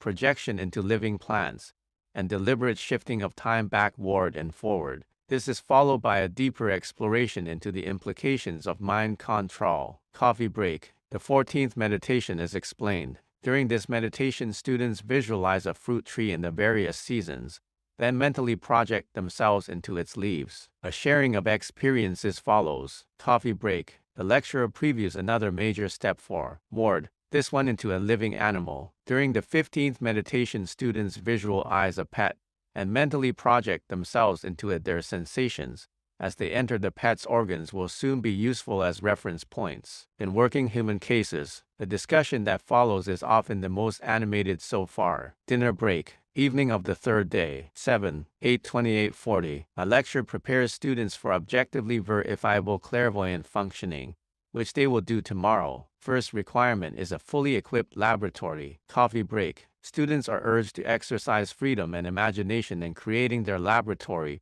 and its instruments. During the 16th meditation, the laboratory is mentally created. In most cases, it remains basically unchanged years. 9:40:10. After the course, and becomes as familiar to the graduate as his own living room. An animated sharing of experiences and laboratory designs follows. Coffee break. Before the big day to come, the soon-to-be psychics will need their counselors for consultation in the laboratory. The lecturer explains how to evoke or create them, then answers students' questions. 10:15. The 17th meditation is a memorable one. 2 counselors appear in the laboratory, where they will be available whenever the student needs them. 10:45. The day's final discussion is filled with exclamations as students share their colorful experiences. Many are surprised at who turned up as their counselors. Others will have had genuine psychic experiences. Morning of the 4th day. 9, 10:20, 10:40, 11:40, 12. 1. The day opens with a lecture on psychic and prayer healing, a preview of the events to come, and a general discussion. Coffee break. In deep meditation, the students, with the help of their counselors, examine portions of the body of a friend or relative to establish, for the first time, points of reference in the human body. Coffee break. During the 19th and final group meditation, students complete the psychic examination of their friend or relative. Lunch break. Afternoon and evening of the 4th day. 2. The lecturer gives students detailed instructions on how to work cases, and, in pairs, they begin work, at first doubtfully, then with growing assurance, and finally with an exhilarating realization that they have been successfully trained to call on higher intelligence and function psychically whenever they wish. As you read the above, you are probably amazed at the frequency of the coffee breaks. Actually, very little coffee is consumed. These breaks have several important functions in the training. One is to allow students time to reflect on what they have experienced. Another is to give them plenty of unstructured time to become acquainted. This is part of the way a powerful group spirit develops, a collective psychic energy that grows as the course progresses, adding to everyone's confidence and success. It also allows students to stretch and to go to the bathroom. Finally, and not unimportant, it allows them to return to the beta level, which adds to the depth of later meditations. For this reason, many lecturers call coffee breaks beta breaks. The lecture material is developed largely by the lecturers themselves, around outlines provided by headquarters in Lerdo. They draw heavily on their own backgrounds and experiences. However, all exercises and instructions the students hear while in meditation are delivered word for word, as I prepared them myself. After the students graduate, there is available to them a 3-day graduate course taught by Dr. Wilfred Hahn, Harry Manite, James Needham, and myself. This course sets forth the intellectual foundations of mind control training and provides some additional techniques. Many mind control centers offer workshops of their own design. Some concentrate on working cases, others on memory improvement, subjective communication, healing, and sparking creativity. Some graduates form organizations of their own, cottage groups, and meet regularly in members' homes for explorations in meditative technique. The mind control organization is a fairly simple one. The Institute of Psychoorientology, Inc. is the parent organization. The course is taught by Silva Mind Control International, Inc. in 34 nations. One of its divisions, Silva Sensor Systems, makes tapes, study aids, and research equipment available to students and graduates, and manages the Mind Control bookstore. The Institute of Psychoorientology, Inc.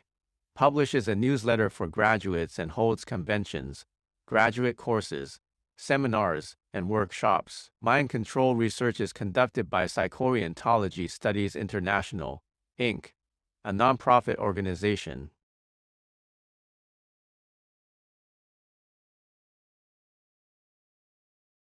Silva Mind Control and the Psychiatric Patient. Clancy D. McKenzie, M.D., and Lance S. Wright, M.D.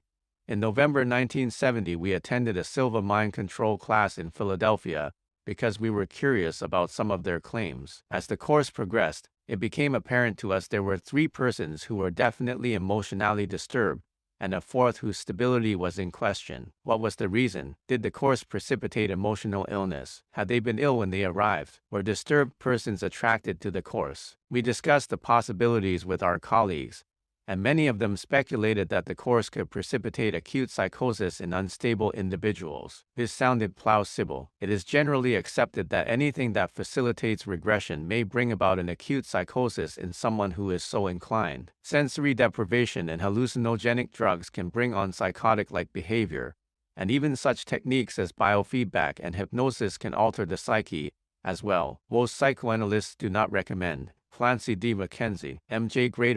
Director of Philadelphia Psychiatric Consultation Service, Attending Psychiatrist, Philadelphia Psy, Ian Wright, M.D., Senior Attending Psychiatrist, Exenstit and T.S. of Pennsylvania Hospital, Associate Professor of Child Psychiatry, Hahnemann Medical College. Formal psychoanalysis on the couch for the psychotic patient because it produces further regression. It remains undetermined how great this risk factor is, but there are claims that all these procedures have ended up in psychosis. In 1972, 2,000 students at a Philadelphia high school went through the SMC training with no psychiatric casualties, according to a responsible school official. This aroused our curiosity in another way. Since adolescents are already in a state of ego instability, hearsay claims that the course was dangerous for unstable individuals were thrown into doubt. Our dilemma was compounded. We saw 3 disturbed individuals in a group of 30, and did not know if they had been made better or worse. There were claims by some members of the scientific community of large numbers becoming psychotic. The high school study indicated this was not the case. In fact, some of our own patients, even severely disturbed ones, had taken the course and appeared to be dramatically benefited by it. A review of the literature showed opinions but no actual studies. Clearly, the only way to proceed was to evaluate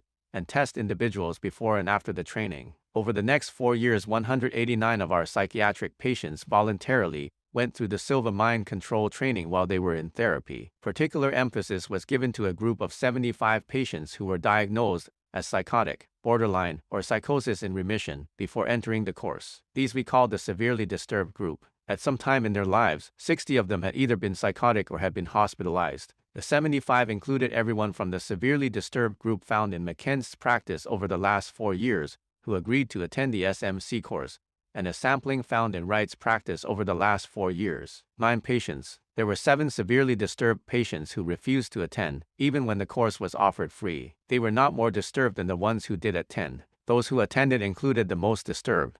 Those who refused simply tended to be more rigid and inflexible in their thinking. Presumably they would not represent persons who might get into difficulty during the course, because they were not likely to take the course in the first place. Initially, patients from the severely disturbed group were sent to the course one at a time, and with great caution. During the initial part of the study, the patients were sent during a time of their remission. As the study progressed, however, the patients were sent during less stable periods of their illnesses. Toward the end of the 4-year period, 17 were sent while they were actively psychotic and delusional, and sometimes 10 or more went through the course at once. In addition to their ongoing psychiatric treatment and evaluation, 58 of the 75 were given the Experiential World Inventory Questionnaire before and after the course. The EWI is a 400-item questionnaire designed to measure real ID perception. Dr. S. L. Melighi and Osman, authors of the questionnaire, attempted to put the Rorschach in question and answer form and arrived at a sensitive test for the marginal individual. The primary purpose of the study was to find out which patients might become more disturbed with the training.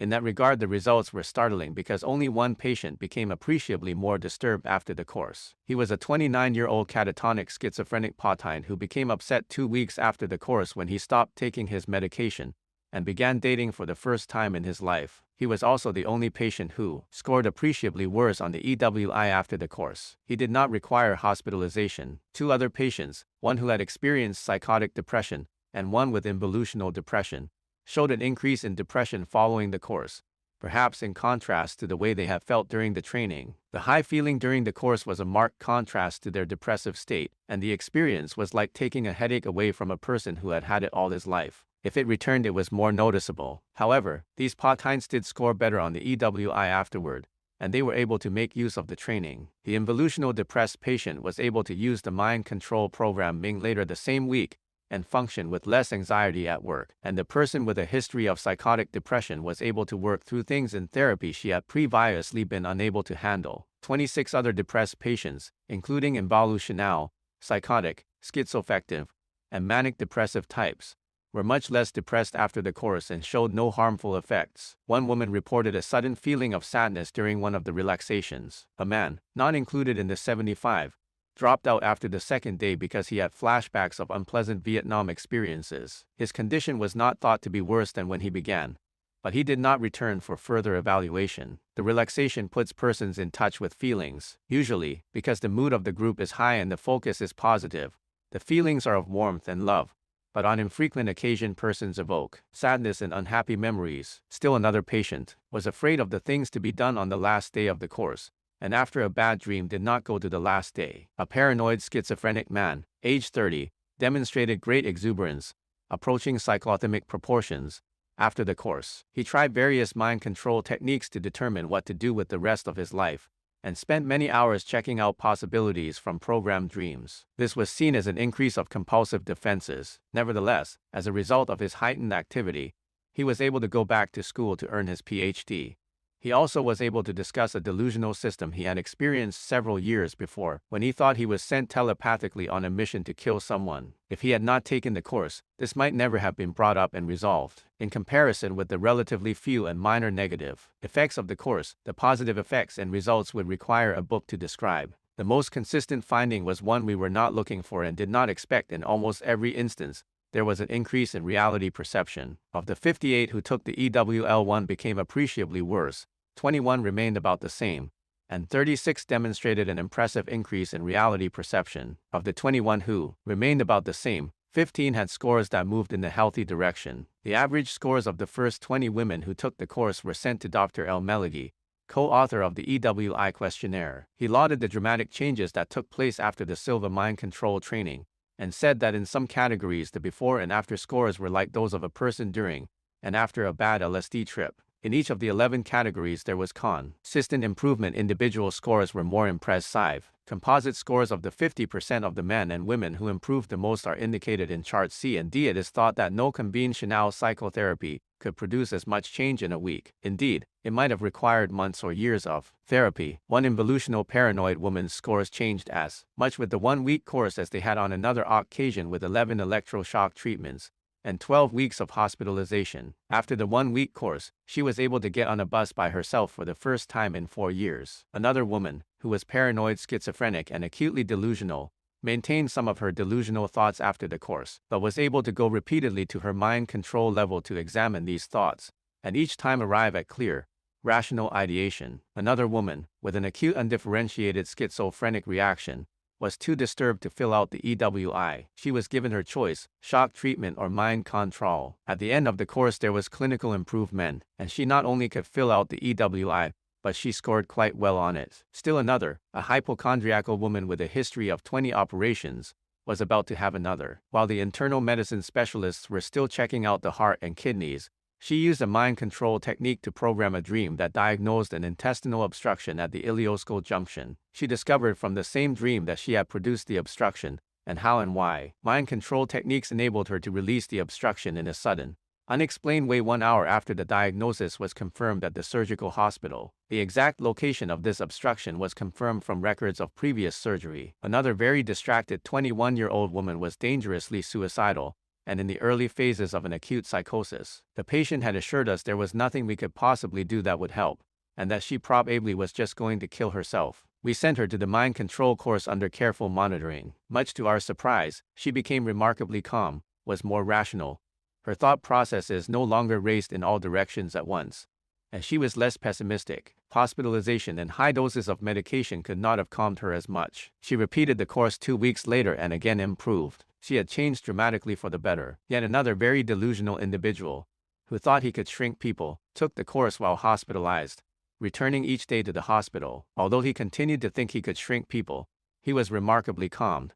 The effect was improved. Other parts of the delusional system were fading, and he no longer spent hours ruminating over the meaning of simple parables. He took the course during his 6th week of hospitalization, and the changes were more dramatic than during all of the previous 5 weeks. An involutional paranoid woman was back to her normal self after the course. Several others had a better understanding of their illnesses as a result of portions of the course. Clinically, the severely disturbed group as a whole showed an impressive change. Only one became more upset. All the others benefited to some degree from the training. There was an increase in emotional energy after the course, and an improvement in affect. Many persons with flat affect showed enthusiasm for the first time. They had a more positive outlook about their future, and for some there was a better understanding of their psychotic processes. Even some who maintained delusional thought were able to evaluate their ideation at the mind control level and arrive at clarity and understanding. There was a greater relaxation and lessening of anxiety. Patients learned to rely on their own inner resources to understand, cope with,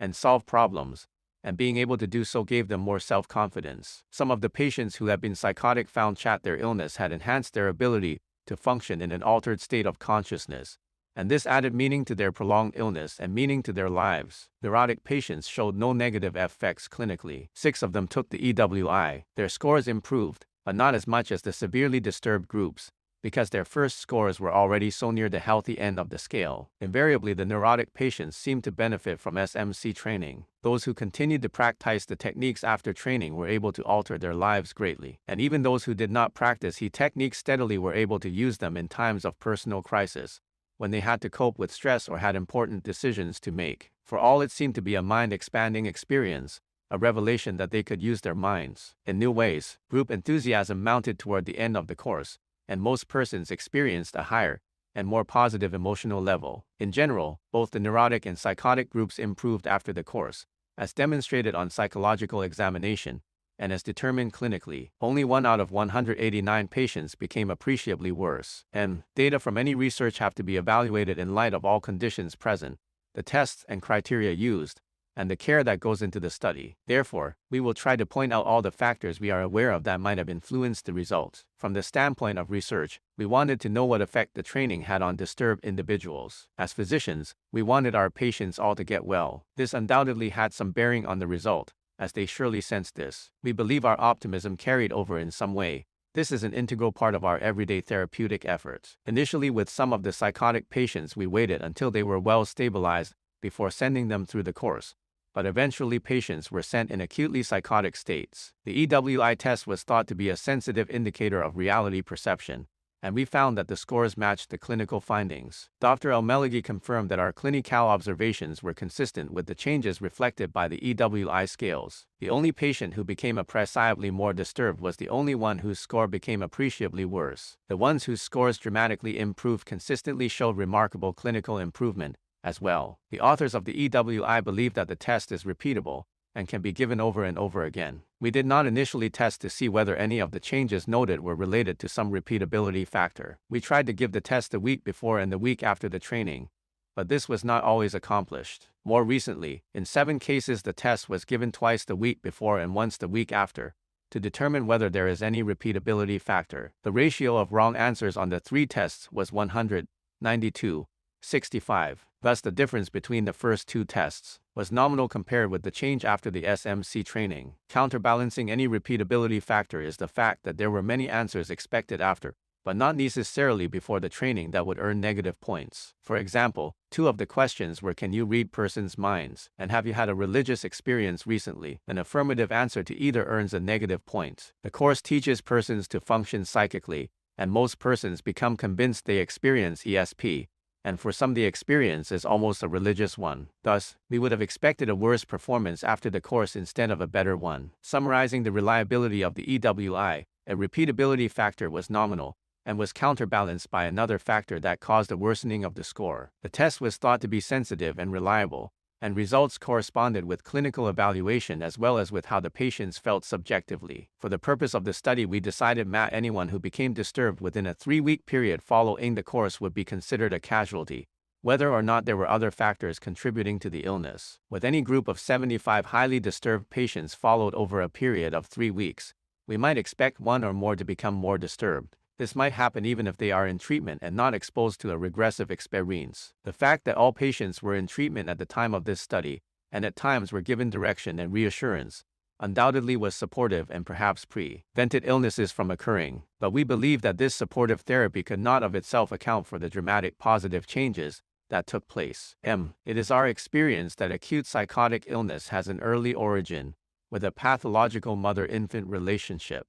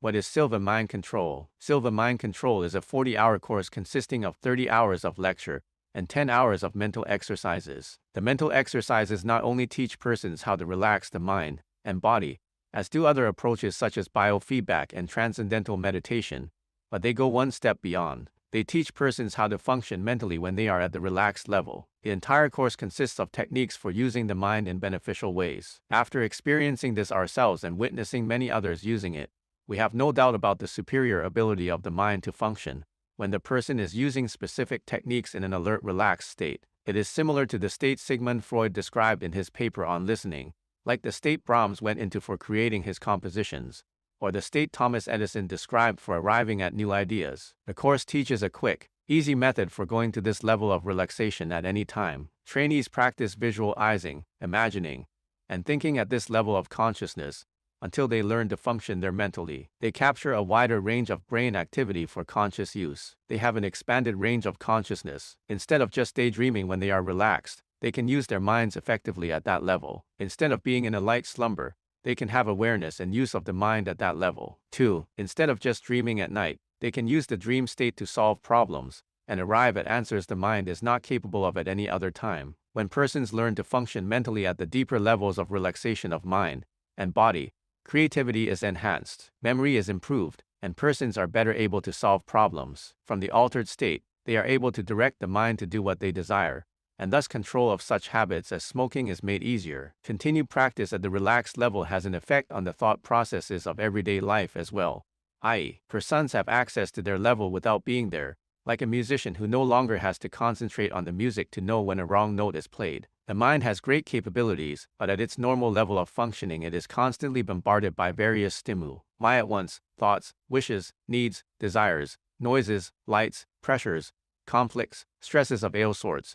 It is not free to direct more than 10% of its attention to any one thing. At the relaxed level it is, but persons ordinarily are at that level only when they are falling asleep, and they have not practiced using that level. Most often they do not even know that it exists and can be used. Once a person experiences the results obtained from this level of consciousness, he never attempts to make important decisions or solve problems without using it. The course most importantly teaches a person to use this level of mind. In addition to teaching persons to think while in the state of relaxation, the course teaches special techniques for habit control, problem solving, goal achievement, memorizing, health care, pain control, sleep and dream control, etc. Mind control is not hypnosis, it more nearly approaches self-hypnosis. Persons learn to get a fuller attention of the mind, perhaps because it is no longer bombarded by as many external stimuli when it is relaxed. With this fuller attention, they are better able to direct the mind to do what they want it to. Another large portion of the course is learning to repeat beneficial phrases to oneself while at this level of mind-body relaxation. This is thought to have a powerful effect. Positive thinking is always valuable, but positive thinking in the relaxed state is immeasurably more so. The last portion of the course deals with parapsychology. Almost all persons report having ESP experiences during the course. This is so common that mind control guarantees a full refund if trainees do not feel they have experienced clairvoyance on the last day. Then, why does mind control help the mental patient? Early in the study we stopped speculating on why mind control might harm the mental patient, and turned our attention to why it helped. We do not know all the answers, how we think we are in a better position to speculate than those who have not carefully evaluated patients before and after the training. The mobilization of energy may be an important factor. Freud said, in Analysis Terminable and Interminable, that the effectiveness of a therapy of the future may depend primarily on the mobilization of energy. Persons are highly energized by the end of the course. The positive attitude and optimism generated in the course must have a beneficial effect on the patient. Perhaps telling oneself beneficial phrases while at the relaxed level does effectively program the mind in a way that goes beyond simple positive thinking. Relaxation diminishes anxiety and therefore decreases symptomatology. A person cannot be in a relaxed state of mind and body and be extremely anxious or conflicted at the same time. Functioning at that level is thought to produce the same carry-over effect of relaxation throughout the day as noted in TM. The mood of the mind control group is high, and persons experience greater feelings of warmth and love while at the relaxed level. Perhaps the love energy plays an important part. Persons in love are generally not troubled by things that might otherwise bother them. Since persons at the relaxed level are not in as much conflict, the early defenses of emotional distancing are not as necessary. Therefore, effect is improved. They are more in touch with their feelings and more in touch with reality. They have captured a wider range of brain activity for reality testing. Perception is improved at the relaxed level of mind and body, and clear thought and judgment are enhanced. Special techniques help patients to solve some of their own problems, and they are able to program for relaxation and better feeling to last throughout the day. To be able to rely more on their own inner resources gives them more confidence. The therapists trust the answers they get at the altered state, and this adds to the patient's confidence. A group phenomenon is present. The good emotional feeling of the group is contagious and carries over even to the most disturbed. The parapsychological part of the course helps some of the disturbed patients in an unexpected way. Many who were pushed to the outer reaches of the mind reported frequent paranormal experiences that psychotherapy did not explain. It was only in the parapsychological part of the course that they gained understanding. One of the stated purposes of deep psychotherapy is to make conscious what was unconscious. Expanding the range of consciousness and exploring the parapsychological aspects of the mind served this very same purpose. Patients felt relieved to uncover this aspect of their mental processes and found it to be real and accepted. Because emotional illness helped them experience paranormal phenomena, this added meaning to their prolonged illnesses and meaning to their lives. The therapist learned to apply mind control techniques to psychotherapy, helping the patients further. VI, summary and conclusions. 75 highly disturbed patients were sent through Silva mind control training to determine which patients might get into difficulty. Only one became appreciably more disturbed. The most consistent finding was a dramatic increase in reality perception,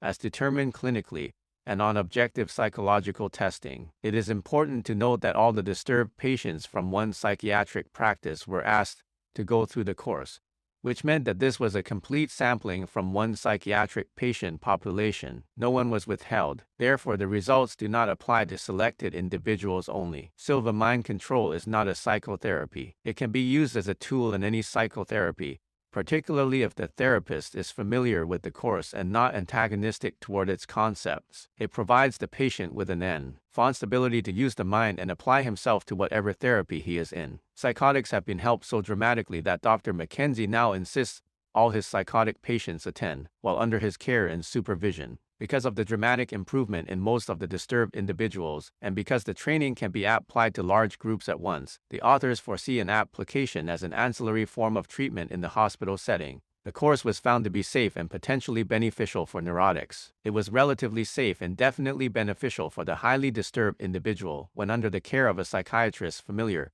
with the program. Both clinical and objective psychological data show that the benefits far outweigh any negative effect.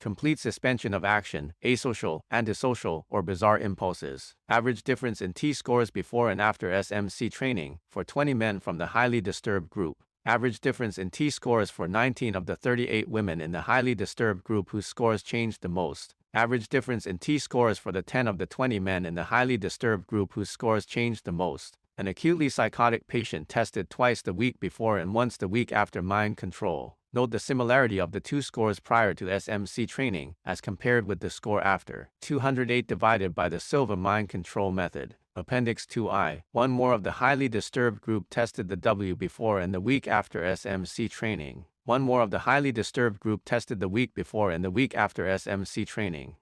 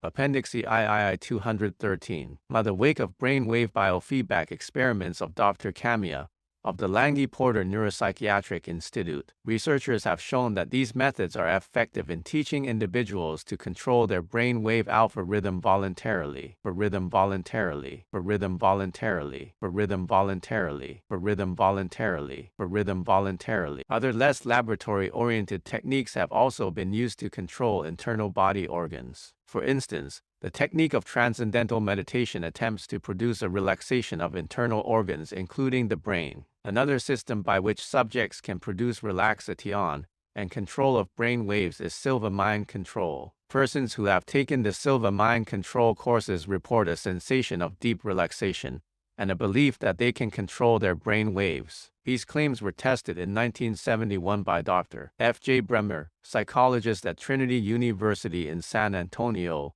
Texas. It appeared that people trained in this way can indeed control their brain waves and produce alpha rhythm when they choose to do so. This was determined in a study in which a group of 20 untrained students volunteered for an experiment in brainwave control. Half of the students were conditioned by a method similar to Pavlov's method of conditioning dogs. That is, when the subjects heard a click, case signaled that a strobe light would elicit an alpha frequency response in the EO. Soon the click also elicited the alpha frequency pattern in the subject's EO readout. The other 10 subjects were trained by Mr. Silva with the mind control method. Both groups showed each changes in the direction predicted. That is, both groups increased the percentage of alpha frequency in their EECs. At a later time, a second experiment was done using subjects with considerable practice in the Silva method. These subjects could start and stop alpha frequency responses at will and could carry on a conversation while generating alpha rhythm. One further test was made on these more practiced subjects. Since these subjects had also had considerable experience in ESP exercises,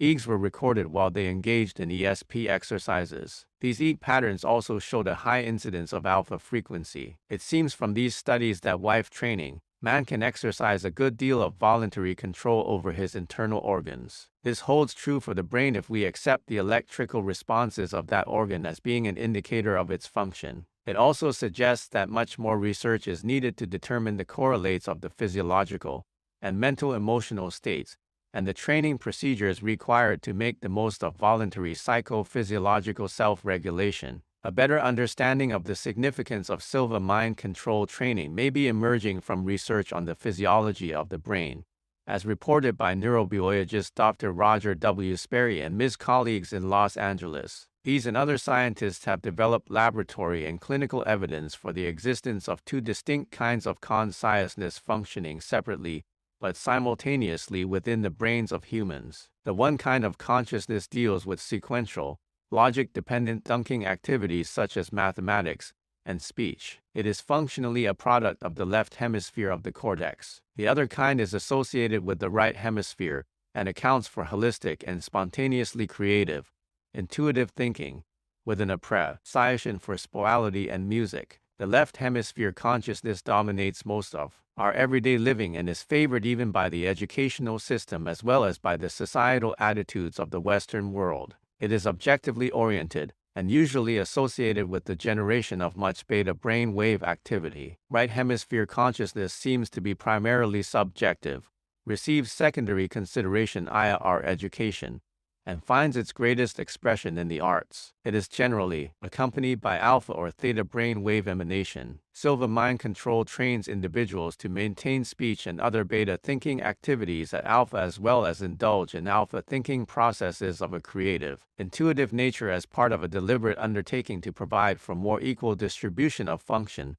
between left and right hemispheres. It helps balance an otherwise unequal preoccupation with left hemisphere function when undertaking to solve problems. It would seem to accomplish a more effective use of brain potential through the encouragement of deliberate right hemisphere function.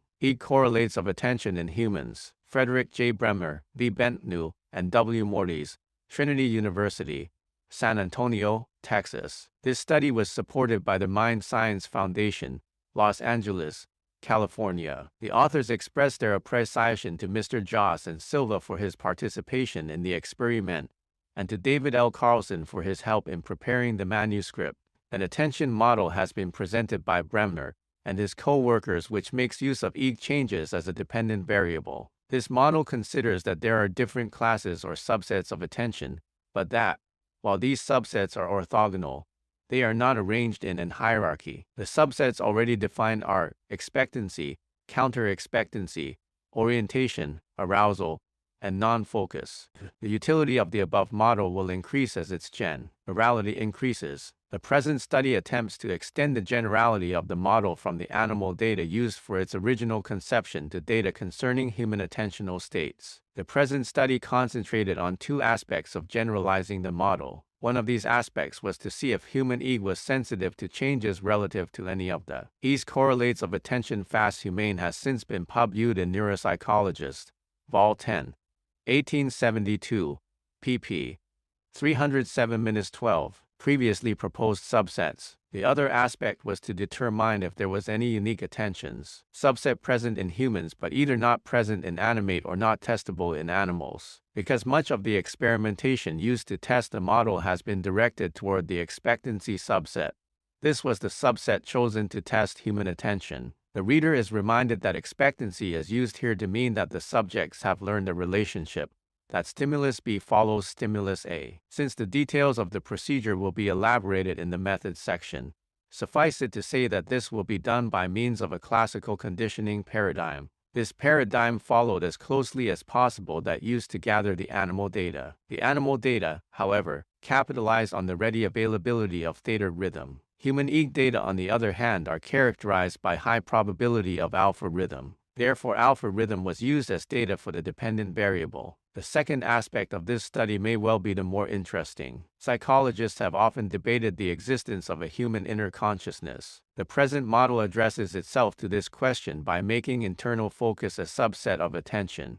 The internal focus subset is characterized by the absence of external stimulus, and by being testable only in the human. It is proposed that this subset can be measured by EEG changes that occur following SS responses during meditational and deep relaxation states. Method. Subjects. The SS were 20 volunteer male college students from an introductory psychology class, ranging in age from 18 to 25. They were told that the experiment was about self-control of brain waves, and were assigned irregularly to two groups of 10 SS each. Apparatus. A Beckman Type T electroencephalograph was used. Electrodes were stainless steel, attached subcutaneously over the vertex and occipital area. EEG data were visually monitored as well as tape recorded. Through an auditory biogenic feedback system, the brain waves in the alpha range could be filtered from the occipital EEG and presented to the S through earphones as an analog of the alpha frequency. A Digital Equipment Corporation logic programmer was arranged to indicate a binary number, turn on a half-second OS, and 10 seconds later to turn on a 10-second UCS. The CS was a click delivered to the earphones worn by the subject, and consisted of the opening and closing of a relay connected to a 6-volt battery. The UCS was a GRASS PS2 photostimulator strobe light set at the S's eyes closed alpha frequency. All data were recorded on an 8-track Ampex SB300 analog tape deck, and the completed analog tape was digitized by an AD converter connected to an IBM 360/44 computer before analysis. This experiment was reviewed and approved by a University Committee for Humane Treatment of Humans as experimental subjects. Each S was asked to fill out a protocol sheet asking for such information as last use of alcohol or drugs, history of epileptic seizures, and previous experience with hypnosis, yoga, or alpha conditioning. In addition, the first time AS was brought into the lab, he was asked to sign a statement consenting to participate in the experiment, and asserting that the nature and purpose of the procedure had been explained to him. A baseline EEG was run on each S, with no feedback provided. The S was given a close eyes instruction as a stimulus. The graph was marked with a binary number, and separate recording channels were used for the unaltered and filtered brain waves. This procedure was then repeated with an open eyes instruction. The S's face was monitored with closed-circuit television, and the total time in the chamber for the baseline data was approximately 30 minutes for each S if the baseline reading was inadequate. The baseline procedure was repeated until artifact-free data were obtained.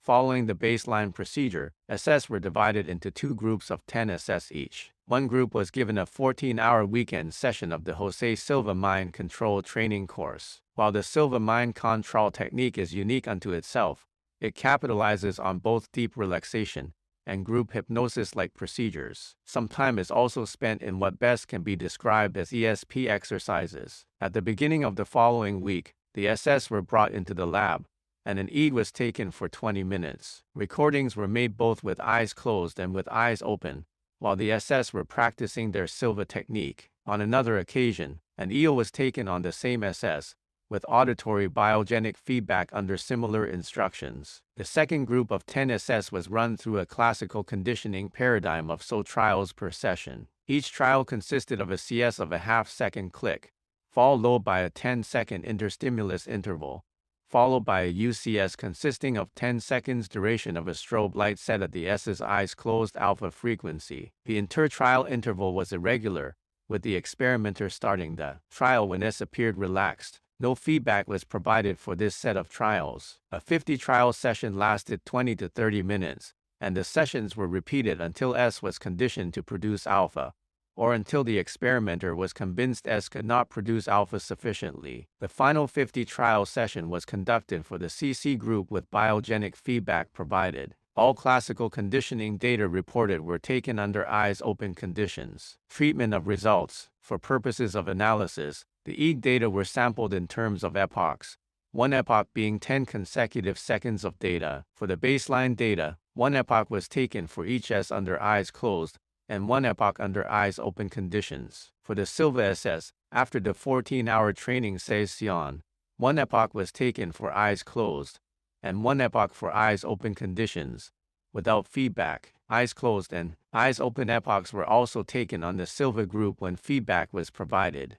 For the CC group, an early trial was taken, and the epoch was the 10-second ISI. A similar epoch was taken from the last trial before the biogenic feedback, and a final epoch was taken after the feedback was started. Each epoch was deconverted and spectrally analyzed, yielding the power at various EEG frequencies. Only the eyes open data will be reported in this paper. Results. Figures IN 2p. 229 summarize the results of the CC group and Silva group respectively. The effect of biogenic feedback can also be seen in each figure. The three aspects of the experiment were projected on a common axis. Thus, a comparison between baseline readings, improvement in alpha frequency production through either experimental procedure, and the influence of biogenic feedback can be observed on the figure for each group. Turning first to the CC group, a definite increase in alpha production due to the CC procedure is indicated by a peak in the middle line at frequencies 8 to 9 Hz. The baseline data did not appear to indicate a dominant alpha rhythm output, as seen by the broad and rather Fiat spectra. The increase in mean percent power is distributed among a smaller number of frequencies. An additional change in the alpha band is observed when biogenic feedback is introduced, and this is accompanied by a further narrowing of the spectra. That is, the introduction of biogenic feedback yielded yet another frequency shift. Similar observations can be made of the Silva group data, but caution must be exercised in comparing the figures of the two groups. Observation of the figure, however, indicates that the Silva SS were quite capable of producing the alpha rhythm following treatment, although not in the quantity demonstrated by the CCSS. See Fig. Here again a downward frequency shift occurred, and it appears to be greater here than in the CC group. This conclusion may not be entirely correct because the Silva group baseline readings included elevated production of higher frequencies, such as in the 10 to 12 Hz range, while baseline readings in the CC group did not. It is difficult, therefore, to make a judgment on the degree of relative shift in the two groups. It is worth noting, however, that the frequency shift occurred in the same direction in both groups, and that the biogenic feedback had the same effect in both cases. Discussion. The data reported above would apparently support the Bremner attention model, particularly the expectancy and internal focus subsets. It is rather interesting to compare tight human data recorded in this study with animal data originally used to define the expectancy subset. If one compares figures I and IN, a certain similarity becomes apparent. The baseline and CS alone curves are broad and SAT, while the conditioning curves are peaked. Also, both graphs show a frequency shift. The authors realize that the frequency shift is in the opposite direction. This is attributed to the fact that the animal data are from hippocampal sites while the human data are most closely associated with the occipital cortex. It seems, therefore, that expectancy as conceived by the model is related with the shape of the spectra and a frequency shift. Other authors have reported frequency shifts in human alpha rhythm that would support an expectancy subset, or at least a correlation of alpha with attention. It is the contention of the authors that the subset internal focus is demonstrated by Figure 2. These SS trained in the Silva mind control system used no external stimuli to generate their data, but rather what can best be described as mental imagery. One of the values of the Bremner model in this regard is that by defining the subset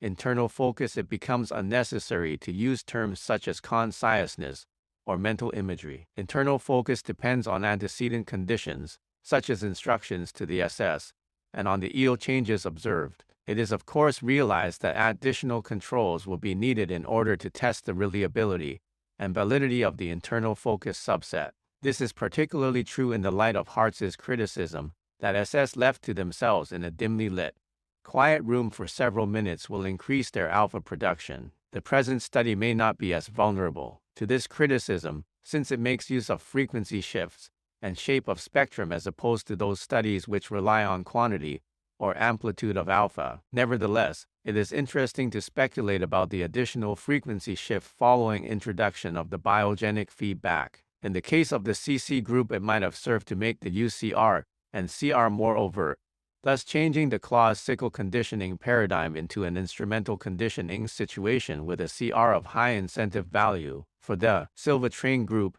on the other hand, the feedback might make explicit to the SS a correlate of internal focus that is not subjective. Internal focus as a subset of attention. Frederick J. Bremner and F. Mortis, Trinity University, San Antonio, Texas. This study was supported by the Mind Science Foundation, Los Angeles, California, and the authors expressed their appreciation to Mr. Jose Silva for his participation in the experiment. Abstract. This report attempts to marshal more evidence on internal focus of attention in humans. The theoretical model used capitalizes on changes in EEG states as the dependent variable, and a verbal command of the experimenter to start alpha generation as the independent variable, in order to predict internal focus of attention. In a previous publication, it was suggested that internal focus was a subset of attention, and this subset was definable by certain antecedent conditions and certain characteristic EEG changes. The EEG changes were the generation of alpha rhythm triggered by stimuli used as independent variables. This previous study was vulnerable to criticism,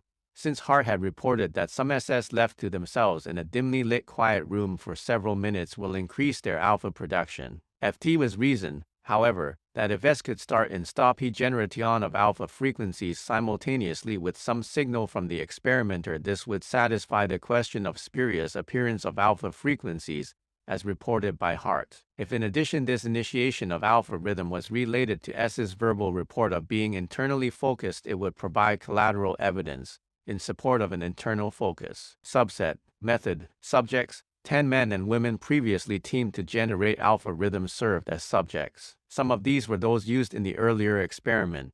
Nevertheless, all of the SS reported having considerable experience in generating alpha and conditioned deep relaxation, as well as having had some experience with psychic exercises. Apparatus: a Beckman Type T electroencephalograph was used. Electrodes were stainless steel, attached subcutaneously over the vertex and occipital areas. EEG data were visually monitored as well as tape recorded. Additionally, a microphone hooked into the tape deck was supplied to the S so that his verbal account of his experience could be tape recorded. A Digital Equipment Corporation logic programmer was arranged to indicate a binary number on the record. The S's face and upper torso were monitored with a closed-circuit television camera. All data were recorded on an 8-track Ampex SP300 analog tape deck. Procedure: each S filled out a protocol sheet asking for such information as last use of alcohol or drugs, history of epileptic seizures, and previous experience with hypnosis or deep relaxation techniques. In addition,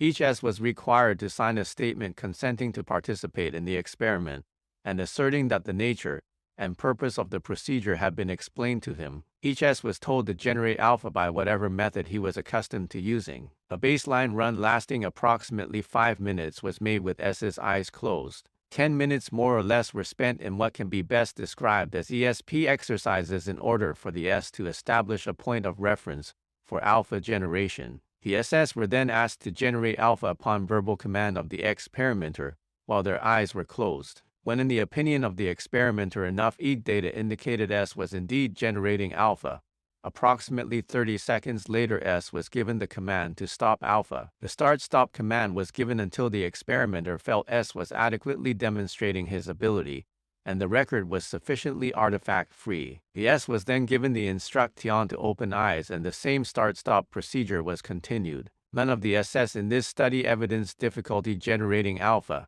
However, some could not always cease alpha production upon command, especially when their eyes were closed. Total time in the chamber for the entire procedure was approximately 45 minutes. Results. The results of the study are presented in figures IV and B. Although the study was originally designed so that the data could be spectrally analyzed, the contrast between alpha and non-alpha was so well defined the experimenters felt that statistical analysis was unnecessary. Figure IV contains the data for 4 SS with their eyes closed. The S symbol on the record indicates the start command while the T indicates the command to stop. Note the contrast between the sawtooth structure of the alpha and the decreased amplitude of the record following the command to terminate. Figure V contains data for a set of 5 SS, 3 SS with eyes closed and 2 SS, P8 and T9, with their eyes open. It is interesting to note that ST9 with his eyes open has a several second lag after the start command before beginning to generate alpha rhythm. This was consistent in all trials with this S with eyes open. It was demonstrated by S5 with eyes closed, and was fairly characteristic of this S. It was also occasionally demonstrated by some of the other SS. The verbal report of all of the above SS was that they were in a particular recognizable attentional state. All but one of the above SS were able to predict when they were generating alpha, and when they were not. In other words, the SS could say start and stop and the record would look the same as figures IB and B. Discussion. The results given above would indicate that at least for this group of SS the generation of alpha rhythm is not spurious. Thus this group of SS is less vulnerable to the kind of error pointed out by Hart. The lag time for some SS is very interesting, but the authors can find no ready explanation of why recruiting takes so long in these SS. Nevertheless, there was a relationship between the onset of alpha rhythm and the EEG, the subject's unique subjective feeling, and the subject's verbal response that he was at a particular state of attention we choose to call the internal focus subset, internal focus subset, internal focus subset.